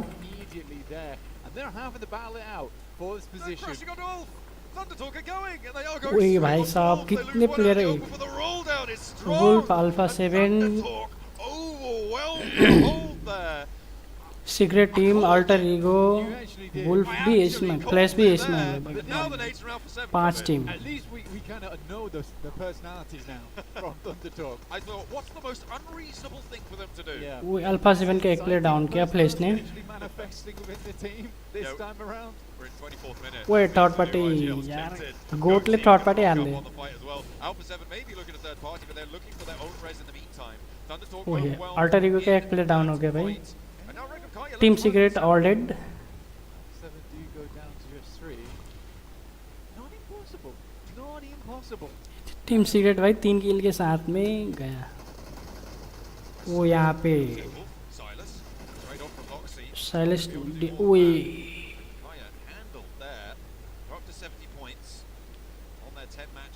वही 1v3 आंधी को यार. वही चिकन किसका होगा भाई. चिकन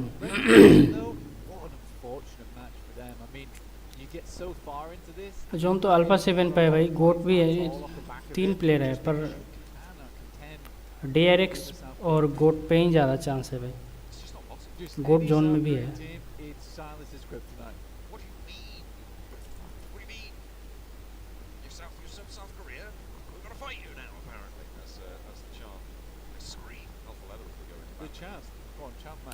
वो अल्टर ईगो. ओ भाई साहब खतरा ग्रेनेड है यार. क्या ये ग्रेनेड भी नॉक करेगा किसी को. ओए ओए लाइव फ्लैश वर्सेस DRX हो गया भाई. फ्लैश का प्लेयर गया.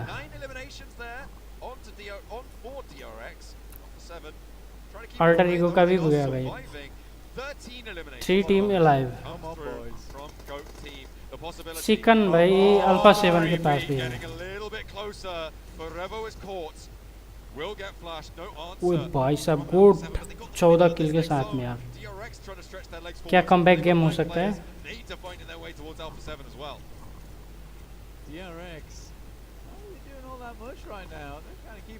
गोट का एक प्लेयर डाउन है भाई.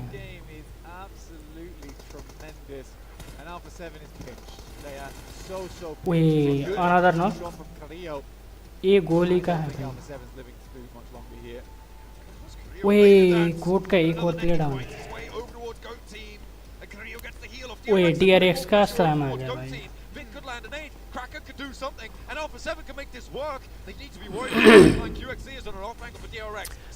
गोट का एक और प्लेयर डाउन. DRX भी आ गया भाई.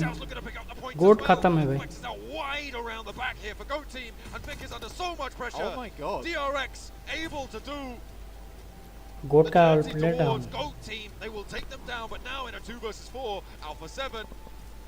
Alpha 7 versus DRX. ओए DRX का एक प्लेयर डाउन. क्या यहाँ पे 1v3 देखने को मिलेगा.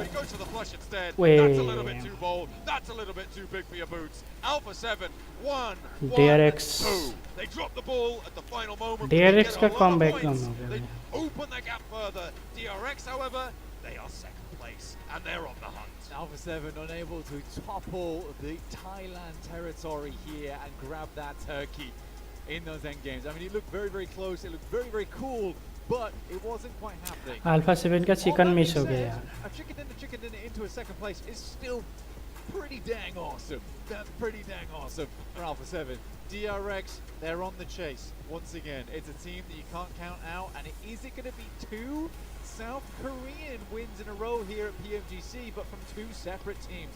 We'll have to wait and see, John. I mean, that would be a pretty monumental record to settle for your region. I'm sure they'd love to see it. T+, very unlikely now, still, to be able to do it. They are just too far away. Okay, hello, bro. Welcome to the stream. They've channeled their win from last year over towards DRX. They're trying to boost them up, trying to give them that little leg up over the line. Will they be able to go the distance, or will Alpha 7 hold on? Let's head back to the desk to find out what they have to say.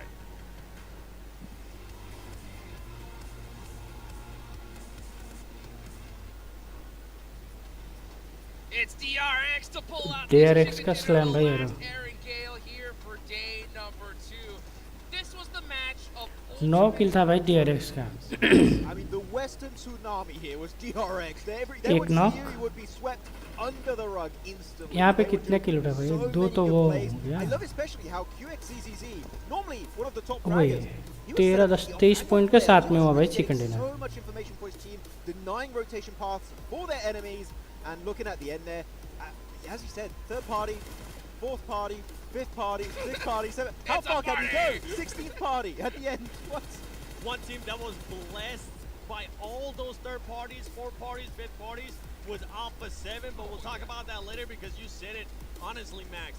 QXCZC, even though he only ends up with 2 eliminations and 180 damage, the fact that he was able to take control of those off angles, the fact that they were able to eliminate Team Flash, which, by the way, Team Flash, congratulations, much better performance in regards to being able to defend the compound that you actually had against R8, against DRX का भी भाई comeback हो गया player of DX, but yeah, QXCC, I am super impressed with what I'm seeing, and also, on top of that, Hyunbin finally popping off. Yeah, very happy about that one for DRX. I mean, the fact they don't use a single player while doing all of that on the West is really very impressive. Very stoked about this one from DRX, and they weren't too high, too far off the high. God का first kill So actually, how close can you catch up with Alpha 7 as you go through the replays here? And yet, if unfortunately your E-Arena, that push off to heaven did not really work out in that APG Yeah, I mean, it was so crazy just watching so many players fall off heaven right Top there at that mini game. But you know what? It's wild to see refuse that DRX is gonna definitely push Joel knock हुआ You know, Alpha 7 Way is gonna top. make that gap even bigger. 7 was still a great game for them. It really was. For Alpha 7, I mean, Plus, at one point it looked like they were going to be getting blessed by the Random circle Carrier again. versus- They ended up going south, and they found themselves in a particular spot. भाई because क्या ही Alpha खतरनाक 7 fight हो रहा है ended यार up getting eliminated. Luckily, Wait. for Alpha 7, they ended up getting into 2 fights. Not only just with Thunder Talk, first it was going to be Ult. Alpha 7 Thunder के Talk कितना किल था भाई crashes Ult, right? No longer Place has भी to worry 11 about kill it. किया था Alpha 7 यार starts taking a fight there with Thunder Talk. They start focusing on Alter Ego too. And as soon as Thunder Talk was about to do something, DRX Goat से came 11 kill over and just took over that terrain. So Alpha 7 ultimately maxed. Their squad just kept getting blessed because they didn't really have to fight anything. Yeah, not blessed by the circle, blessed by the third parties in that situation. Yeah. Pretty much. It's just like, we're getting squad wipes without... DRX देख लो You know कितना what? ज़्यादा Great travel trade-off, किया looking at this distance circle and how the teams rotated. This time, Alpha 7, they don't go for the typical George pole drop. They drop east and the कटका से आया and they even go Starwood just to get a bit of a vantage point, get a lot of information with the high ground. A pretty typical play for them. But Flash, not given any spots away on the eastern side. I know you said many times here, 7, you wanted them to be more aggressive. That defense, they would have done it yesterday. That is how they could have gotten a win. A completely different defense, and it goes to show that that team is actually going back by reviewing and learning from their mistakes. Because if you go back, for everybody currently watching at home, after today, go back and watch how they were able to defend that in day 1. Completely different. But I gotta give some props. To Go Gaming. I think they ended up with a bunch of eliminations because of the aggression that we saw. There you go, DRX 23 points, but Go Gaming 14 eliminations. They were taking the fight to everything. At one point we saw 23 Goat 9 Alpha 10 they were smart. They didn't want to take that close range just yet. Alpha का भाई top 1 ही बक रहा है APG alter ego 7 Saw them going for the crash as well on Thunder Talk. So overall for Go Gaming, a confidence booster game right here. I mean, really, Go Gaming are at their strongest when they are together. Yes. And they know that if they were taking that 2-2 APG were just completely going to demolish them in those buildings, especially on the southern one in Heaven itself. And definitely some big improvements. Very, very aggro. Those second page of the rankings there. Deek Xavier. Another low point game, 2 points. Deek Xavier, the circle, is now going to Alpha 7. You need to hot drop Alpha 7 if you want to get the circle. It's safe to say now, Max, that it was circle luck. Because in a bit there, it didn't look like the rotations were good, right? To be fair, early on, the rotations were good, but later into the matches, it was just pure circle luck for that squad. I don't think it's circle luck. It is definitely circle luck. I know it is circle luck, right? Of course, they were able to play around the positions really well, but circle is not favoring them. They're not able to quite do as well compared to them. Hello bro, welcome to the stream. MVP on this game, Master Angle, very happy with DRX again, the tidal wave on the western edge, doing very many good third parties in these western fights. And yeah, Human allowed to shy by QXZZ. I'm sure QXZZ really wants to get involved, but it's good to see QXZZ is adaptable. He can play as one of your main fraggers, he can slow down a little bit. Oh भाई साहब, Take a look at the overall leaderboard. DRX versus Alpha 7 he fight हो रहा है यार. Finally break that 3-digit mark. And luckily, not only that, DRX able to keep it close there with that win, able to keep it close with that performance as well, because if this squad wouldn't have been there, that lead that you were talking about earlier, Hot Jukes, would have been even better. Yeah, absolutely. And I'll tell you what, that's still a mighty nice lead. That is for sure. They'll take that all day long. Looking on down the leaderboards, though, guys, I think I heard John say it a little bit. हर एक match में अगर 10 का average लेके चलो यार तो बहुत आगे जाएगा. ये 4 टीम तो 70 पे अटका हुआ है भाई. Do we agree? It's done? I think it is. I think it's definitely relatively close for them to be completely out of the race for this trophy, unless we have one of the biggest comebacks. But as of right now, currently how they're playing, 7, I don't think that's gonna be the case. Okay, D+. Top 4 player grand finishes day 2. I'm dead. This is oh, hey, no, wait, hold on, let me finish. This is me being absolutely biased, by the way. Exactly. There you go. For them, they need to get back-to-back chicken dinners going into Miramar. If in the first Miramar is not a chicken dinner, I don't care if it's second place. Even if they get 10 eliminations, no chance for that back-to-back championship. Yeah, literally do or die. Do or die right now. I told you, the fact that their win was on the city finish, it did not give me any confidence that they were going to be able to maintain those performances. And you know what? I wish I wasn't right. I was on that one. City finishes are very random, and they were able to just keep the 4 players alive to the very end versus Alpha 7 to secure that win. It's done. They're looking at the top players of this game here. We've seen Top. We've seen Top with a mini force. And again, he gets 3 elims for almost 1,000 damage. He was popping head always when you see Top with a mini 14 and a 6x scope. You're in for a good time. Yeah, and I'm going to be looking at the number 1 player right there. Killer Joe with the 892 damage, 7. Hello bro, welcome to the stream. Starting to pop off here in this PMGC. I feel like that's definitely another player that has showcased his skills, especially for that squad. Every single time we talk about Go Gaming, we end up talking about Killer Joe putting up those eliminations or damage or just getting those up angles that we even saw yesterday in London. Yeah, I was a little bit disappointed by Go actually during the league stage because all the players kind of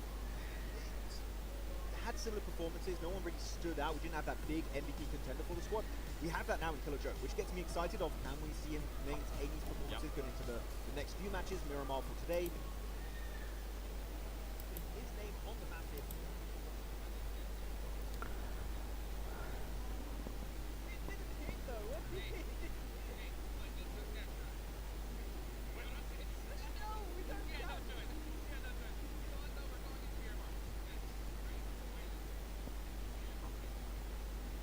Second last match ever यार.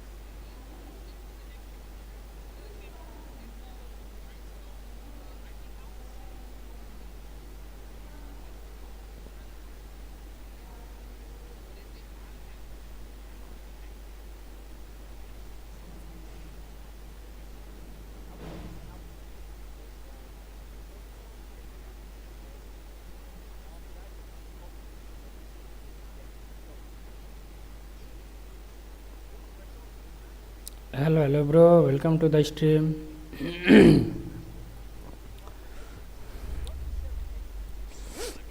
क्या ही खतरनाक भाई come back है इस साल का season क्या बोलते हैं भाई चैंपियन अल्फा 7 हो गया क्या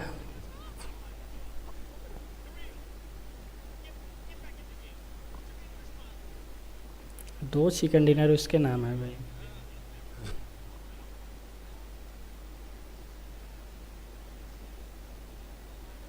अभी 2 मेरा मारा है भाई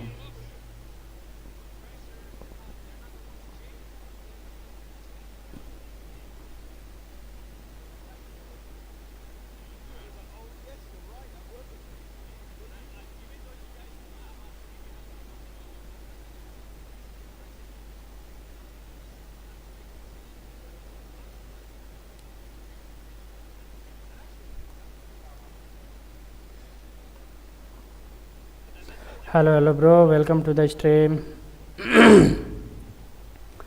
Like and subscribe bro.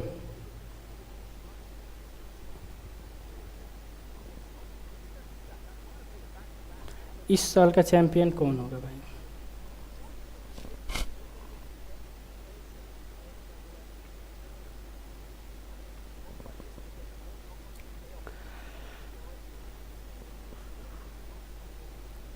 DK क्या हो गया भाई डीके को सबका मनोबल टूट चुका है भाई यार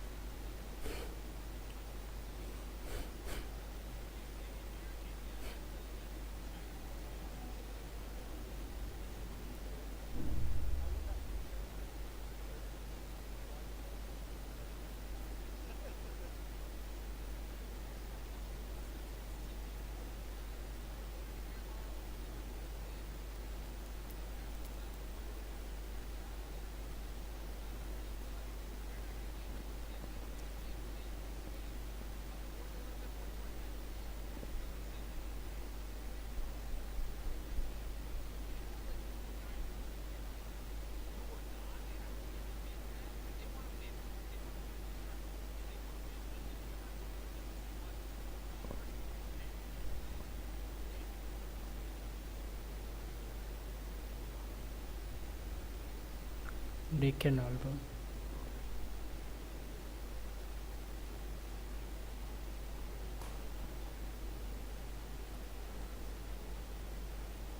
next match is for second match start है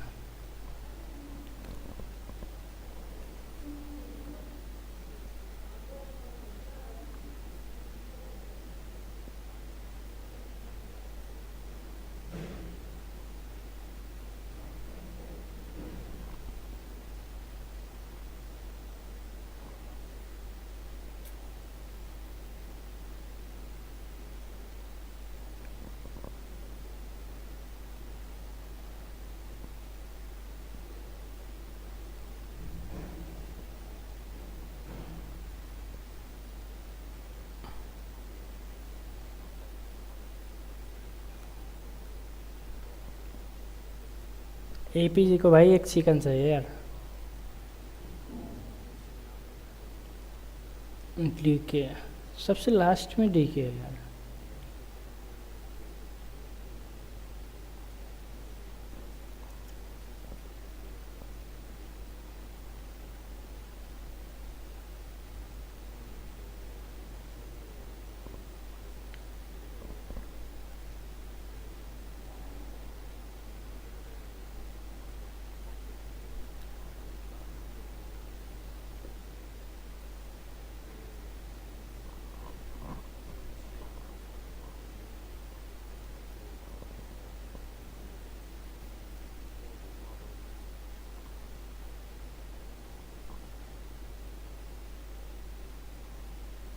Silas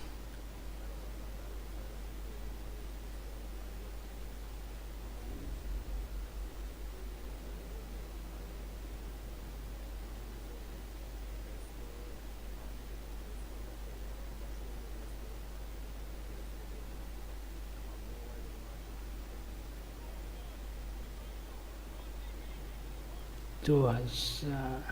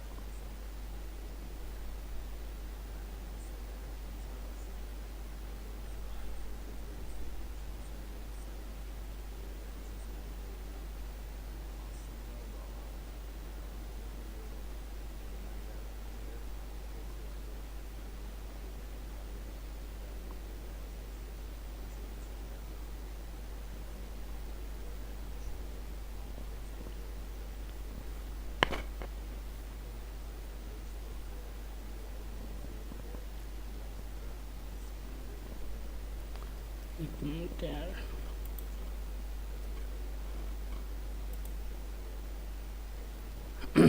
Dahil yine takım arkadaşlarım dahil bütün bu ana kadar gelmiş geçmiş bütün takım arkadaşlarıma onlar olmadan ben buraya gelemezdim. Onların emeği de çok etkiliyor takım oyunu olduğu için. Onlara da buradan çok teşekkür ediyorum. Beni destekleyen herkese de çok teşekkür ediyorum.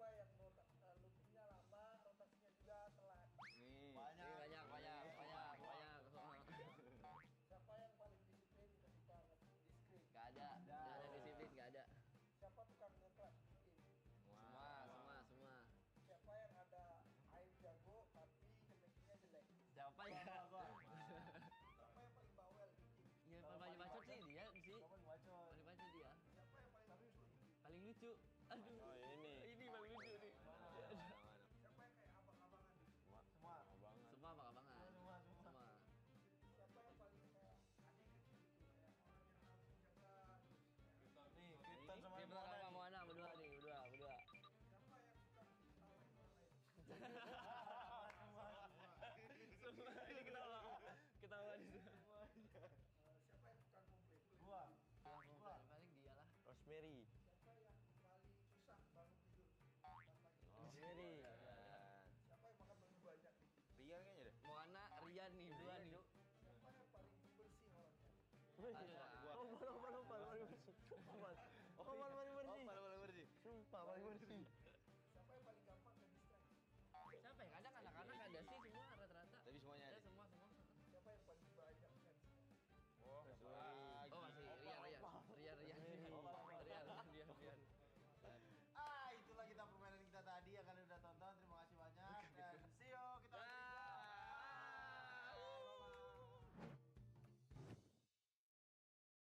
to actually continue and do that, then that's why I think that team is not going to have a chance, Jukes.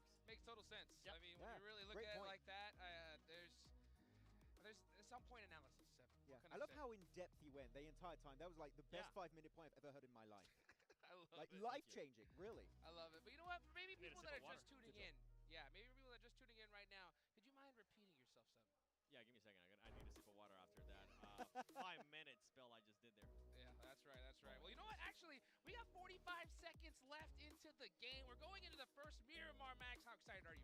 I'm very excited, and I'd be even more excited if Vampire wake up. They are the local team. They're down in 14th. We're not seeing much from these guys. We know what they can deliver. I'm going to start being critical. You've got your home crowd supporting you. Vampire, where are you? What's going on? You're hoping Vampire wakes up. I'm hoping APG get at least some placement points because you have been non-existent. If I'm not mistaken, please let me know in the chat. If I am, they have not gotten a single placement point today.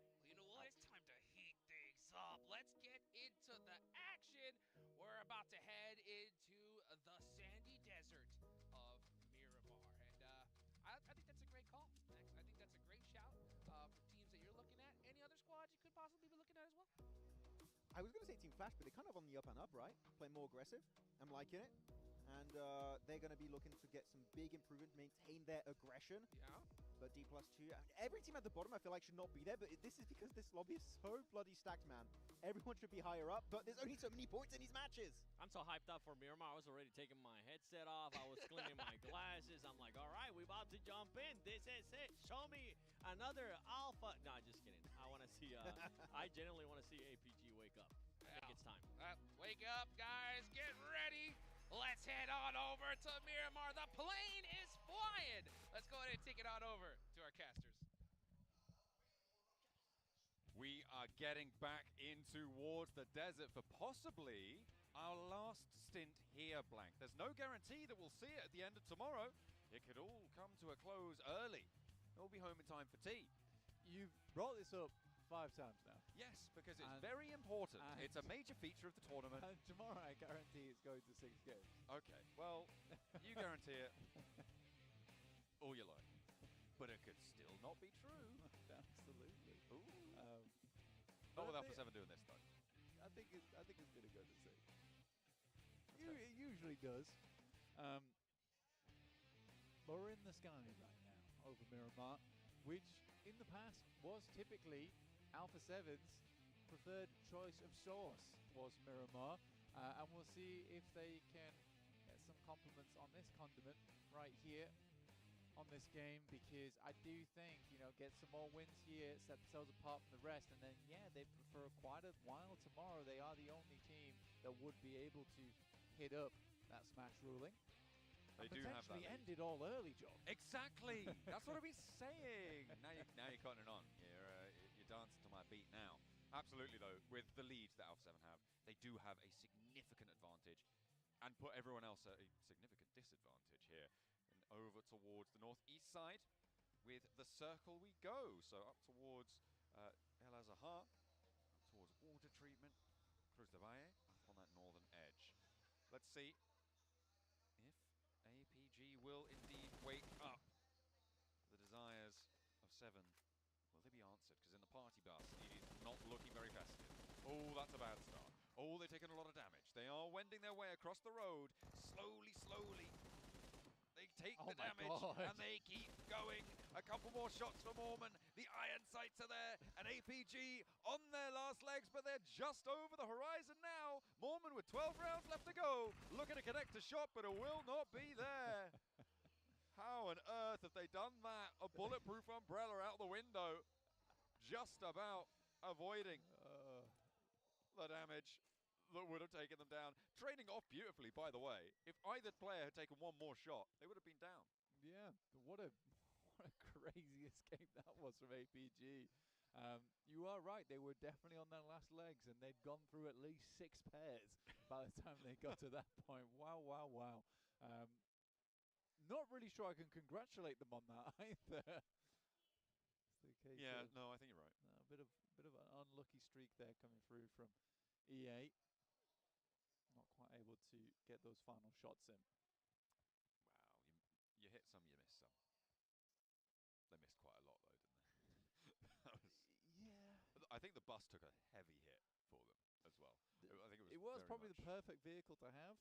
Many seats to switch between. You're basically playing roulette in the back of the vehicle. That is true. I wanted that seat. No, move, move, move. Oh, well. They came up with the goods in the end. If you guys want the goods too, make sure you are redeeming using the code on screen, PUBG X PUBGM. Zol trying to keep as quiet as possible. He's redeemed those codes, and everyone is out to get him for it. You redeemed the only code. Potentially the top 3 code in 4th place right now. Tied up between 3 teams. The amount of times that we've had 3 squads on 3rd, 4th, and 5th tied. It's happened too much. Throughout the entirety of PMGC, in fact. It's interesting. I mean, it's an interesting feature. And I shall have to do some analysis on it as to why it is happening. So exactly what is causing this, because it is an anomaly. Oh dear, E-Arena continue to have a tough time of things after not being able to get the knock or a flush or a point. Over towards APG, they now have taken a knock their way. And another one, Reefus finds it. But APG, okay, no, I thought Sol was going to have to win that challenge as well, but he's staying alive. Has he been spotted? Are they turning around? Maybe coming back to this one? This isn't in the zone, so this is all chicanery on the southwest side. APG's had a bit of a weird start, haven't they, really? Trying to find some semblance of defense here, but nice shot from distance as well with a heavy over towards E8.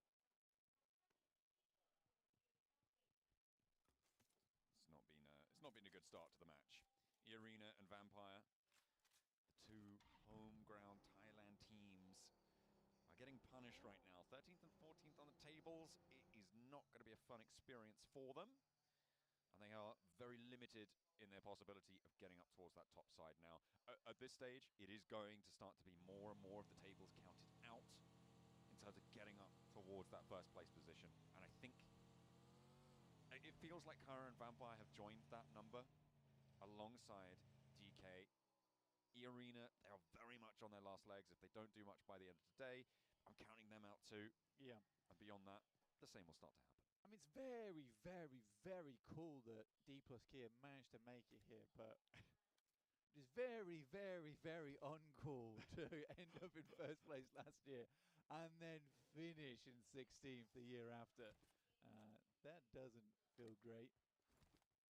But I want to make it clear, it's very, very, very cool that they're at least here. Oh yeah, we love the fact that the potential back-to-back championship team are here, because it's still technically possible. They could still do it.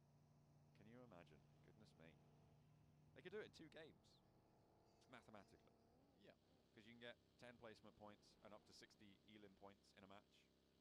Oh yeah, easily. Oh, and with a rondo actually you can get more. Yeah, easily. They can basically get it in 1 game. Yeah. And then pass that smash boundary, and then win a chicken dinner in the next one. Win a chicken dinner, done. Yeah, I mean it's that easy. Bish bash bosh. Just get a 70 elimination rondo. Just elim everyone. Do it. Seen that guy? Elim now. Elim him. Right now. Elim him. Elim him. Torn elim from elim. Seems like the rest of the lobby is sentencing DK to that fate. Vampire not having a good time of it either. A bit of a stake through the heart. It seems like they shall not arise today. But everyone's turning around and just getting away on super low HP on these vehicle runs, Blank. It's the Bandage Brigade for Gooey. He will stay alive for the time being. CEO pops a shot, pops 2, pops a couple more, but again, they just get away from it. Yeah, well, this lobby is basically the entire lobby is the Bandage Brigade right now. We are wrapping ourselves from head to toe. And it's not looking great. It's not looking great. It's been a tough approach for a lot of our squads towards this circle. I believe Thunder Talk right now quite like their position. I also quite like whoever the IGL is right now. Can we keep it that way? Can we keep it that way, please? I think that they are the worst offenders. I complain about Rosemary, but I think they are the worst. Hello, bro. Welcome to the stream. Together? Yeah. It's like the saving grace. Oh, ये arena दो कुछ ने मारा भाई. They followed bro.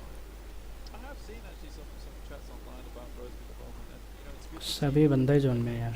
Some people say that perhaps the rest of the team can't keep up with him. I'm not really sure what. वे सभी zone wolf vampire place पे भी है भाई place.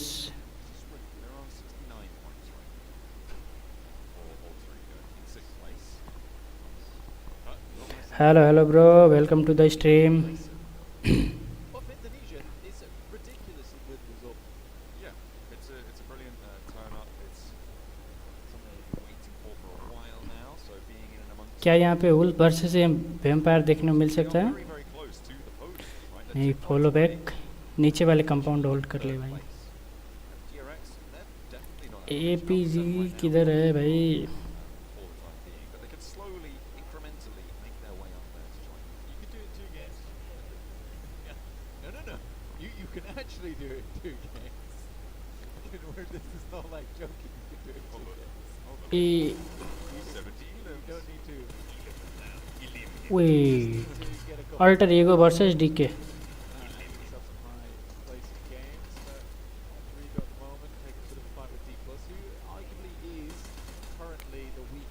APG Walter E arena भाई power क्या भाई fight. Tough turn. Vampire can at least say they did better than the champions from last year. We beat the champions. We beat the champions. That's all you need to say in the social media bio. Yeah. Champion beaters. Champion beaters by Wait, 10 wait. points. Wait. See if that changes. D plus, they've still got some life in it. I think they might not end on the box one. That's a Hello bro, welcome to the stream. Alter Ego versus DK Usal.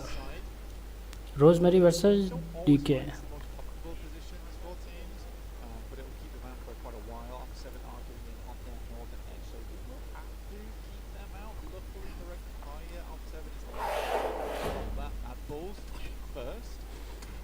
They might be able to pick up the pieces afterwards, but their position अभी तक ले भाई पूरा लूट भी नहीं हुआ है यार फाइट हो चुका है I'm curious to wait and see what happens on that spot map though. I think there definitely could be some action. Wee bit of action from Nolbu. Nobly Spots Calva and gets that knock, but has to reposition. क्या यहाँ पे slam जा सकता है भाई Gets fully flushed. Alter Ego should अब be able तो to भाई but D plus one put pressure on Chips, actually lighting up the वही रोज मेरी भी 1 HP causing a little bit of a back off there, which means that the approach over the hillside slightly easier. Rosemary very fast on the heel when the blue zone starts to develop the fight. Alva actually not getting fully ready here. Wee Rosemary Attack with the mini 14 doing work. Melee Back 14 it off now. That's what Blank wants. They're going to be in time though. Has to hop out of the vehicle. It is 2 under pressure. रोज मेरी भी 1 HP The blue zone's upon him. Needs to be careful. वही Rosemary blue down. Zone Takes too many shots. Knock finish Could not get in the vehicle fast enough. Does get the knock, but lovely यार punished. And I feel like you're pretty vindicated at the moment, Blank. Really need to say anything to No, honestly. you said all you need to. The right play there is you get that initial knock, you've covered your team. Then you just get back the rest of the squad. Rosemary down. Alter Ego did well. It's the rules. It's the rules. APG versus Alter ये arena हो चुका है भाई Circle though, which does head over towards Vampire. In fact, getting a little bit further up the leaderboard. Thundertalk also meandering in hills over on the east side.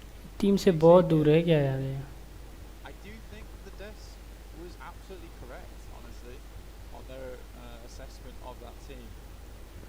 It's also a little bit sad from yesterday the desk hearing that they felt like a third place team after they finished yesterday, but it seems to be the case here. wait Xavier is a great squad.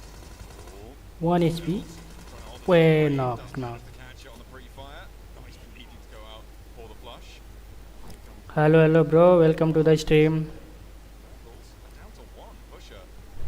क्या ही खतरनाक हुआ भाई यार On out the rest of this one. D plus Kia now moving up over towards Thundertalk. DK versus team secret अब हो गया क्या यार They've left Alter Ego to their own devices. Alter ego एक प्लेयर अपने खोते हुए हैं यार Pick themselves back up to 3. So they can get towards Moana, who is really deep inside this circle. Yeah, yes, great. कारापुसर Finding Ida. RA was trying to make a little bit of a sneaky maneuver. I think it's pretty bold of them to go for that. R8 versus कारा पुसर knock हुआ यार जोल भी knock हुआ यार Towards the east. Goat versus APG They got themselves a building. Kara wasn't quite able to stop that from happening. Goat versus Wolf भी हो गया यार उल्फ को बंदा नॉक कर दिया knock finish Maybe I'm wrong. I think I'm wrong. Maybe. I don't know how they made that happen. I thought you were going to say, I don't know how I. I'm wrong quite often. Pretty right. Yeah, it's true, but I definitely can be wrong. And in this case, I think maybe I am. I think that's maybe a good push from RA. But still, it just went on. Wait. Which I found surprising. पुसर versus APG losing members APG on a slight डोक knock हुआ है यार Is Reservoir though? It's a little bit out in the zone on the western side, but it should be pick-upable. If not Reservoir there. अब vampire Try and reposition it. Reach पे है भाई वो reach पे Zone. You're going to need to get a little bit closer. What's pusher पकड़ा जाएगा गोट से क्या अकेला है भाई पुशर पुशर गया आरेट का खेल दे दिया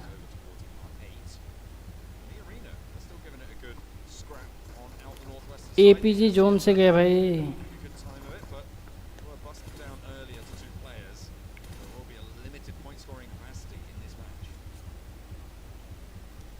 टीम के पास हील नहीं है क्या भाई वो भी जाएगा मुझे लगता है डीके का ओसल गया भाई नॉक हो गया यार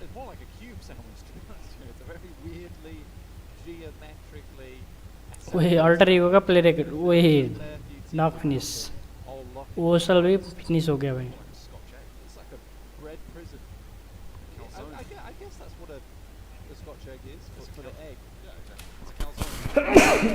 सॉरी यार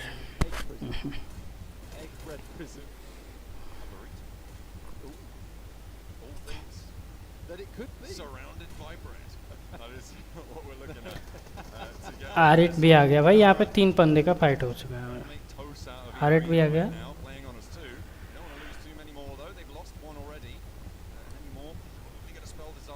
hello hello bro welcome to the stream DK chips भी नॉक हो गया यार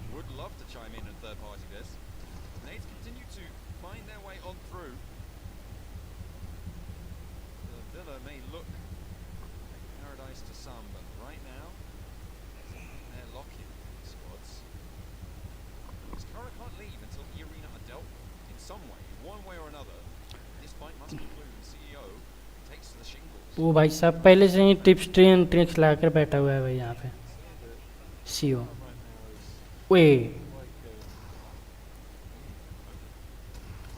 ओए लवली यार लवली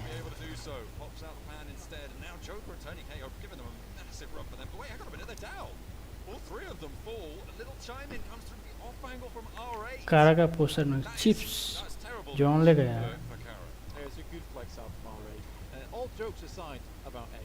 अब जोन बहुत काटेगा यार बहुत काटेगा आरेट का प्लेयर यहीं पे होल्ड था ना ए जोन रहे थे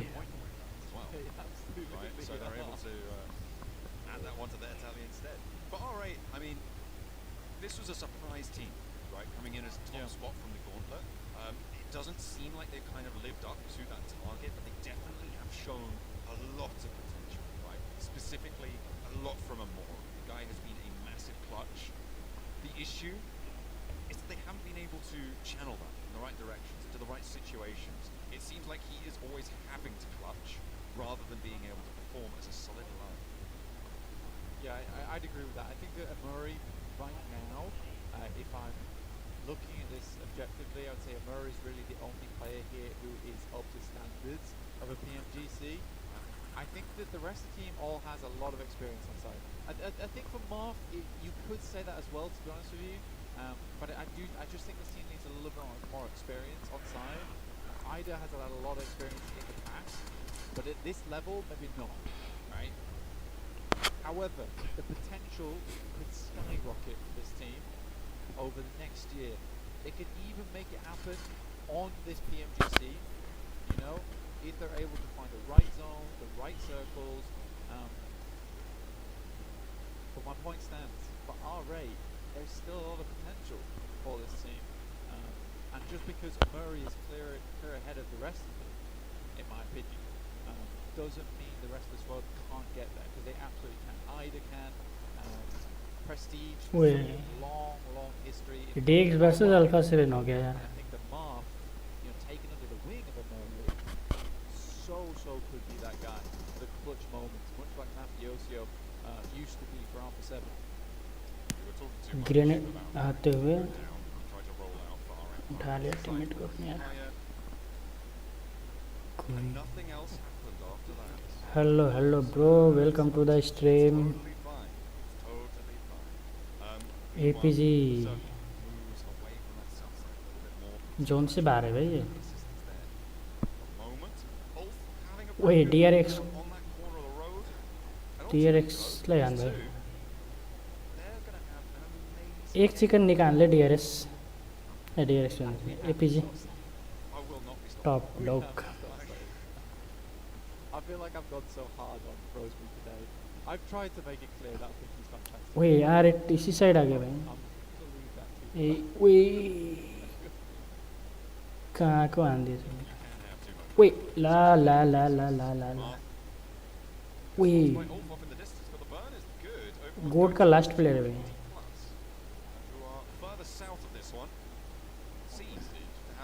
गोट का लास्ट प्लेयर. पर R8 का 2 प्लेयर भी डाउन है यार.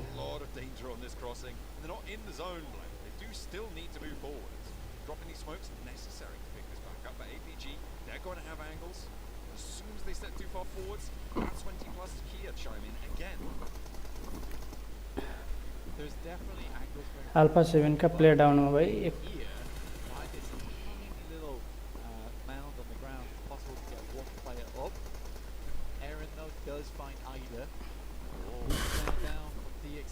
भाई लास्ट बंदा बच गया है. अल्फा 7 का लास्ट प्लेयर है.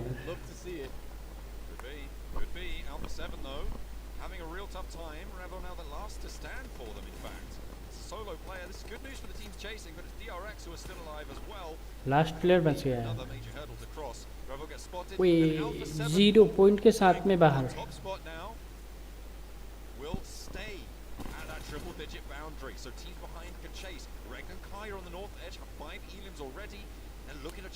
रैंडम कर रहा 5 किल R8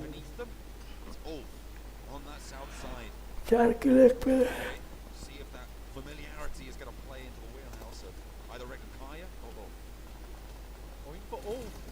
Their position is not impenetrable, right? I think it's definitely possible to go for this. It will be tough though. ये कहाँ पे अब स्लैम करेगा भाई. ये inside the fucking character head over towards. What they really need to do at the moment though is clear out the majority. Wolf के पास है भाई. If they clear out the majority of the north, then their life is a lot easier. They can even Wolf versus ये arena. later on in the game. Yeah, I think at the moment. ये जाएगा भाई. पहले जाएगा ये. Opportunistic gameplay. But with 5 elims in the match, again we said it before. Fire, they're all about that consistency. They can set themselves up for success in that early game. Eventually, they're going to start to figure out that second rotation, which is what they absolutely have done today, I would say. And I think the assessment is that Regnum Kaya is on the up and up from them. I feel like Regnum Kaya in a 3-day tournament are a force to be reckoned with. I think when it comes to 2 days, they're a little bit easier to subdue. But in 3 days, on that stretch, they get a read. Somehow, वो vampire versus REG हो गया.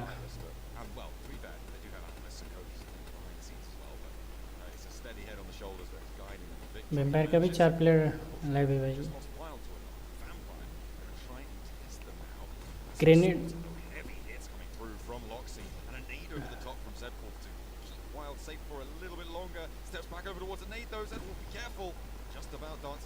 वो ये grenade करेगा कुछ करेगा भाई. ये ग्रेनेड करेगा. वही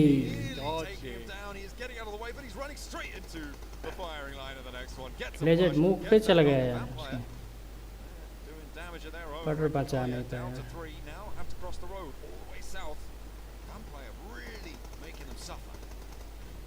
चार टीम हो गया भाई. अभी APG भी यहीं पे है. APG को अब ऊपर से कोई मारेगा यार. R8 का एक लास्ट वन. ओए क्या ग्रेनेड था भाई. Going back for it in earnest. It's a swift Way. pass coming through from Loxy.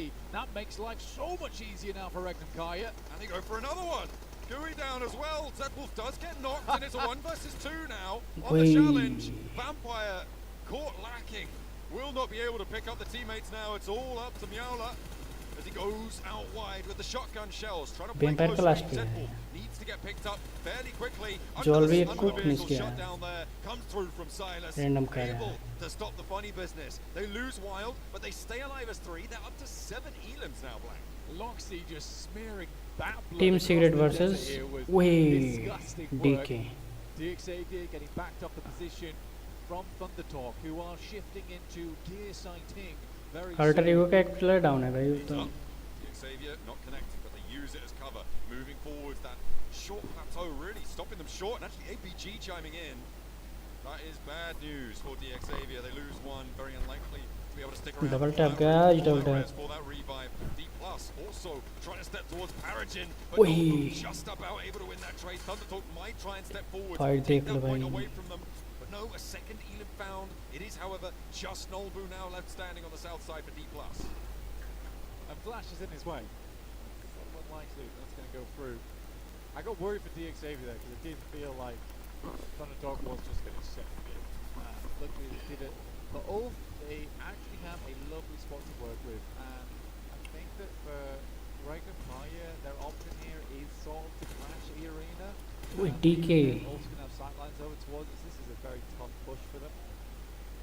4 किल के साथ में भाई बढ़ रहा है भाग गया. To make a move though, out that east side. You've no idea. You've no idea they're even there. ओ भाई sir 7 kill. It's true, but they do have 4 Elims. Random कर रहा 7 किल. Team Secret versus Alter Ego. It's not going well to start. The Kings trying to pop up. Immediately is taken down. Moana gets shut down as well, but Thundertalk getting blinked away from those off angles, and AJ can only look on. Last Krypton. Dismay. Wait. His teammates are taken out, but so are Top Alter ले किल Ego. क्यों रहे तो यार. That is going to leave us at 7 teams remaining. APG, 8 eliminations. Ragnar Wait, Kaya on 7. 8 किल आंदे यार. T-Rex on 4. I only have 2 words for that. Dear sighting. Oh. Had to do it to him. AJ super low on the rollout from the blue zone. Trying to travel on in down the roadside, but it's not going to be pretty, especially when the vehicle गया rolls away गया from the भाई. cover. Doesn't want to stick around. 9 kill APG का हो गया भाई. Down APG. यार भाई chicken. वही. It's Regnum Kaya finding That's 2 from incredible. APG. That is a huge pickup on their 9 2 किल यार. Reapus is next on the menu. Silas APG hops का out. खराब All the गेम है. damage is done all the way on his health bar. दो And का Luxy एक. wants the rest of it. ला- Over towards ओए. Doug, but he goes down. It's a trade-off. Can they get back in for the res though? Can they get Loxy back Doug to भी his मर feet? गया. Seth falls down as well. Very unlikely. I think right now, Regnum Kaya get themselves up towards a top 3. Silas बचा हुआ है Random Kaya का एक. Loxy is 100% gone. I 10 love the kill. push though. I love the attempt. DRX versus E Arena भाई. Looking for a higher placing. Already a lot of eliminations on this game, but I do not see Flash. Chicken कौन खाएगा भाई यार. Keep him under lock and key in the meantime. DRX still looking to chase towards 3 Alpha kill. 7. Way Another zone kill में from किसी the के four. पास zone नहीं Will है. got the point. Yunbin now storming around the front, but caught by वही the DRX. Ulf should be able to clean this one up now. As DRX are drawn a little bit short of the mark. Don't think Wolf that का they've chicken crossed है the यार. 100-point Wolf का. boundary, which means that we're getting closer to locking in our smash Wolf boundary. खा गया यार At the end of chicken next यार. match, we've still got one more Miramar to play today, but this should be an Ulf chicken dinner. This might be able to put them close and in contention as well. 3v4 है यार. 2v Oh, 1v4. didn't they win the Aragon? I think, did they win Rondo? I think they won one today. I thought they won the Aragon. They. वही बाहर आ गए. Oh, maybe. I'm I'm not sure. I think it might have been the Rondo. I think it might have been the Rondo. I'm not entirely sure. I have to go back and double check. But right now, they could be on for a big game here. Wolf 7 zone में है points कि now. नहीं भाई. Zone में They're up to जाएगा. 8 now. Second place locked in. Team Flash 4v2 as well, भी. getting into this one very late. And we know what they can do in the last moments of a Miramar. Do have a little bit of tenacity to them. But for Ulf, they're on 69 points, so now up to 70, I think, with that Elim. So we'll be put on 80 with a chicken dinner. And if they can get those two, I think 82, they very much will be within striking distance, Blank. Flash versus Stay Wolf. in that conversation. Keep up with the lead. Zeus. Place को zone में जाना पड़ेगा भाई. इसको जाना Rock पड़ेगा. here. पर I think Tops will be the final member once वही again, जोन में. as is tradition. अब there तो घुस for जाएगा भाई Flash. किल के जगह. And the shots are clean from Aaron. Put it back behind the rock. The rollout Wee. there, the nade, the spray, the backseat swap out. And it is Ulf Wolf. for a chicken dinner Player of the on match. our first Miramar of the day. They don't look super happy about it. It wasn't the biggest Elim count, but it will still put them in the running. I think that puts them up to 81 points. I mean, fantastic stuff. Two phenomenal Turkish teams. We've got DRX as our South Korean representatives, Alpha 7 from Brazil. The regions that realistically do very, very well usually at PMGC. Super cool to see here. I'm glad to see Aaron get himself a win under the belt. I think most people know I'm a big Aaron fan. Been saying this for multiple years now. Absolutely. I mean, he took the European scene by storm as a rookie, having a major impact, getting MVP type titles, and he's moving from strength to strength. Blank. He's maturing. He's developing as a player, and he's stepped into a roster that supports him. It is scary for me. I saw him earlier outside the green room. He's no longer a small child. When I first saw him, he looked so young. But he's a real man now. He's got hairs on his chest. Let's head back over to the desk to see what they have to say about the grown-up Eren.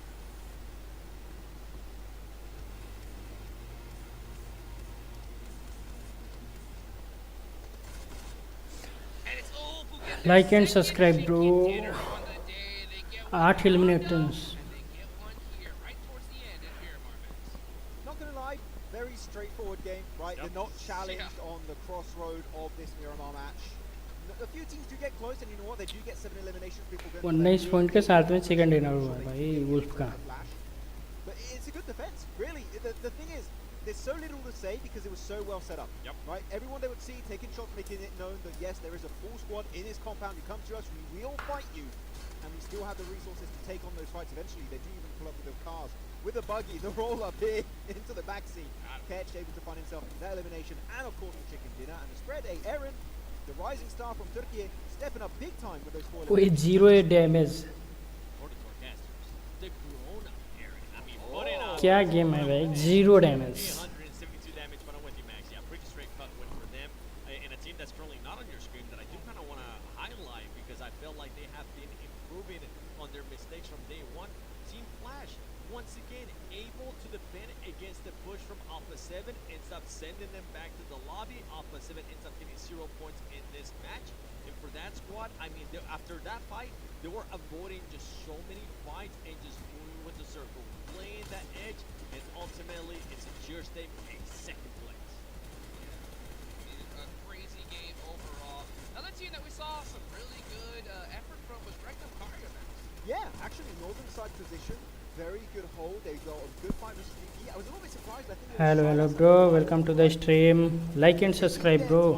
To approach that fight, and unfortunately they did take a casualty off the back of that, so I was quite surprised by that. Regardless, though, the big send, the big sweep here 7 onto APG instead of crashing the compound of Ulf. I think that was a good decision because again, Ulf were fully ready for that crash to happen. So going for APG, that would have possibly given them full control of the southern side. But guess what? Flash were there and they kind of ruined it. Yeah, Flash, I mean, as I mentioned earlier, Flash just kept moving up there with the circle little by little and just stopping. Even though they didn't end up getting a huge amount of eliminations, they just kept stopping certain teams from just making pushes. But for Regnum Karya, I mean, this is going to be a great performance for that squad in regards to eliminations because if I'm not mistaken, they ended up getting upwards of 10 eliminations. And I'm with you. I was hoping to see a little bit more proactiveness on that fight that was happening with Vampire Esports. Ultimately, top 4 they team got their stuff together and distance. actually push as a team and were able to eliminate APG top 4 में आएगा भाई. Execution there at the end, they were able to fix those slight little mechanical mistakes very quickly, which is what we like to see from an experienced team like Regnum Karya. Here we go though, the rotations of these squads. Alpha Gaming, pretty typical. No orangutan to deal with this time. 10 kill 10 kill 10 kill. It's been just very linked up to APG rotation-wise. It's very step-by-step, playing the western edge, which APG like to do. And they took especially some big fights to control those dips over to the west, which are very strong to hold on to. Until, and I think that was kind of their undoing, they go for a little bit too big a split, which Regnum Karya saw, and they used to instantly turn the fight to their advantage. Yeah, take full advantage of that. And Doc, I mean, we got to back it up a little bit more. Doc with the nades on B+, that was perfect for that squad. I was hoping to see some placement points, remember, before we went into the match from APG. And boy, did they answer that question and follow it up with a lot of elements. I mean, look at the top 3 teams, 9 or 10 elements for those squads. Very top heavy elimination-wise. But look, another game where we have a lot of Turkey teams at the top. We had 3 earlier today, right? I think it was maybe on the Rondo game. And now we have Ulf first, Regnum Karya second. Turkey here, to pop it off. Jukes, I think they know. तुर्की का 2 player भाई top 1 top 2 है इस match में. That's right. They're fighting for who's going to get invited. Yeah. Take us straight there, baby, because man, it's a lot of work to be able to get here. And this was a really, really big game for Regnum, especially the fact that, you know, Alpha 7 didn't put up any points. And there's another team as well. Once again, huge underperformance here. Yeah, I mean, Xavier, I'm kind of used to it. Xavier, no circle, no points. Sadly, Xavier. Also, you got to get quite leave the bottom of the rankings. Be it grown-up Eren, Is that what? Aaron Prime. Yeah, I think that's what Schleich was saying. Grown up here. Giga Aaron. No, is that not? No, okay. Yeah, but again, good presence from him. And it's so cool to see, right, that during last year, he was stepping up massively for his time. The boys team was Zeus back then. Yep. And he was given a shot for this tournament with a very knowledgeable team that has been doing great things, and actually so good, in fact, that they are going to be pushing up very nicely here in 5th position. Wait, 97 yard DRX. Exactly where they were. DRX inch closer, only 3 points behind, and with that performance from Regnum, they put themselves in a great position to possibly catch up to the Intercept. Yeah, this is what I was talking about, Jukes. That lead that they have with 12 points can just disappear. 81, 82, 83. That 12 points comes down to just 3. Regnum Karya able to get even closer towards Alpha 7. Then you have APG with those 2 placement points that they got this match. The only placement points, I have to repeat it to everybody, the only placement points that they have gotten so far today. Now, for APG, the fragment is still there. I want to see even more from this roster. I want to see even more from this squad if they want to challenge, especially going into tomorrow. We're getting closer. We're going towards that last match, Max. And whoever ends up being the first place team is going to get plus 10 at the start of the day tomorrow if they want to make it to the Smash Zone. And then after that, that team or any team that gets that threshold will be able to win via the Smash Roll. And you could have multiple teams in that threshold because it starts on Rondo. Inflated points. Neox, we didn't see it happening big time over there, but if it does happen today big time, that could be so damn impactful. Actually, on this game, Silas being up there.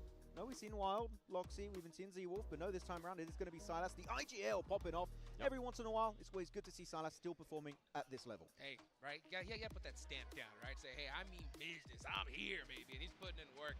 One team that really kind of stands out to me, it's kind of like, I get so excited because I think they're doing great, but at the same time are just struggling.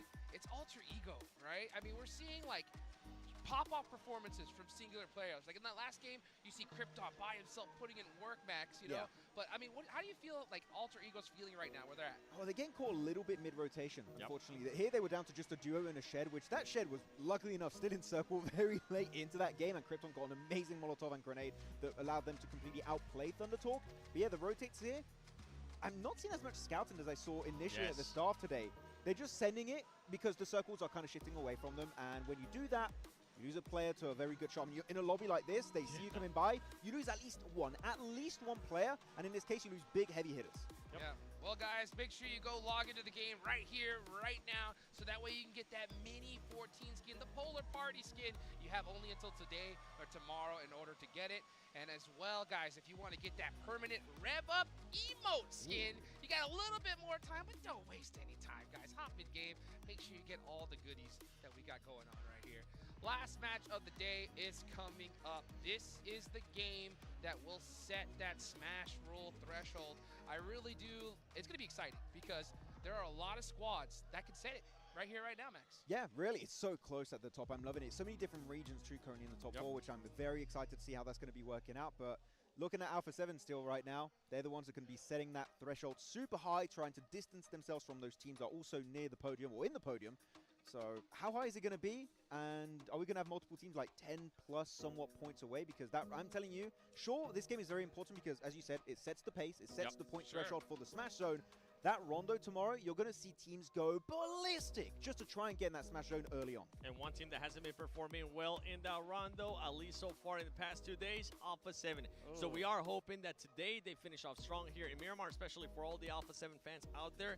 Now, the top 5 are currently just separated by 19 points. That's close. That's not going to be enough. I mean, if anything can happen, we already seen multiple times throughout the day where 2nd place, 3rd place, and 4th place get eliminated early at the start of the day. That kept happening over and over again. That allowed Alpha 7 to push themselves up and propel themselves to that 1st place. Those top 5 teams need to make sure they put up a great performance here. You don't want to be going into a big gap tomorrow and having to play catch up. And the thing is, the top teams are being very consistent. You have one bad game, you start to fall behind. And be with the Smash Roll. If it was like 2024 without the Smash Roll, fine, no problem. You can come back. But with the Smash Roll, it's a bad time. Yeah, and the fact that we got Rondo, right? Rondo, I mean, we talked about it, right? It's going to mix things up so big time. And when it comes to Rondo, we haven't seen that crazy Neox Factory hot drop. We were talking about it a lot. We didn't see it today. We didn't see it yesterday, right?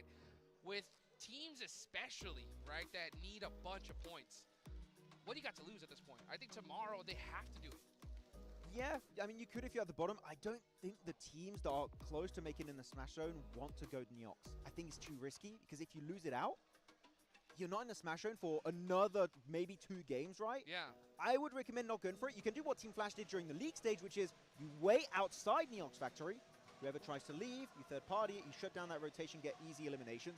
That is a game plan that could be really good. Or, one thing we did talk a lot during the league stage, Hot Jukes, yeah. you find that solo player that's trying to go for the recall, playing it There passive, you go. and you target that guy to ruin the chances of one of these top 4 teams. I say this, teams, before we even think about what's going to happen tomorrow in Round 1, we got to focus on this last match, on Miramar, because that's what's currently at stake.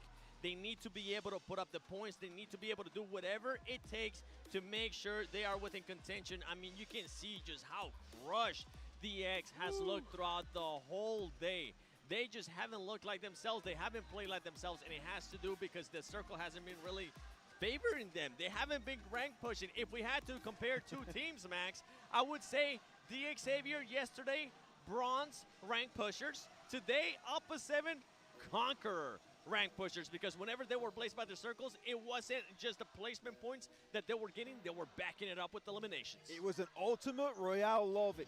Just higher tier level, kind of PMGC level right here. And actually, I'm looking at R8, they've been slowing down quite a bit. They had so many big flash out performances during the first day. Hot Jukes, right now, R8 been slipping, currently standing in 10th position. If there's any point in time you should try and initiate that comeback on day 2, it's in this next Miramar match. You need to get it done. So many squads have to win this game if they want to be able to be crowned champions tomorrow. Let's go to Miramar for the last time here in day number 2.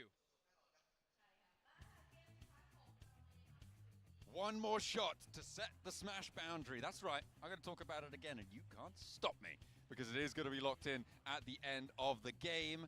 100 points right now for Alpha 7 would mean it would be 110. We'll see if that is going to change. Who is going to jump up and join them, though? That is the big chase that is on this match, that is on this Miramar for potentially the last time. Let's get into the desert. The last time. Today, at least. Today, at least. And maybe for 2025. I sounded like I just had a deeper voice than you. I don't know if that's. I don't think that's. I actually don't. That's think mainly because I just had the biggest bubble in my throat from a very fizzy drink. Yeah, well. Things are going to start to bubble over here, over on Miramar, though.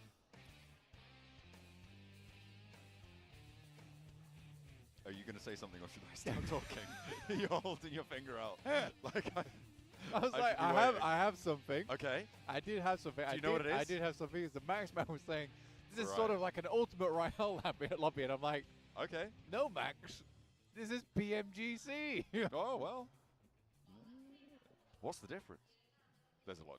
Okay, Yeah, no, I'll there's take a that big back. difference, I shouldn't have said that, and I'm so sorry. Yeah. That's my bad. Circle goes out to the west side. A lot of teams are dropping over near Los Leones, Blank. Got DX Xavier, you've got Team Flash, you've got... who else is that down there? Getting in amongst Who is it. that? That's D+. That's D+ Kier. They're also around that area. Could be a little bit treacherous. Circle centers up north of Monte Nuevo, south of El Pozo. Alpha 7, again, in El Pozo, maybe on to push that boundary higher. Technical turkey. No, it wouldn't be The tech turkey. the Tech Turk. The tech turk. The unofficial Turk. Tectonic plates shifting. Tectonic? Something like that. It's gotten away tech from us. turkey plate? Subduction zone? It's like a really high magnitude of a turkey. At least an 8.2. Rounded up though, so 9. No. You gotta round it up. What? I don't. You gotta round it up. Wouldn't we round down? Yeah, though? we definitely would. But you can, just apply the ceiling function. Sorry, guys. And you saw it. We've gone. It's last off, match we've, syndrome. we've gone off piste. Okay, it is last map. So, and I was here very early to meet Bam Bam. You see. Yeah. Well. Yeah. We had to be here. We had to be here to see one of the greatest performers of our time. Purportedly, not my words. They were my words just then, actually. I lied. Tricked you. Alpha 7 getting the high ground very quickly. Obscure up the top. Looking to try and obscure the battlefield, the rotational paths around them. That high ground is very, very dominant around this sort of area. You do need to be careful, as we always highlight when someone goes up towards a high ground like that. If you get knocked there, it's very unlikely you can get rezzed by the rest of your team, so you do need to be careful. Mad Bulls want a peak of their own, but they're much further north, and looks like Push has not quite got the horsepower to push himself up there.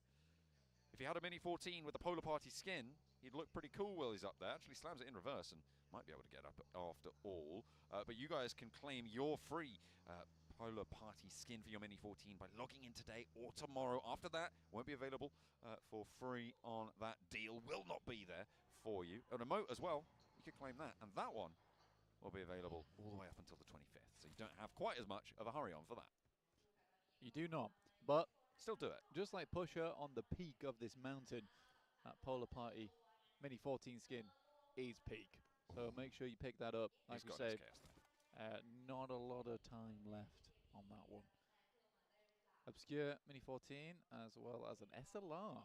Only 30 bullets in the magazine. So actually not a lot of long range on this guy. You could probably call the M4 with the 3X his long range option. But even with 180 bullets there, like, you're putting in a lot of sprays to make that happen. Fabian with a DBS, a classic. Ooh. But again, it's too little. Oh, it's no, is it? Oh, that is nasty. D+. Standing on Fabian's shoulders right now. They're not in last place. Blank. Yeah, that chicken dinner breaks the tie. It's really big and it's really early, apparently. Hell yeah, it's last game time, Blank, and it's now time for D+ Kia chicken dinner. Oh my God, you might be onto the formula right Look, there. I'm not seeing the numbers anymore. What are you seeing? I'm You're seeing real life. I'm seeing. Don't laugh at me like that. You just agreed with me, and now you're just like, you're playing analysis jiu-jitsu right now. I'm not playing chess, I'm playing checkers. Yeah, you're strutting around on this chessboard like a pigeon right now, and I will thank you to stop preening your feathers.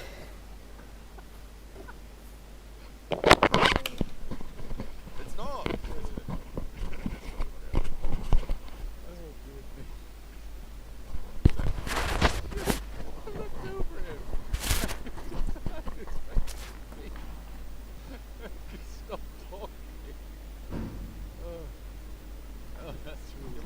Yeah. No. That's what's happened there. It's so mean. Look, guys, this is what I have to deal with. What you were saying was great on that thing. Yeah. What happened after was maybe Get another bubble in your throat. was a mishap. Yeah. Fabian, he certainly didn't have This any bubbles was in his crazy. throat. He absolutely popped off. And Carl Torigo in half. Wait, is Rosemary still alive? I think Rosemary. Is he one of the two? Hello bro, welcome to the stream. Like and subscribe to alter ego. 2 player के साथ में खेल रहा है भाई. 2 player तो गवा दिया. डीके वर्सेस अल्टर ईगो होगा. 2 बार हो चुका है यार. इस पे इसके पिछले मैच में भी हुआ था ऐसे ही. DK versus Alter ego.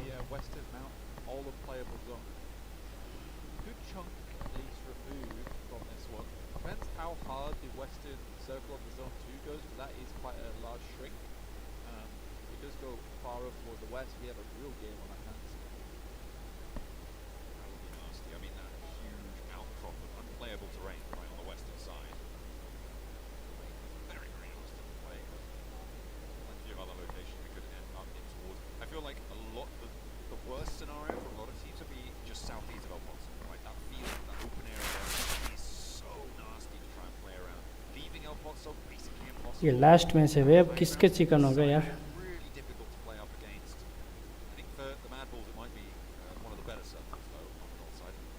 सब टीम के ऊपर प्रेशर है भाई.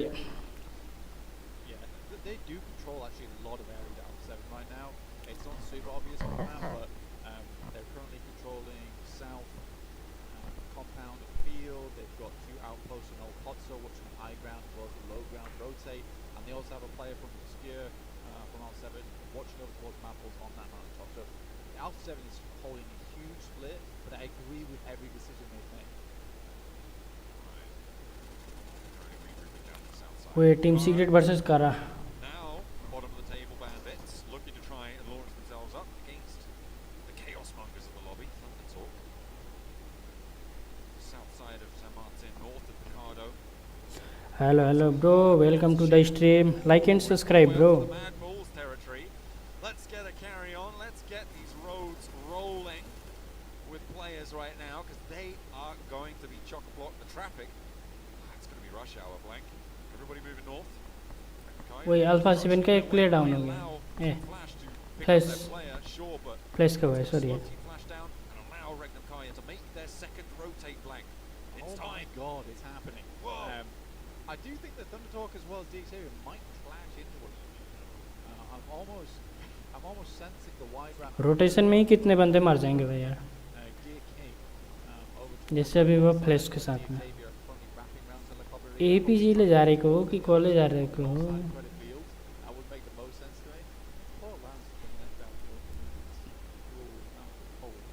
वो एपीजी को नजर छैन नत्र फिनिश हुन्थ्यो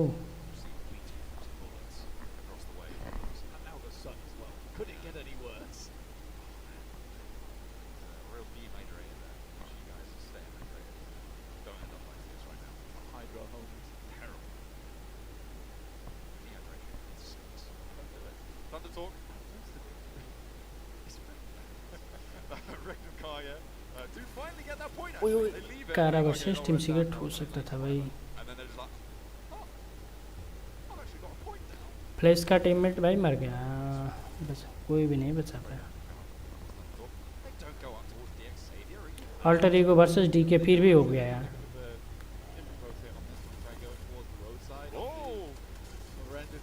ओए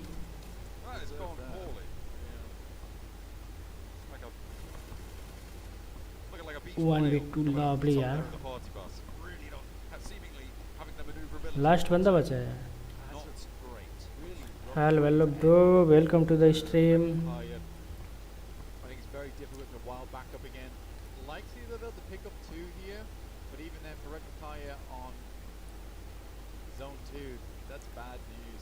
getting over towards Wild would require yourself to put yourself in the sidelines of Tunica. Wee. That is a nice shot from Zedwolf at distance. Very surprising. Loxy does go down, and now it's very. Alpha 7 भी आ गया भाई. Should be going out fairly shortly. So that's उस side mid इस side Alpha 7. Rotate on this zone. It's a very tough task to make happen. It's that opportunity that they've squandered now. With another challenge for Carrillo to roll up towards. I mean, he is going to be trying to call out a 1v1 here.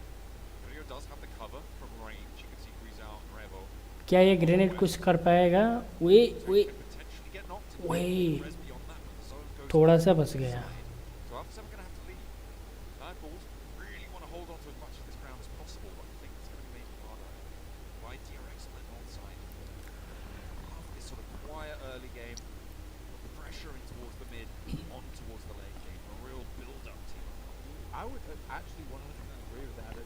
भाई I'm not surprised. I'm more surprised I hadn't really thought about it that way first. उस side भी किल देगा भाई. But yeah, I'd agree with that. They definitely are a team that builds pressure, much like a closed valve. Then and all of a sudden. ये गोली Do you think that this is the right move from Alpha 7? Regroup, make sure that's secured. Now you have a position to hold for yourself. Very nicely done. It is a tenuous position. It is inside the circle, right? It's going to be a while before APG do make their way over here. Likely they know a team's going to be crossing through that location. Goat versus मेड हो गया यार. APG versus Alter ego हो सकता है यहाँ पे. हाँ. जार दे. जार जोल.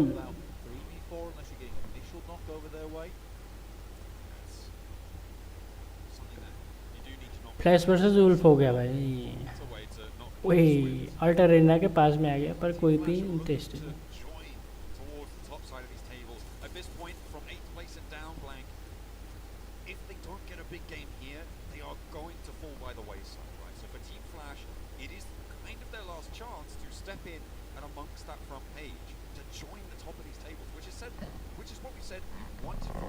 so long, they're actually on the doorstep of overtaking DXAV. Yeah, again, I think the Flash, they're still making it happen. I'm very, very proud of this team, what they've done, what they've achieved, what they've overcome throughout this entire year. It's very, very impressive stuff. I don't think you can ever take that away from the Flash. The team that I'm very willing to give team Secret versus कारा follow back कर ले भाई, बहुत तेज होते हैं बंदे. Performing as a rookie in this arena on this stage, he's just so tough. It's just so tough. Like and subscribe bro, like. Flash, they make their way in on that southwest side. Overview of Vampires now. Oh my Big god. nade comes through from ओ Seoul. भाई Huge साहब, DRX. एक grenade 3 knock Ricochet यार. is vented off to the side and it's immediately snapped up. The hunt is on for second Oh, place as bhai well. sahab. APG able to do damage to DRX. DRX को भाई squad ही wipe कर दिया था. Releasing that valve a little early there. All you get is a tiny stream out of DRX. Nothing to be afraid of, as Yol does patch up the pipes. DXavier do have Paragon on that south side towards the edge of ओए होए होए, क्या grenade था भाई. ओए duress. And the shots are going to be sent over their way, not only by APG but also by alter ego. on that east side flank and looking to try and push ठीक through the है. same angle. APG will take shots at D plus Kia, but this could be covered off fairly quickly. चला गया भाई वो वहाँ से. Positions to face off against this. DXavier getting out of this is a really, really big pickup and actually getting away with it. Seemingly taking a knock. Pretty huge. Playing on a 4, but still damage to be done, maybe. Not quite. D plus looking to chase there, but it is APG in the wing, looking to appear on stage now.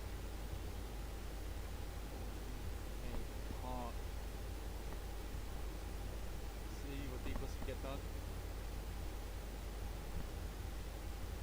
Spread themselves over the northern side ahead of Kara, and I think Kara being in 16th place is a big surprise to me also. They were the team with the highest point performance, I think, outside of APG over the group stages for PMGC. क्या ये match chicken निकाल पाएगा भाई, वो क्या बोलते हैं, Not translated that very well at all through to the grand finals. APG. Seems like they're half of the lobby. Much easier for them to read, navigate. Wolf का भी नहीं होगा चिकन. DRX का चांस है भाई, गोट का chance. वही जोल नॉक हुआ. APG as well, so गोट वर्सेस जोल. वही from वही that northern side, left APG playing as 3. Top yet to regroup onto this position. वही नॉक फिनिश हो गया क्या Pressure एक. now. And it was Rosemary, one of the 2 players to go down for Alter Ego. Yeah, which we found out. वही एक player finish हुआ भाई. Finally checked in with him. That one up doing his best to live on over towards those silos where east of Credit Fields. Thunder Talk has had such a chill game. Waiting for that to change. Yeah.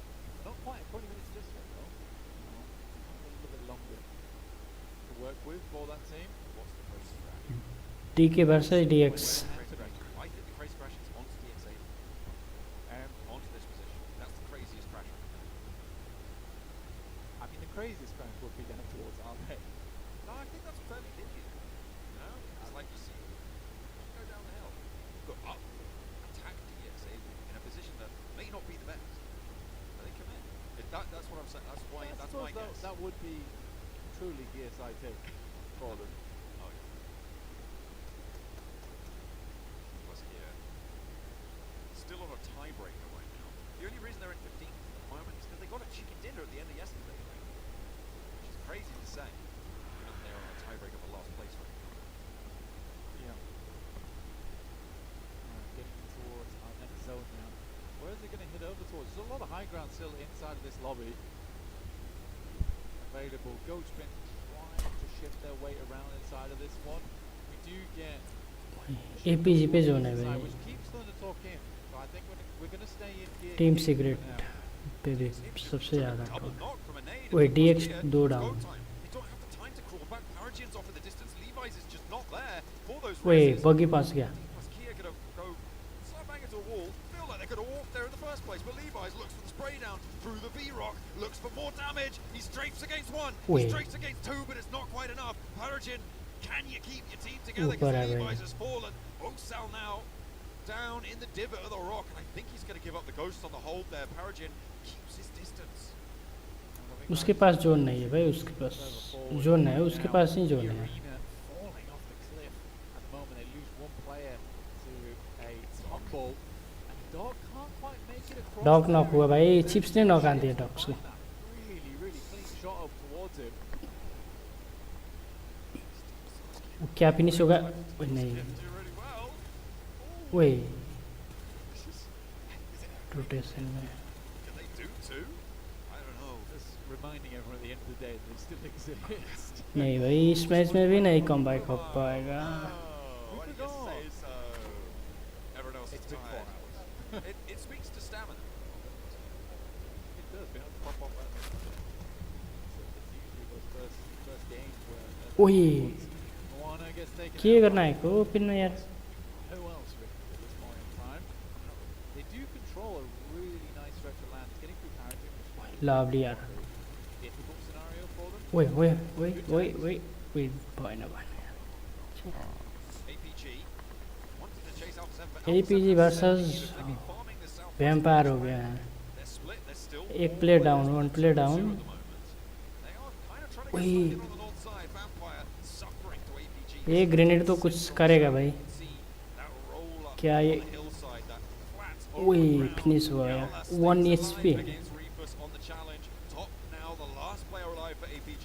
Moves back, looks for the flush, looks for the res rather.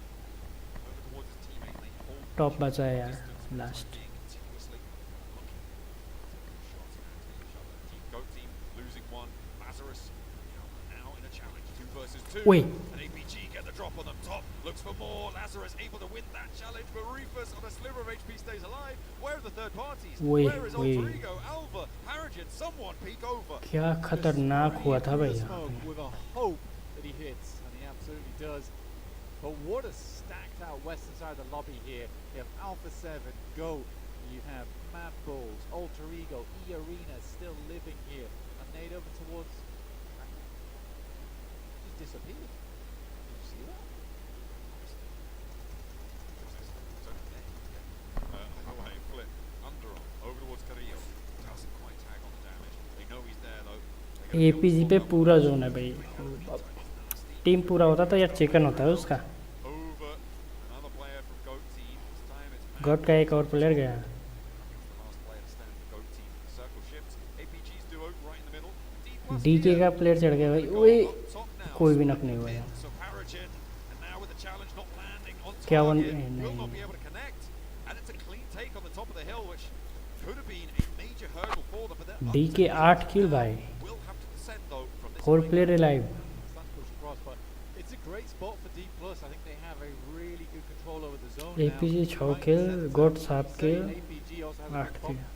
Two players there for D+. If they are able to refrag efficiently, that should be an easy wipe. It's a question whether they keep all 4 players flying, which I hope they do. Because the storyline of D+, I think they need to win right at the end of the day. It's quite a fun one to have. Carrillo takes a 4. ओए Right down, and Alpha 7 Alpha now 7. clear, a little bit confused on what to do next. That slows them down so much, Blank. It was a fully just misstep coming through. You saw him just slipping, thinking, oh, catch on something, but no. Goes down all the way, and that's going to slow them with the blue zone pushing in. They needed all the time they could get, and it's not going to be provided to them. Pick this one up, I think Rio. उठा लिया भाई, team को उठा लिया भाई. Oh, he has been rest there. He'll be able to get stuck in that healing ओए forward. Obscure nails the shot. 8 किल के साथ में ये भी भाई. Announced that will end their day on 55. Hello bro, welcome to the stream. Like and subscribe bro. क्या यहाँ पे करा होगा? वही डैमेज. डीके वर्सेस करा 1v3 का सिचुएशन नहीं हो पाएगा यार. एक्सपेक्टेड है. ओए 10 किल. There's one other team with 4 players alive. That's R8 on the south edge. And Thunder Talk. Oh, yes. And they are pretty crazy. So maybe don't get stuck in a fight with them. Yeah, well, they're taking their time. Alter ego का एक player alive है Very, भाई. very, I don't want to say passive. Made का भी एक ही है शायद. हाँ मेड का भी एक Well, है. it has been, but where they've been playing, there's been no reason. APG तो भी गया क्या? Can't really blame them for that. Made का एक प्लेयर है, गोट का एक प्लेयर है, It's been a bit of a bloodbath. Alter ego का भी एक प्लेयर है. 2 प्लेयर APG का, नहीं तो सब 4v 3v है लास्ट में. वो APG रिफ्यूज ना को है. ओए Broadside challenge there. Luckily, though, Prestige is backed off by an off angle. I think that is from Thunder Talk across the way. Could be from D+. It may well be 24 crash time. minutes. I mean, 24 minutes. do you go to where DX Xavier were playing? ओए Crash of D+ Kia. At the moment, it looks like D+ Kia are trying to guard out that rollout. वहाँ पे grenade ही नहीं जाग रहा है. You know they're going to put you on the follow back. क्या ये grenade use करेगा? नहीं भाई, बहुत बैक. नाइस. ओए एक और प्लेयर डाउन हो गया. ओए अरे 6 एलिमिनेटेड पॉइंट यार. Mori able to immediately shut that down there. The janitor on R8 sweeping teams aside.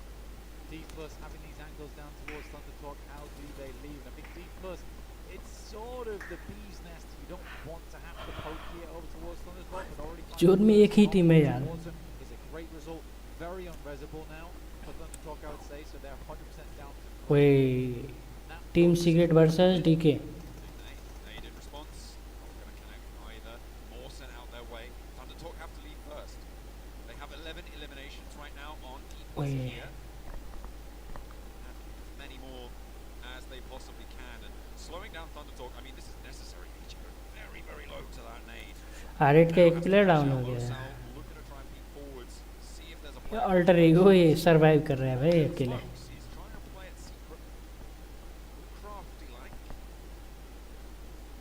AJ caught unawares, but kept that full med kit off. We'll see. ओए ना finish यार. Talk are actually taking out players.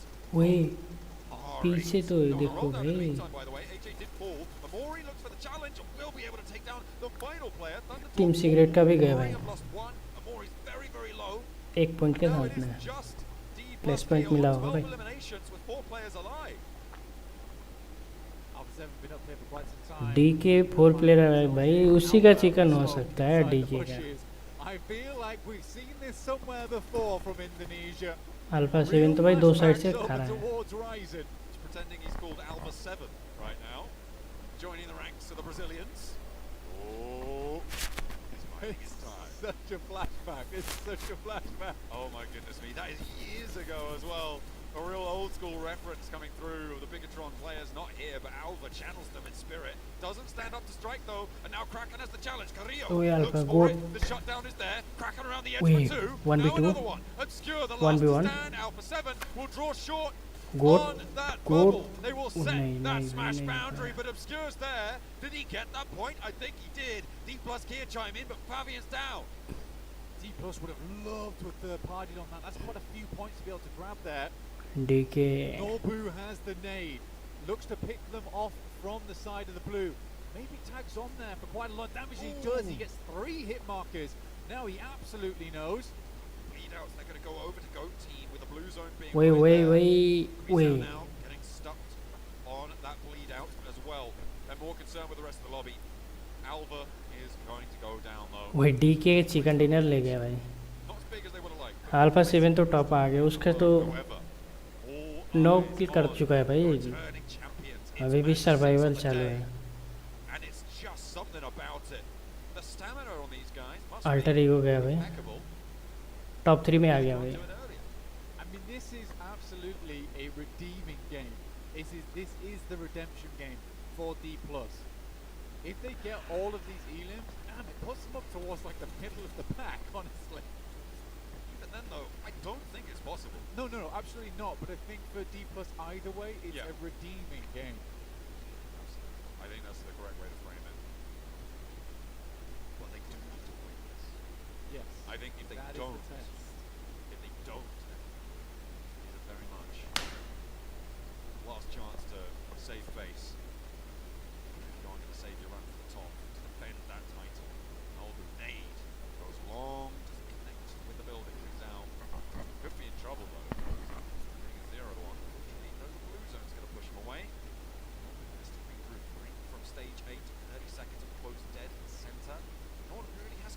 bit though, Glenn.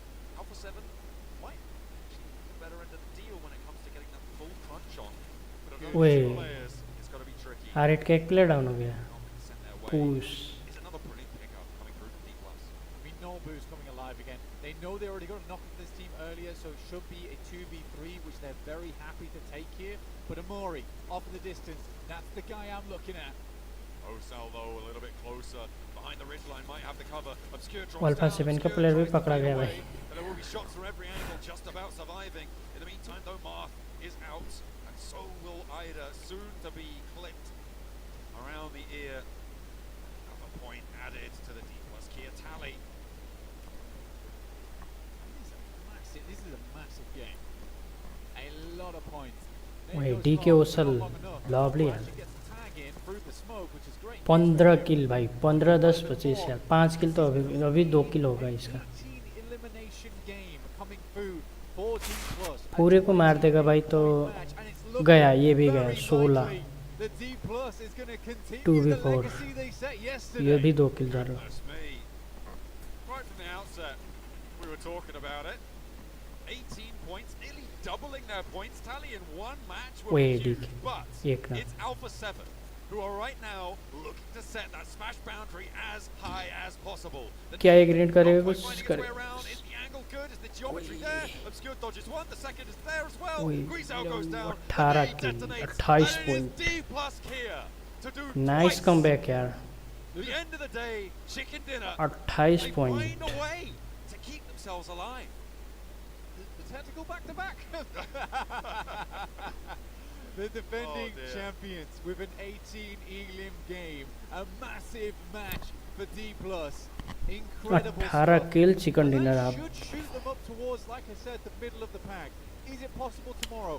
Very unlikely. For Alpha 7, subscribe कर दो भाई, channel को subscribe कर दो. What was it, like 32 points at the start of this match? Something around that metric. The fact that they have, as I said, almost doubled their points tally from 2 days in one match. They're 36 at the start. It's going to be a lot of points. I mean, it was absolutely insane what they've been able to do there. About the 70s now? You know what? Give them 80.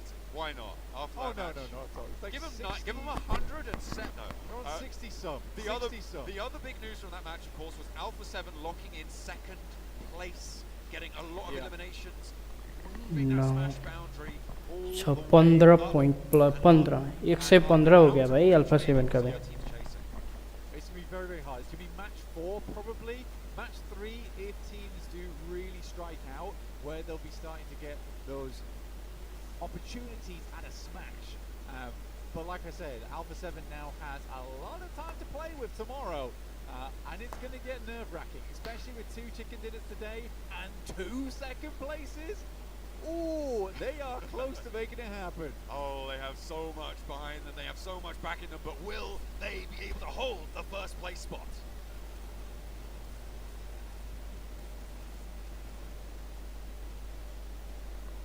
Alpha 7 finished the day on top with some serious numbers here. But it's D+ Kia that get the chicken dinner once again in the last match. What is going on with this tournament, Max?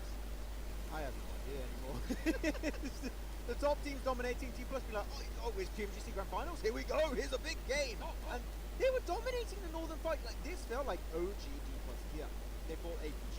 There was the side of Xavier. There was Kara. Full southern control of the ridge. Eliminated R8. Then onto Alpha 7. So well done.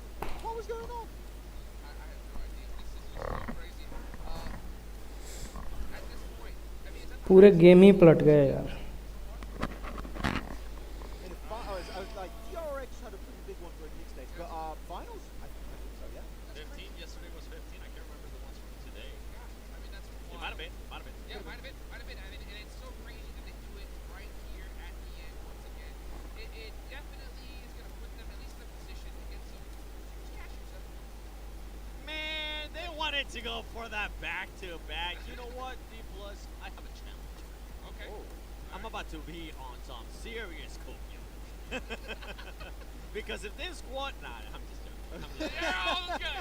I had him. I was like, nah, there's zero oh, chance. As much as I like the squad, as much as I would love to see another team get a back-to-back win, become back-to-back champions, we haven't seen it since Nova. It's just not gonna happen. See what you did first to my boy. Come on. Hey, well, you know what? We could have a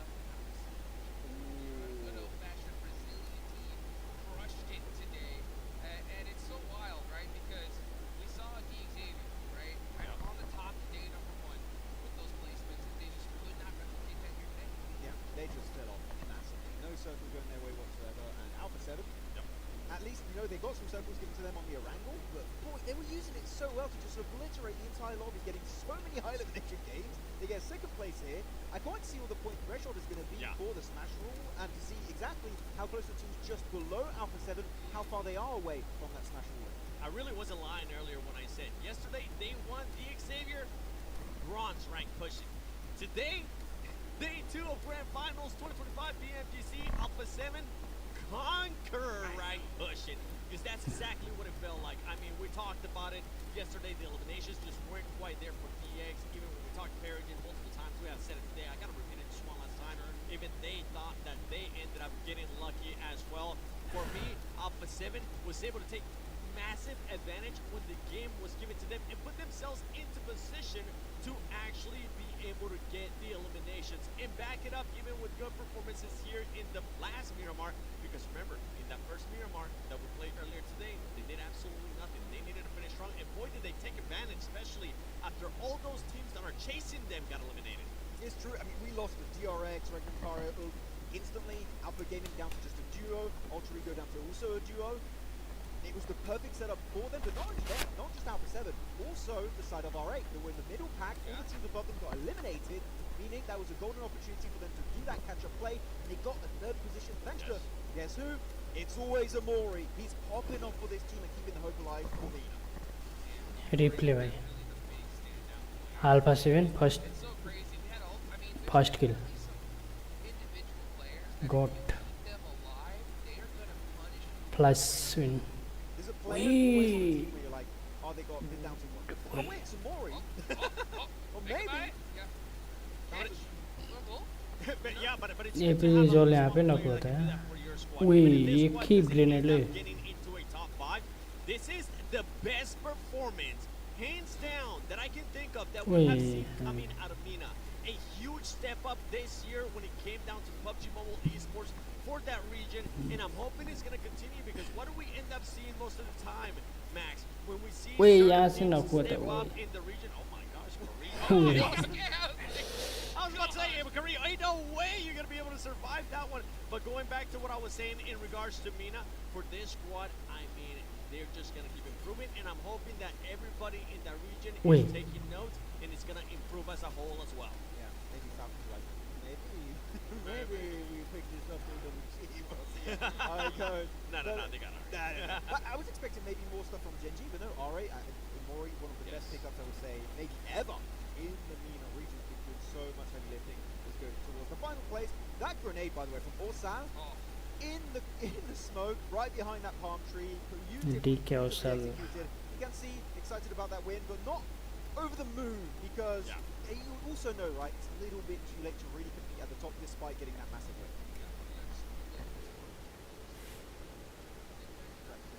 Tomorrow is going to be absolutely insane, right? Because we have that Smash rule coming into effect. We're going to take a look at the overall leaderboards here in a little bit, and that'll definitely show exactly what we got going on here, right? But going into, I think at the end of the day, right, what really surprised you, Seven? Anything that really stood out to you? I think it has to be Alpha 7's performances. For sure. Honestly, you're asking being again. Completely honest, it has to be Alpha 7's performances. A DX drop-off, which honestly, we kind of knew was going to happen as soon as the circles didn't end up going their way. I tried to highlight it as much as we could. All of us tried to highlight it as much as we could when it came down to those placement points, discrepancy to the eliminations. That was a big one. And another big one, if I'm being completely honest, is the team that I have winning PMGC. Yes, this PMGC Alpha Gaming. I was expecting them to be show a little bit more of what they were able to showcase yesterday. That wasn't the case. At the end of the day, luckily for this squad, they started waking up, which was nice to see. But overall, I would say for Alpha Gaming, just an awful performance in day 2. Yeah, that's the main issue. If they would have as much placement points as they have eliminations, first place, no doubt in my mind, right? That's what we could be expecting from Alpha Gaming. And yeah, the Alpha Gaming, good day 1, day 2, falling off a little bit. They'll try and come back strong into day 3. But again, how long is day 3 going to be? That's the issue. You have a bad day 2, fall behind, and Alpha 7 popping off. They're popping off back-to-back win. They're doing a second place on Miramar. It sets a very, very negative precedent for can these teams even compete in the first place if we see Alpha 7 just popping off. They get a good circle next to next to George Pole. It's done. It's game over. Yeah. I mean, man, tomorrow's going to be absolutely crazy, guys. We had a great day number 2 here. But you know what? Let's go ahead and take it on over to Barney, the stage, for the nice little interview.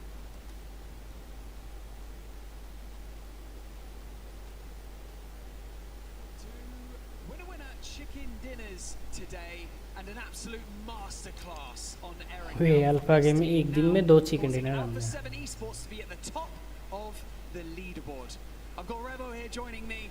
Revo, congratulations for such a great day, for first and foremost. But secondly, we have to talk about your new duo. You know, Grisao and Obscure playing out of their minds. I mean, they both got MVPs today. How much of an impact are they making on the team at the moment? Então, primeiramente, parabéns para vocês pelo resultado.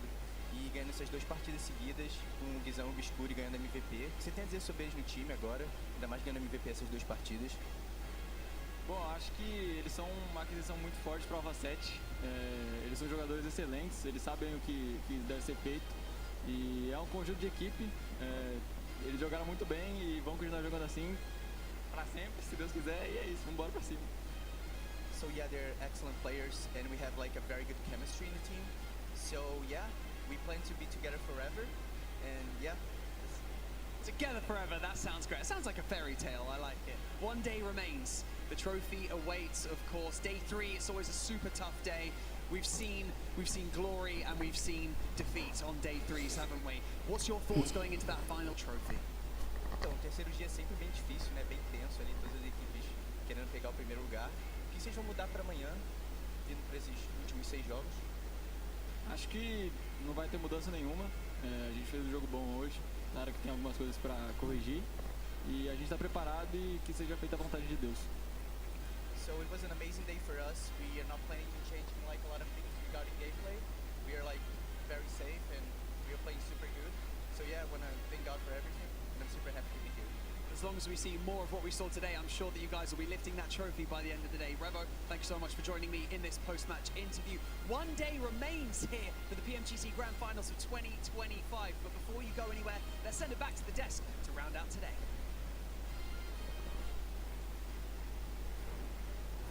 You heard that was Savage streaming out that do Brazil, baby. You know, Rebel feeling good. Hey, he's all smiles going into tomorrow, Seven.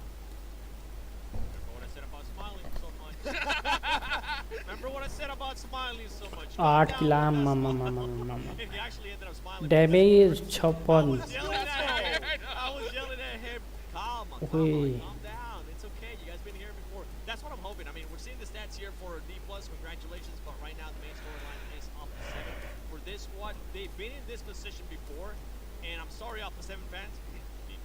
I have to remind us of this. This squad has choked in the past. When they go into the final day with a lead, they play completely different. But that was before we had the Smashal. Now we have the Smashal. Now things are different. And honestly, I cannot wait to see what the overall is going to be looking like.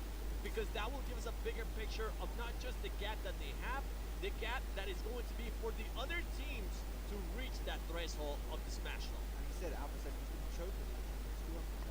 That still apply to the old Alpha 7. I don't know.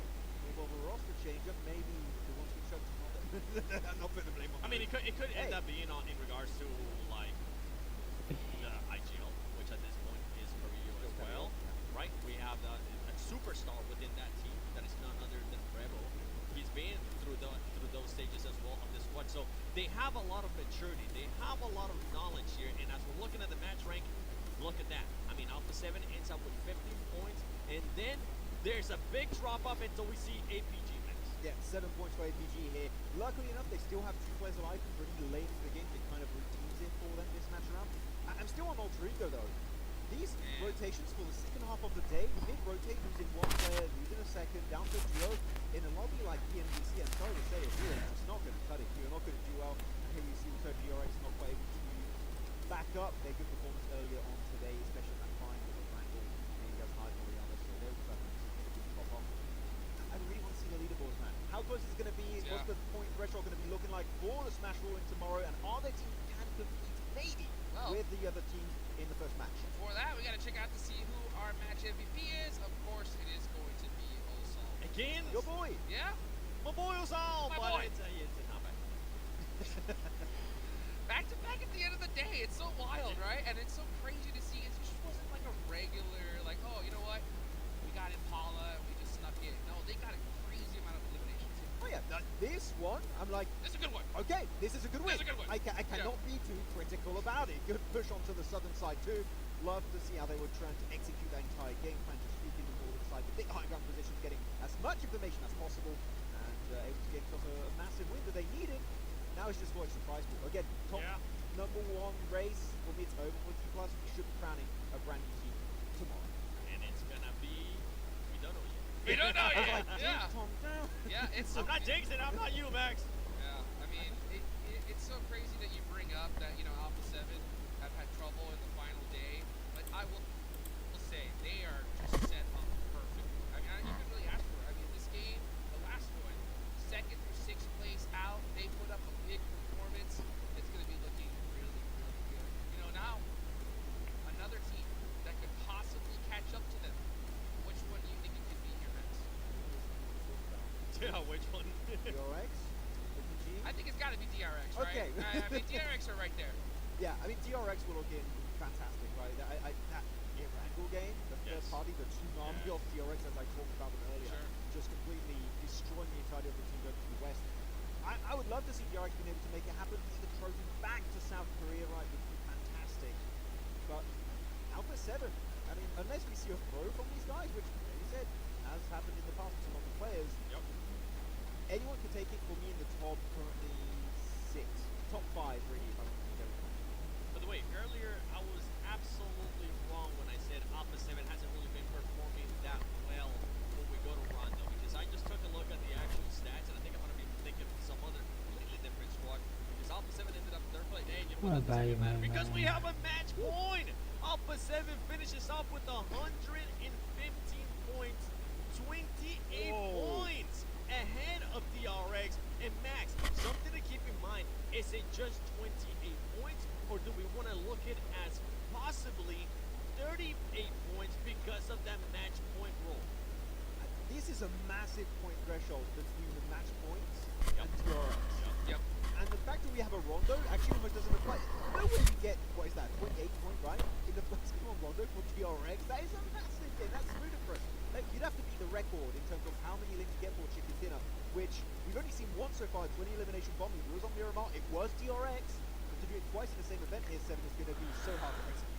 Yeah, and the reason why I wanted to correct myself in regards to Alpha 7's performances in Rondo is because they just need to get those 10 points, and so far, every single Rondo that we have played, they have been able to get those 10 points or more. And your daily MVP, Juice, no surprise there.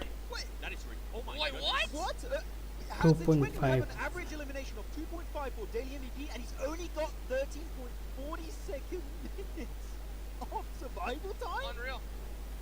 That's got to be a world record in terms of how low survival time is for daily MVP. That is mental. It's so crazy. Every single time we got to see their cameras, we just saw frustration, right? Because they look to have so much success at times, but just little tiny things would just punish them. So, I mean, yeah, Rosemary, daily MVP, but you know, they're just not that happy, coming into the final day. But man, when we look at that smash point rule, that is going to be a crazy thing here. Now, to remind everybody, right, you have to end the game passing that threshold and then win the next chicken dinner in order to end the game. So if Alpha 7 get 10 points on Rondo, win the first Erangel, this tournament's over, they're champions. It's going to be tense. The fact that we only have 2 games possibly is kind of a crazy setup. Actually, I'm going to have a little bit of theory here for Alpha 7 Combo. Play it slow. Play it very slow. Just get into the late game, 10 points, and then you're ready. Yes, yes indeed. Well, for the last time, of course, we got to give a big thank you to the Infinix GT30 series, the official gaming phone of 2025 PMGC, engineered for performance, precision, and victory. Go get yours today so you guys can outplay the rest. Also, again, make your championship predictions. If you don't do it today, it's going to be too late because today is the final day to predict your champions. And I'll tell you what, I mean, there's some definitely some big names here that you can pick. Actually, what was that? I had to call my Infinix. On the Infinix. I had to call my Infinix, sorry. What were you saying, Juice? Absolutely. We got distracted with the Infinix. Look, last day of the prediction game, you know, everybody that's popping in game, make sure you do it. I'll tell you what, if you pick Alpha 7 DRX, I think you're going to be looking pretty good. Oh, yeah. I mean, DRX. I'm going to be pretty happy if they could win it. Maybe. I don't want to jinx it. Not biased at all. Oh, yeah. DRX. I think, even though they're currently at a 28-point gap to first place and 38 points to the Smash Roll, I'm confident. And honestly, with the way that team has been able to play so far in this GMC, especially when we're talking about Ron, especially when we're talking about Erangel, that is one team that could take the challenge to Alpha 7 as well. For me, tomorrow comes down to what is Alpha 7 going to be doing and how they're going to be adjusting themselves to some of the other teams, right? Because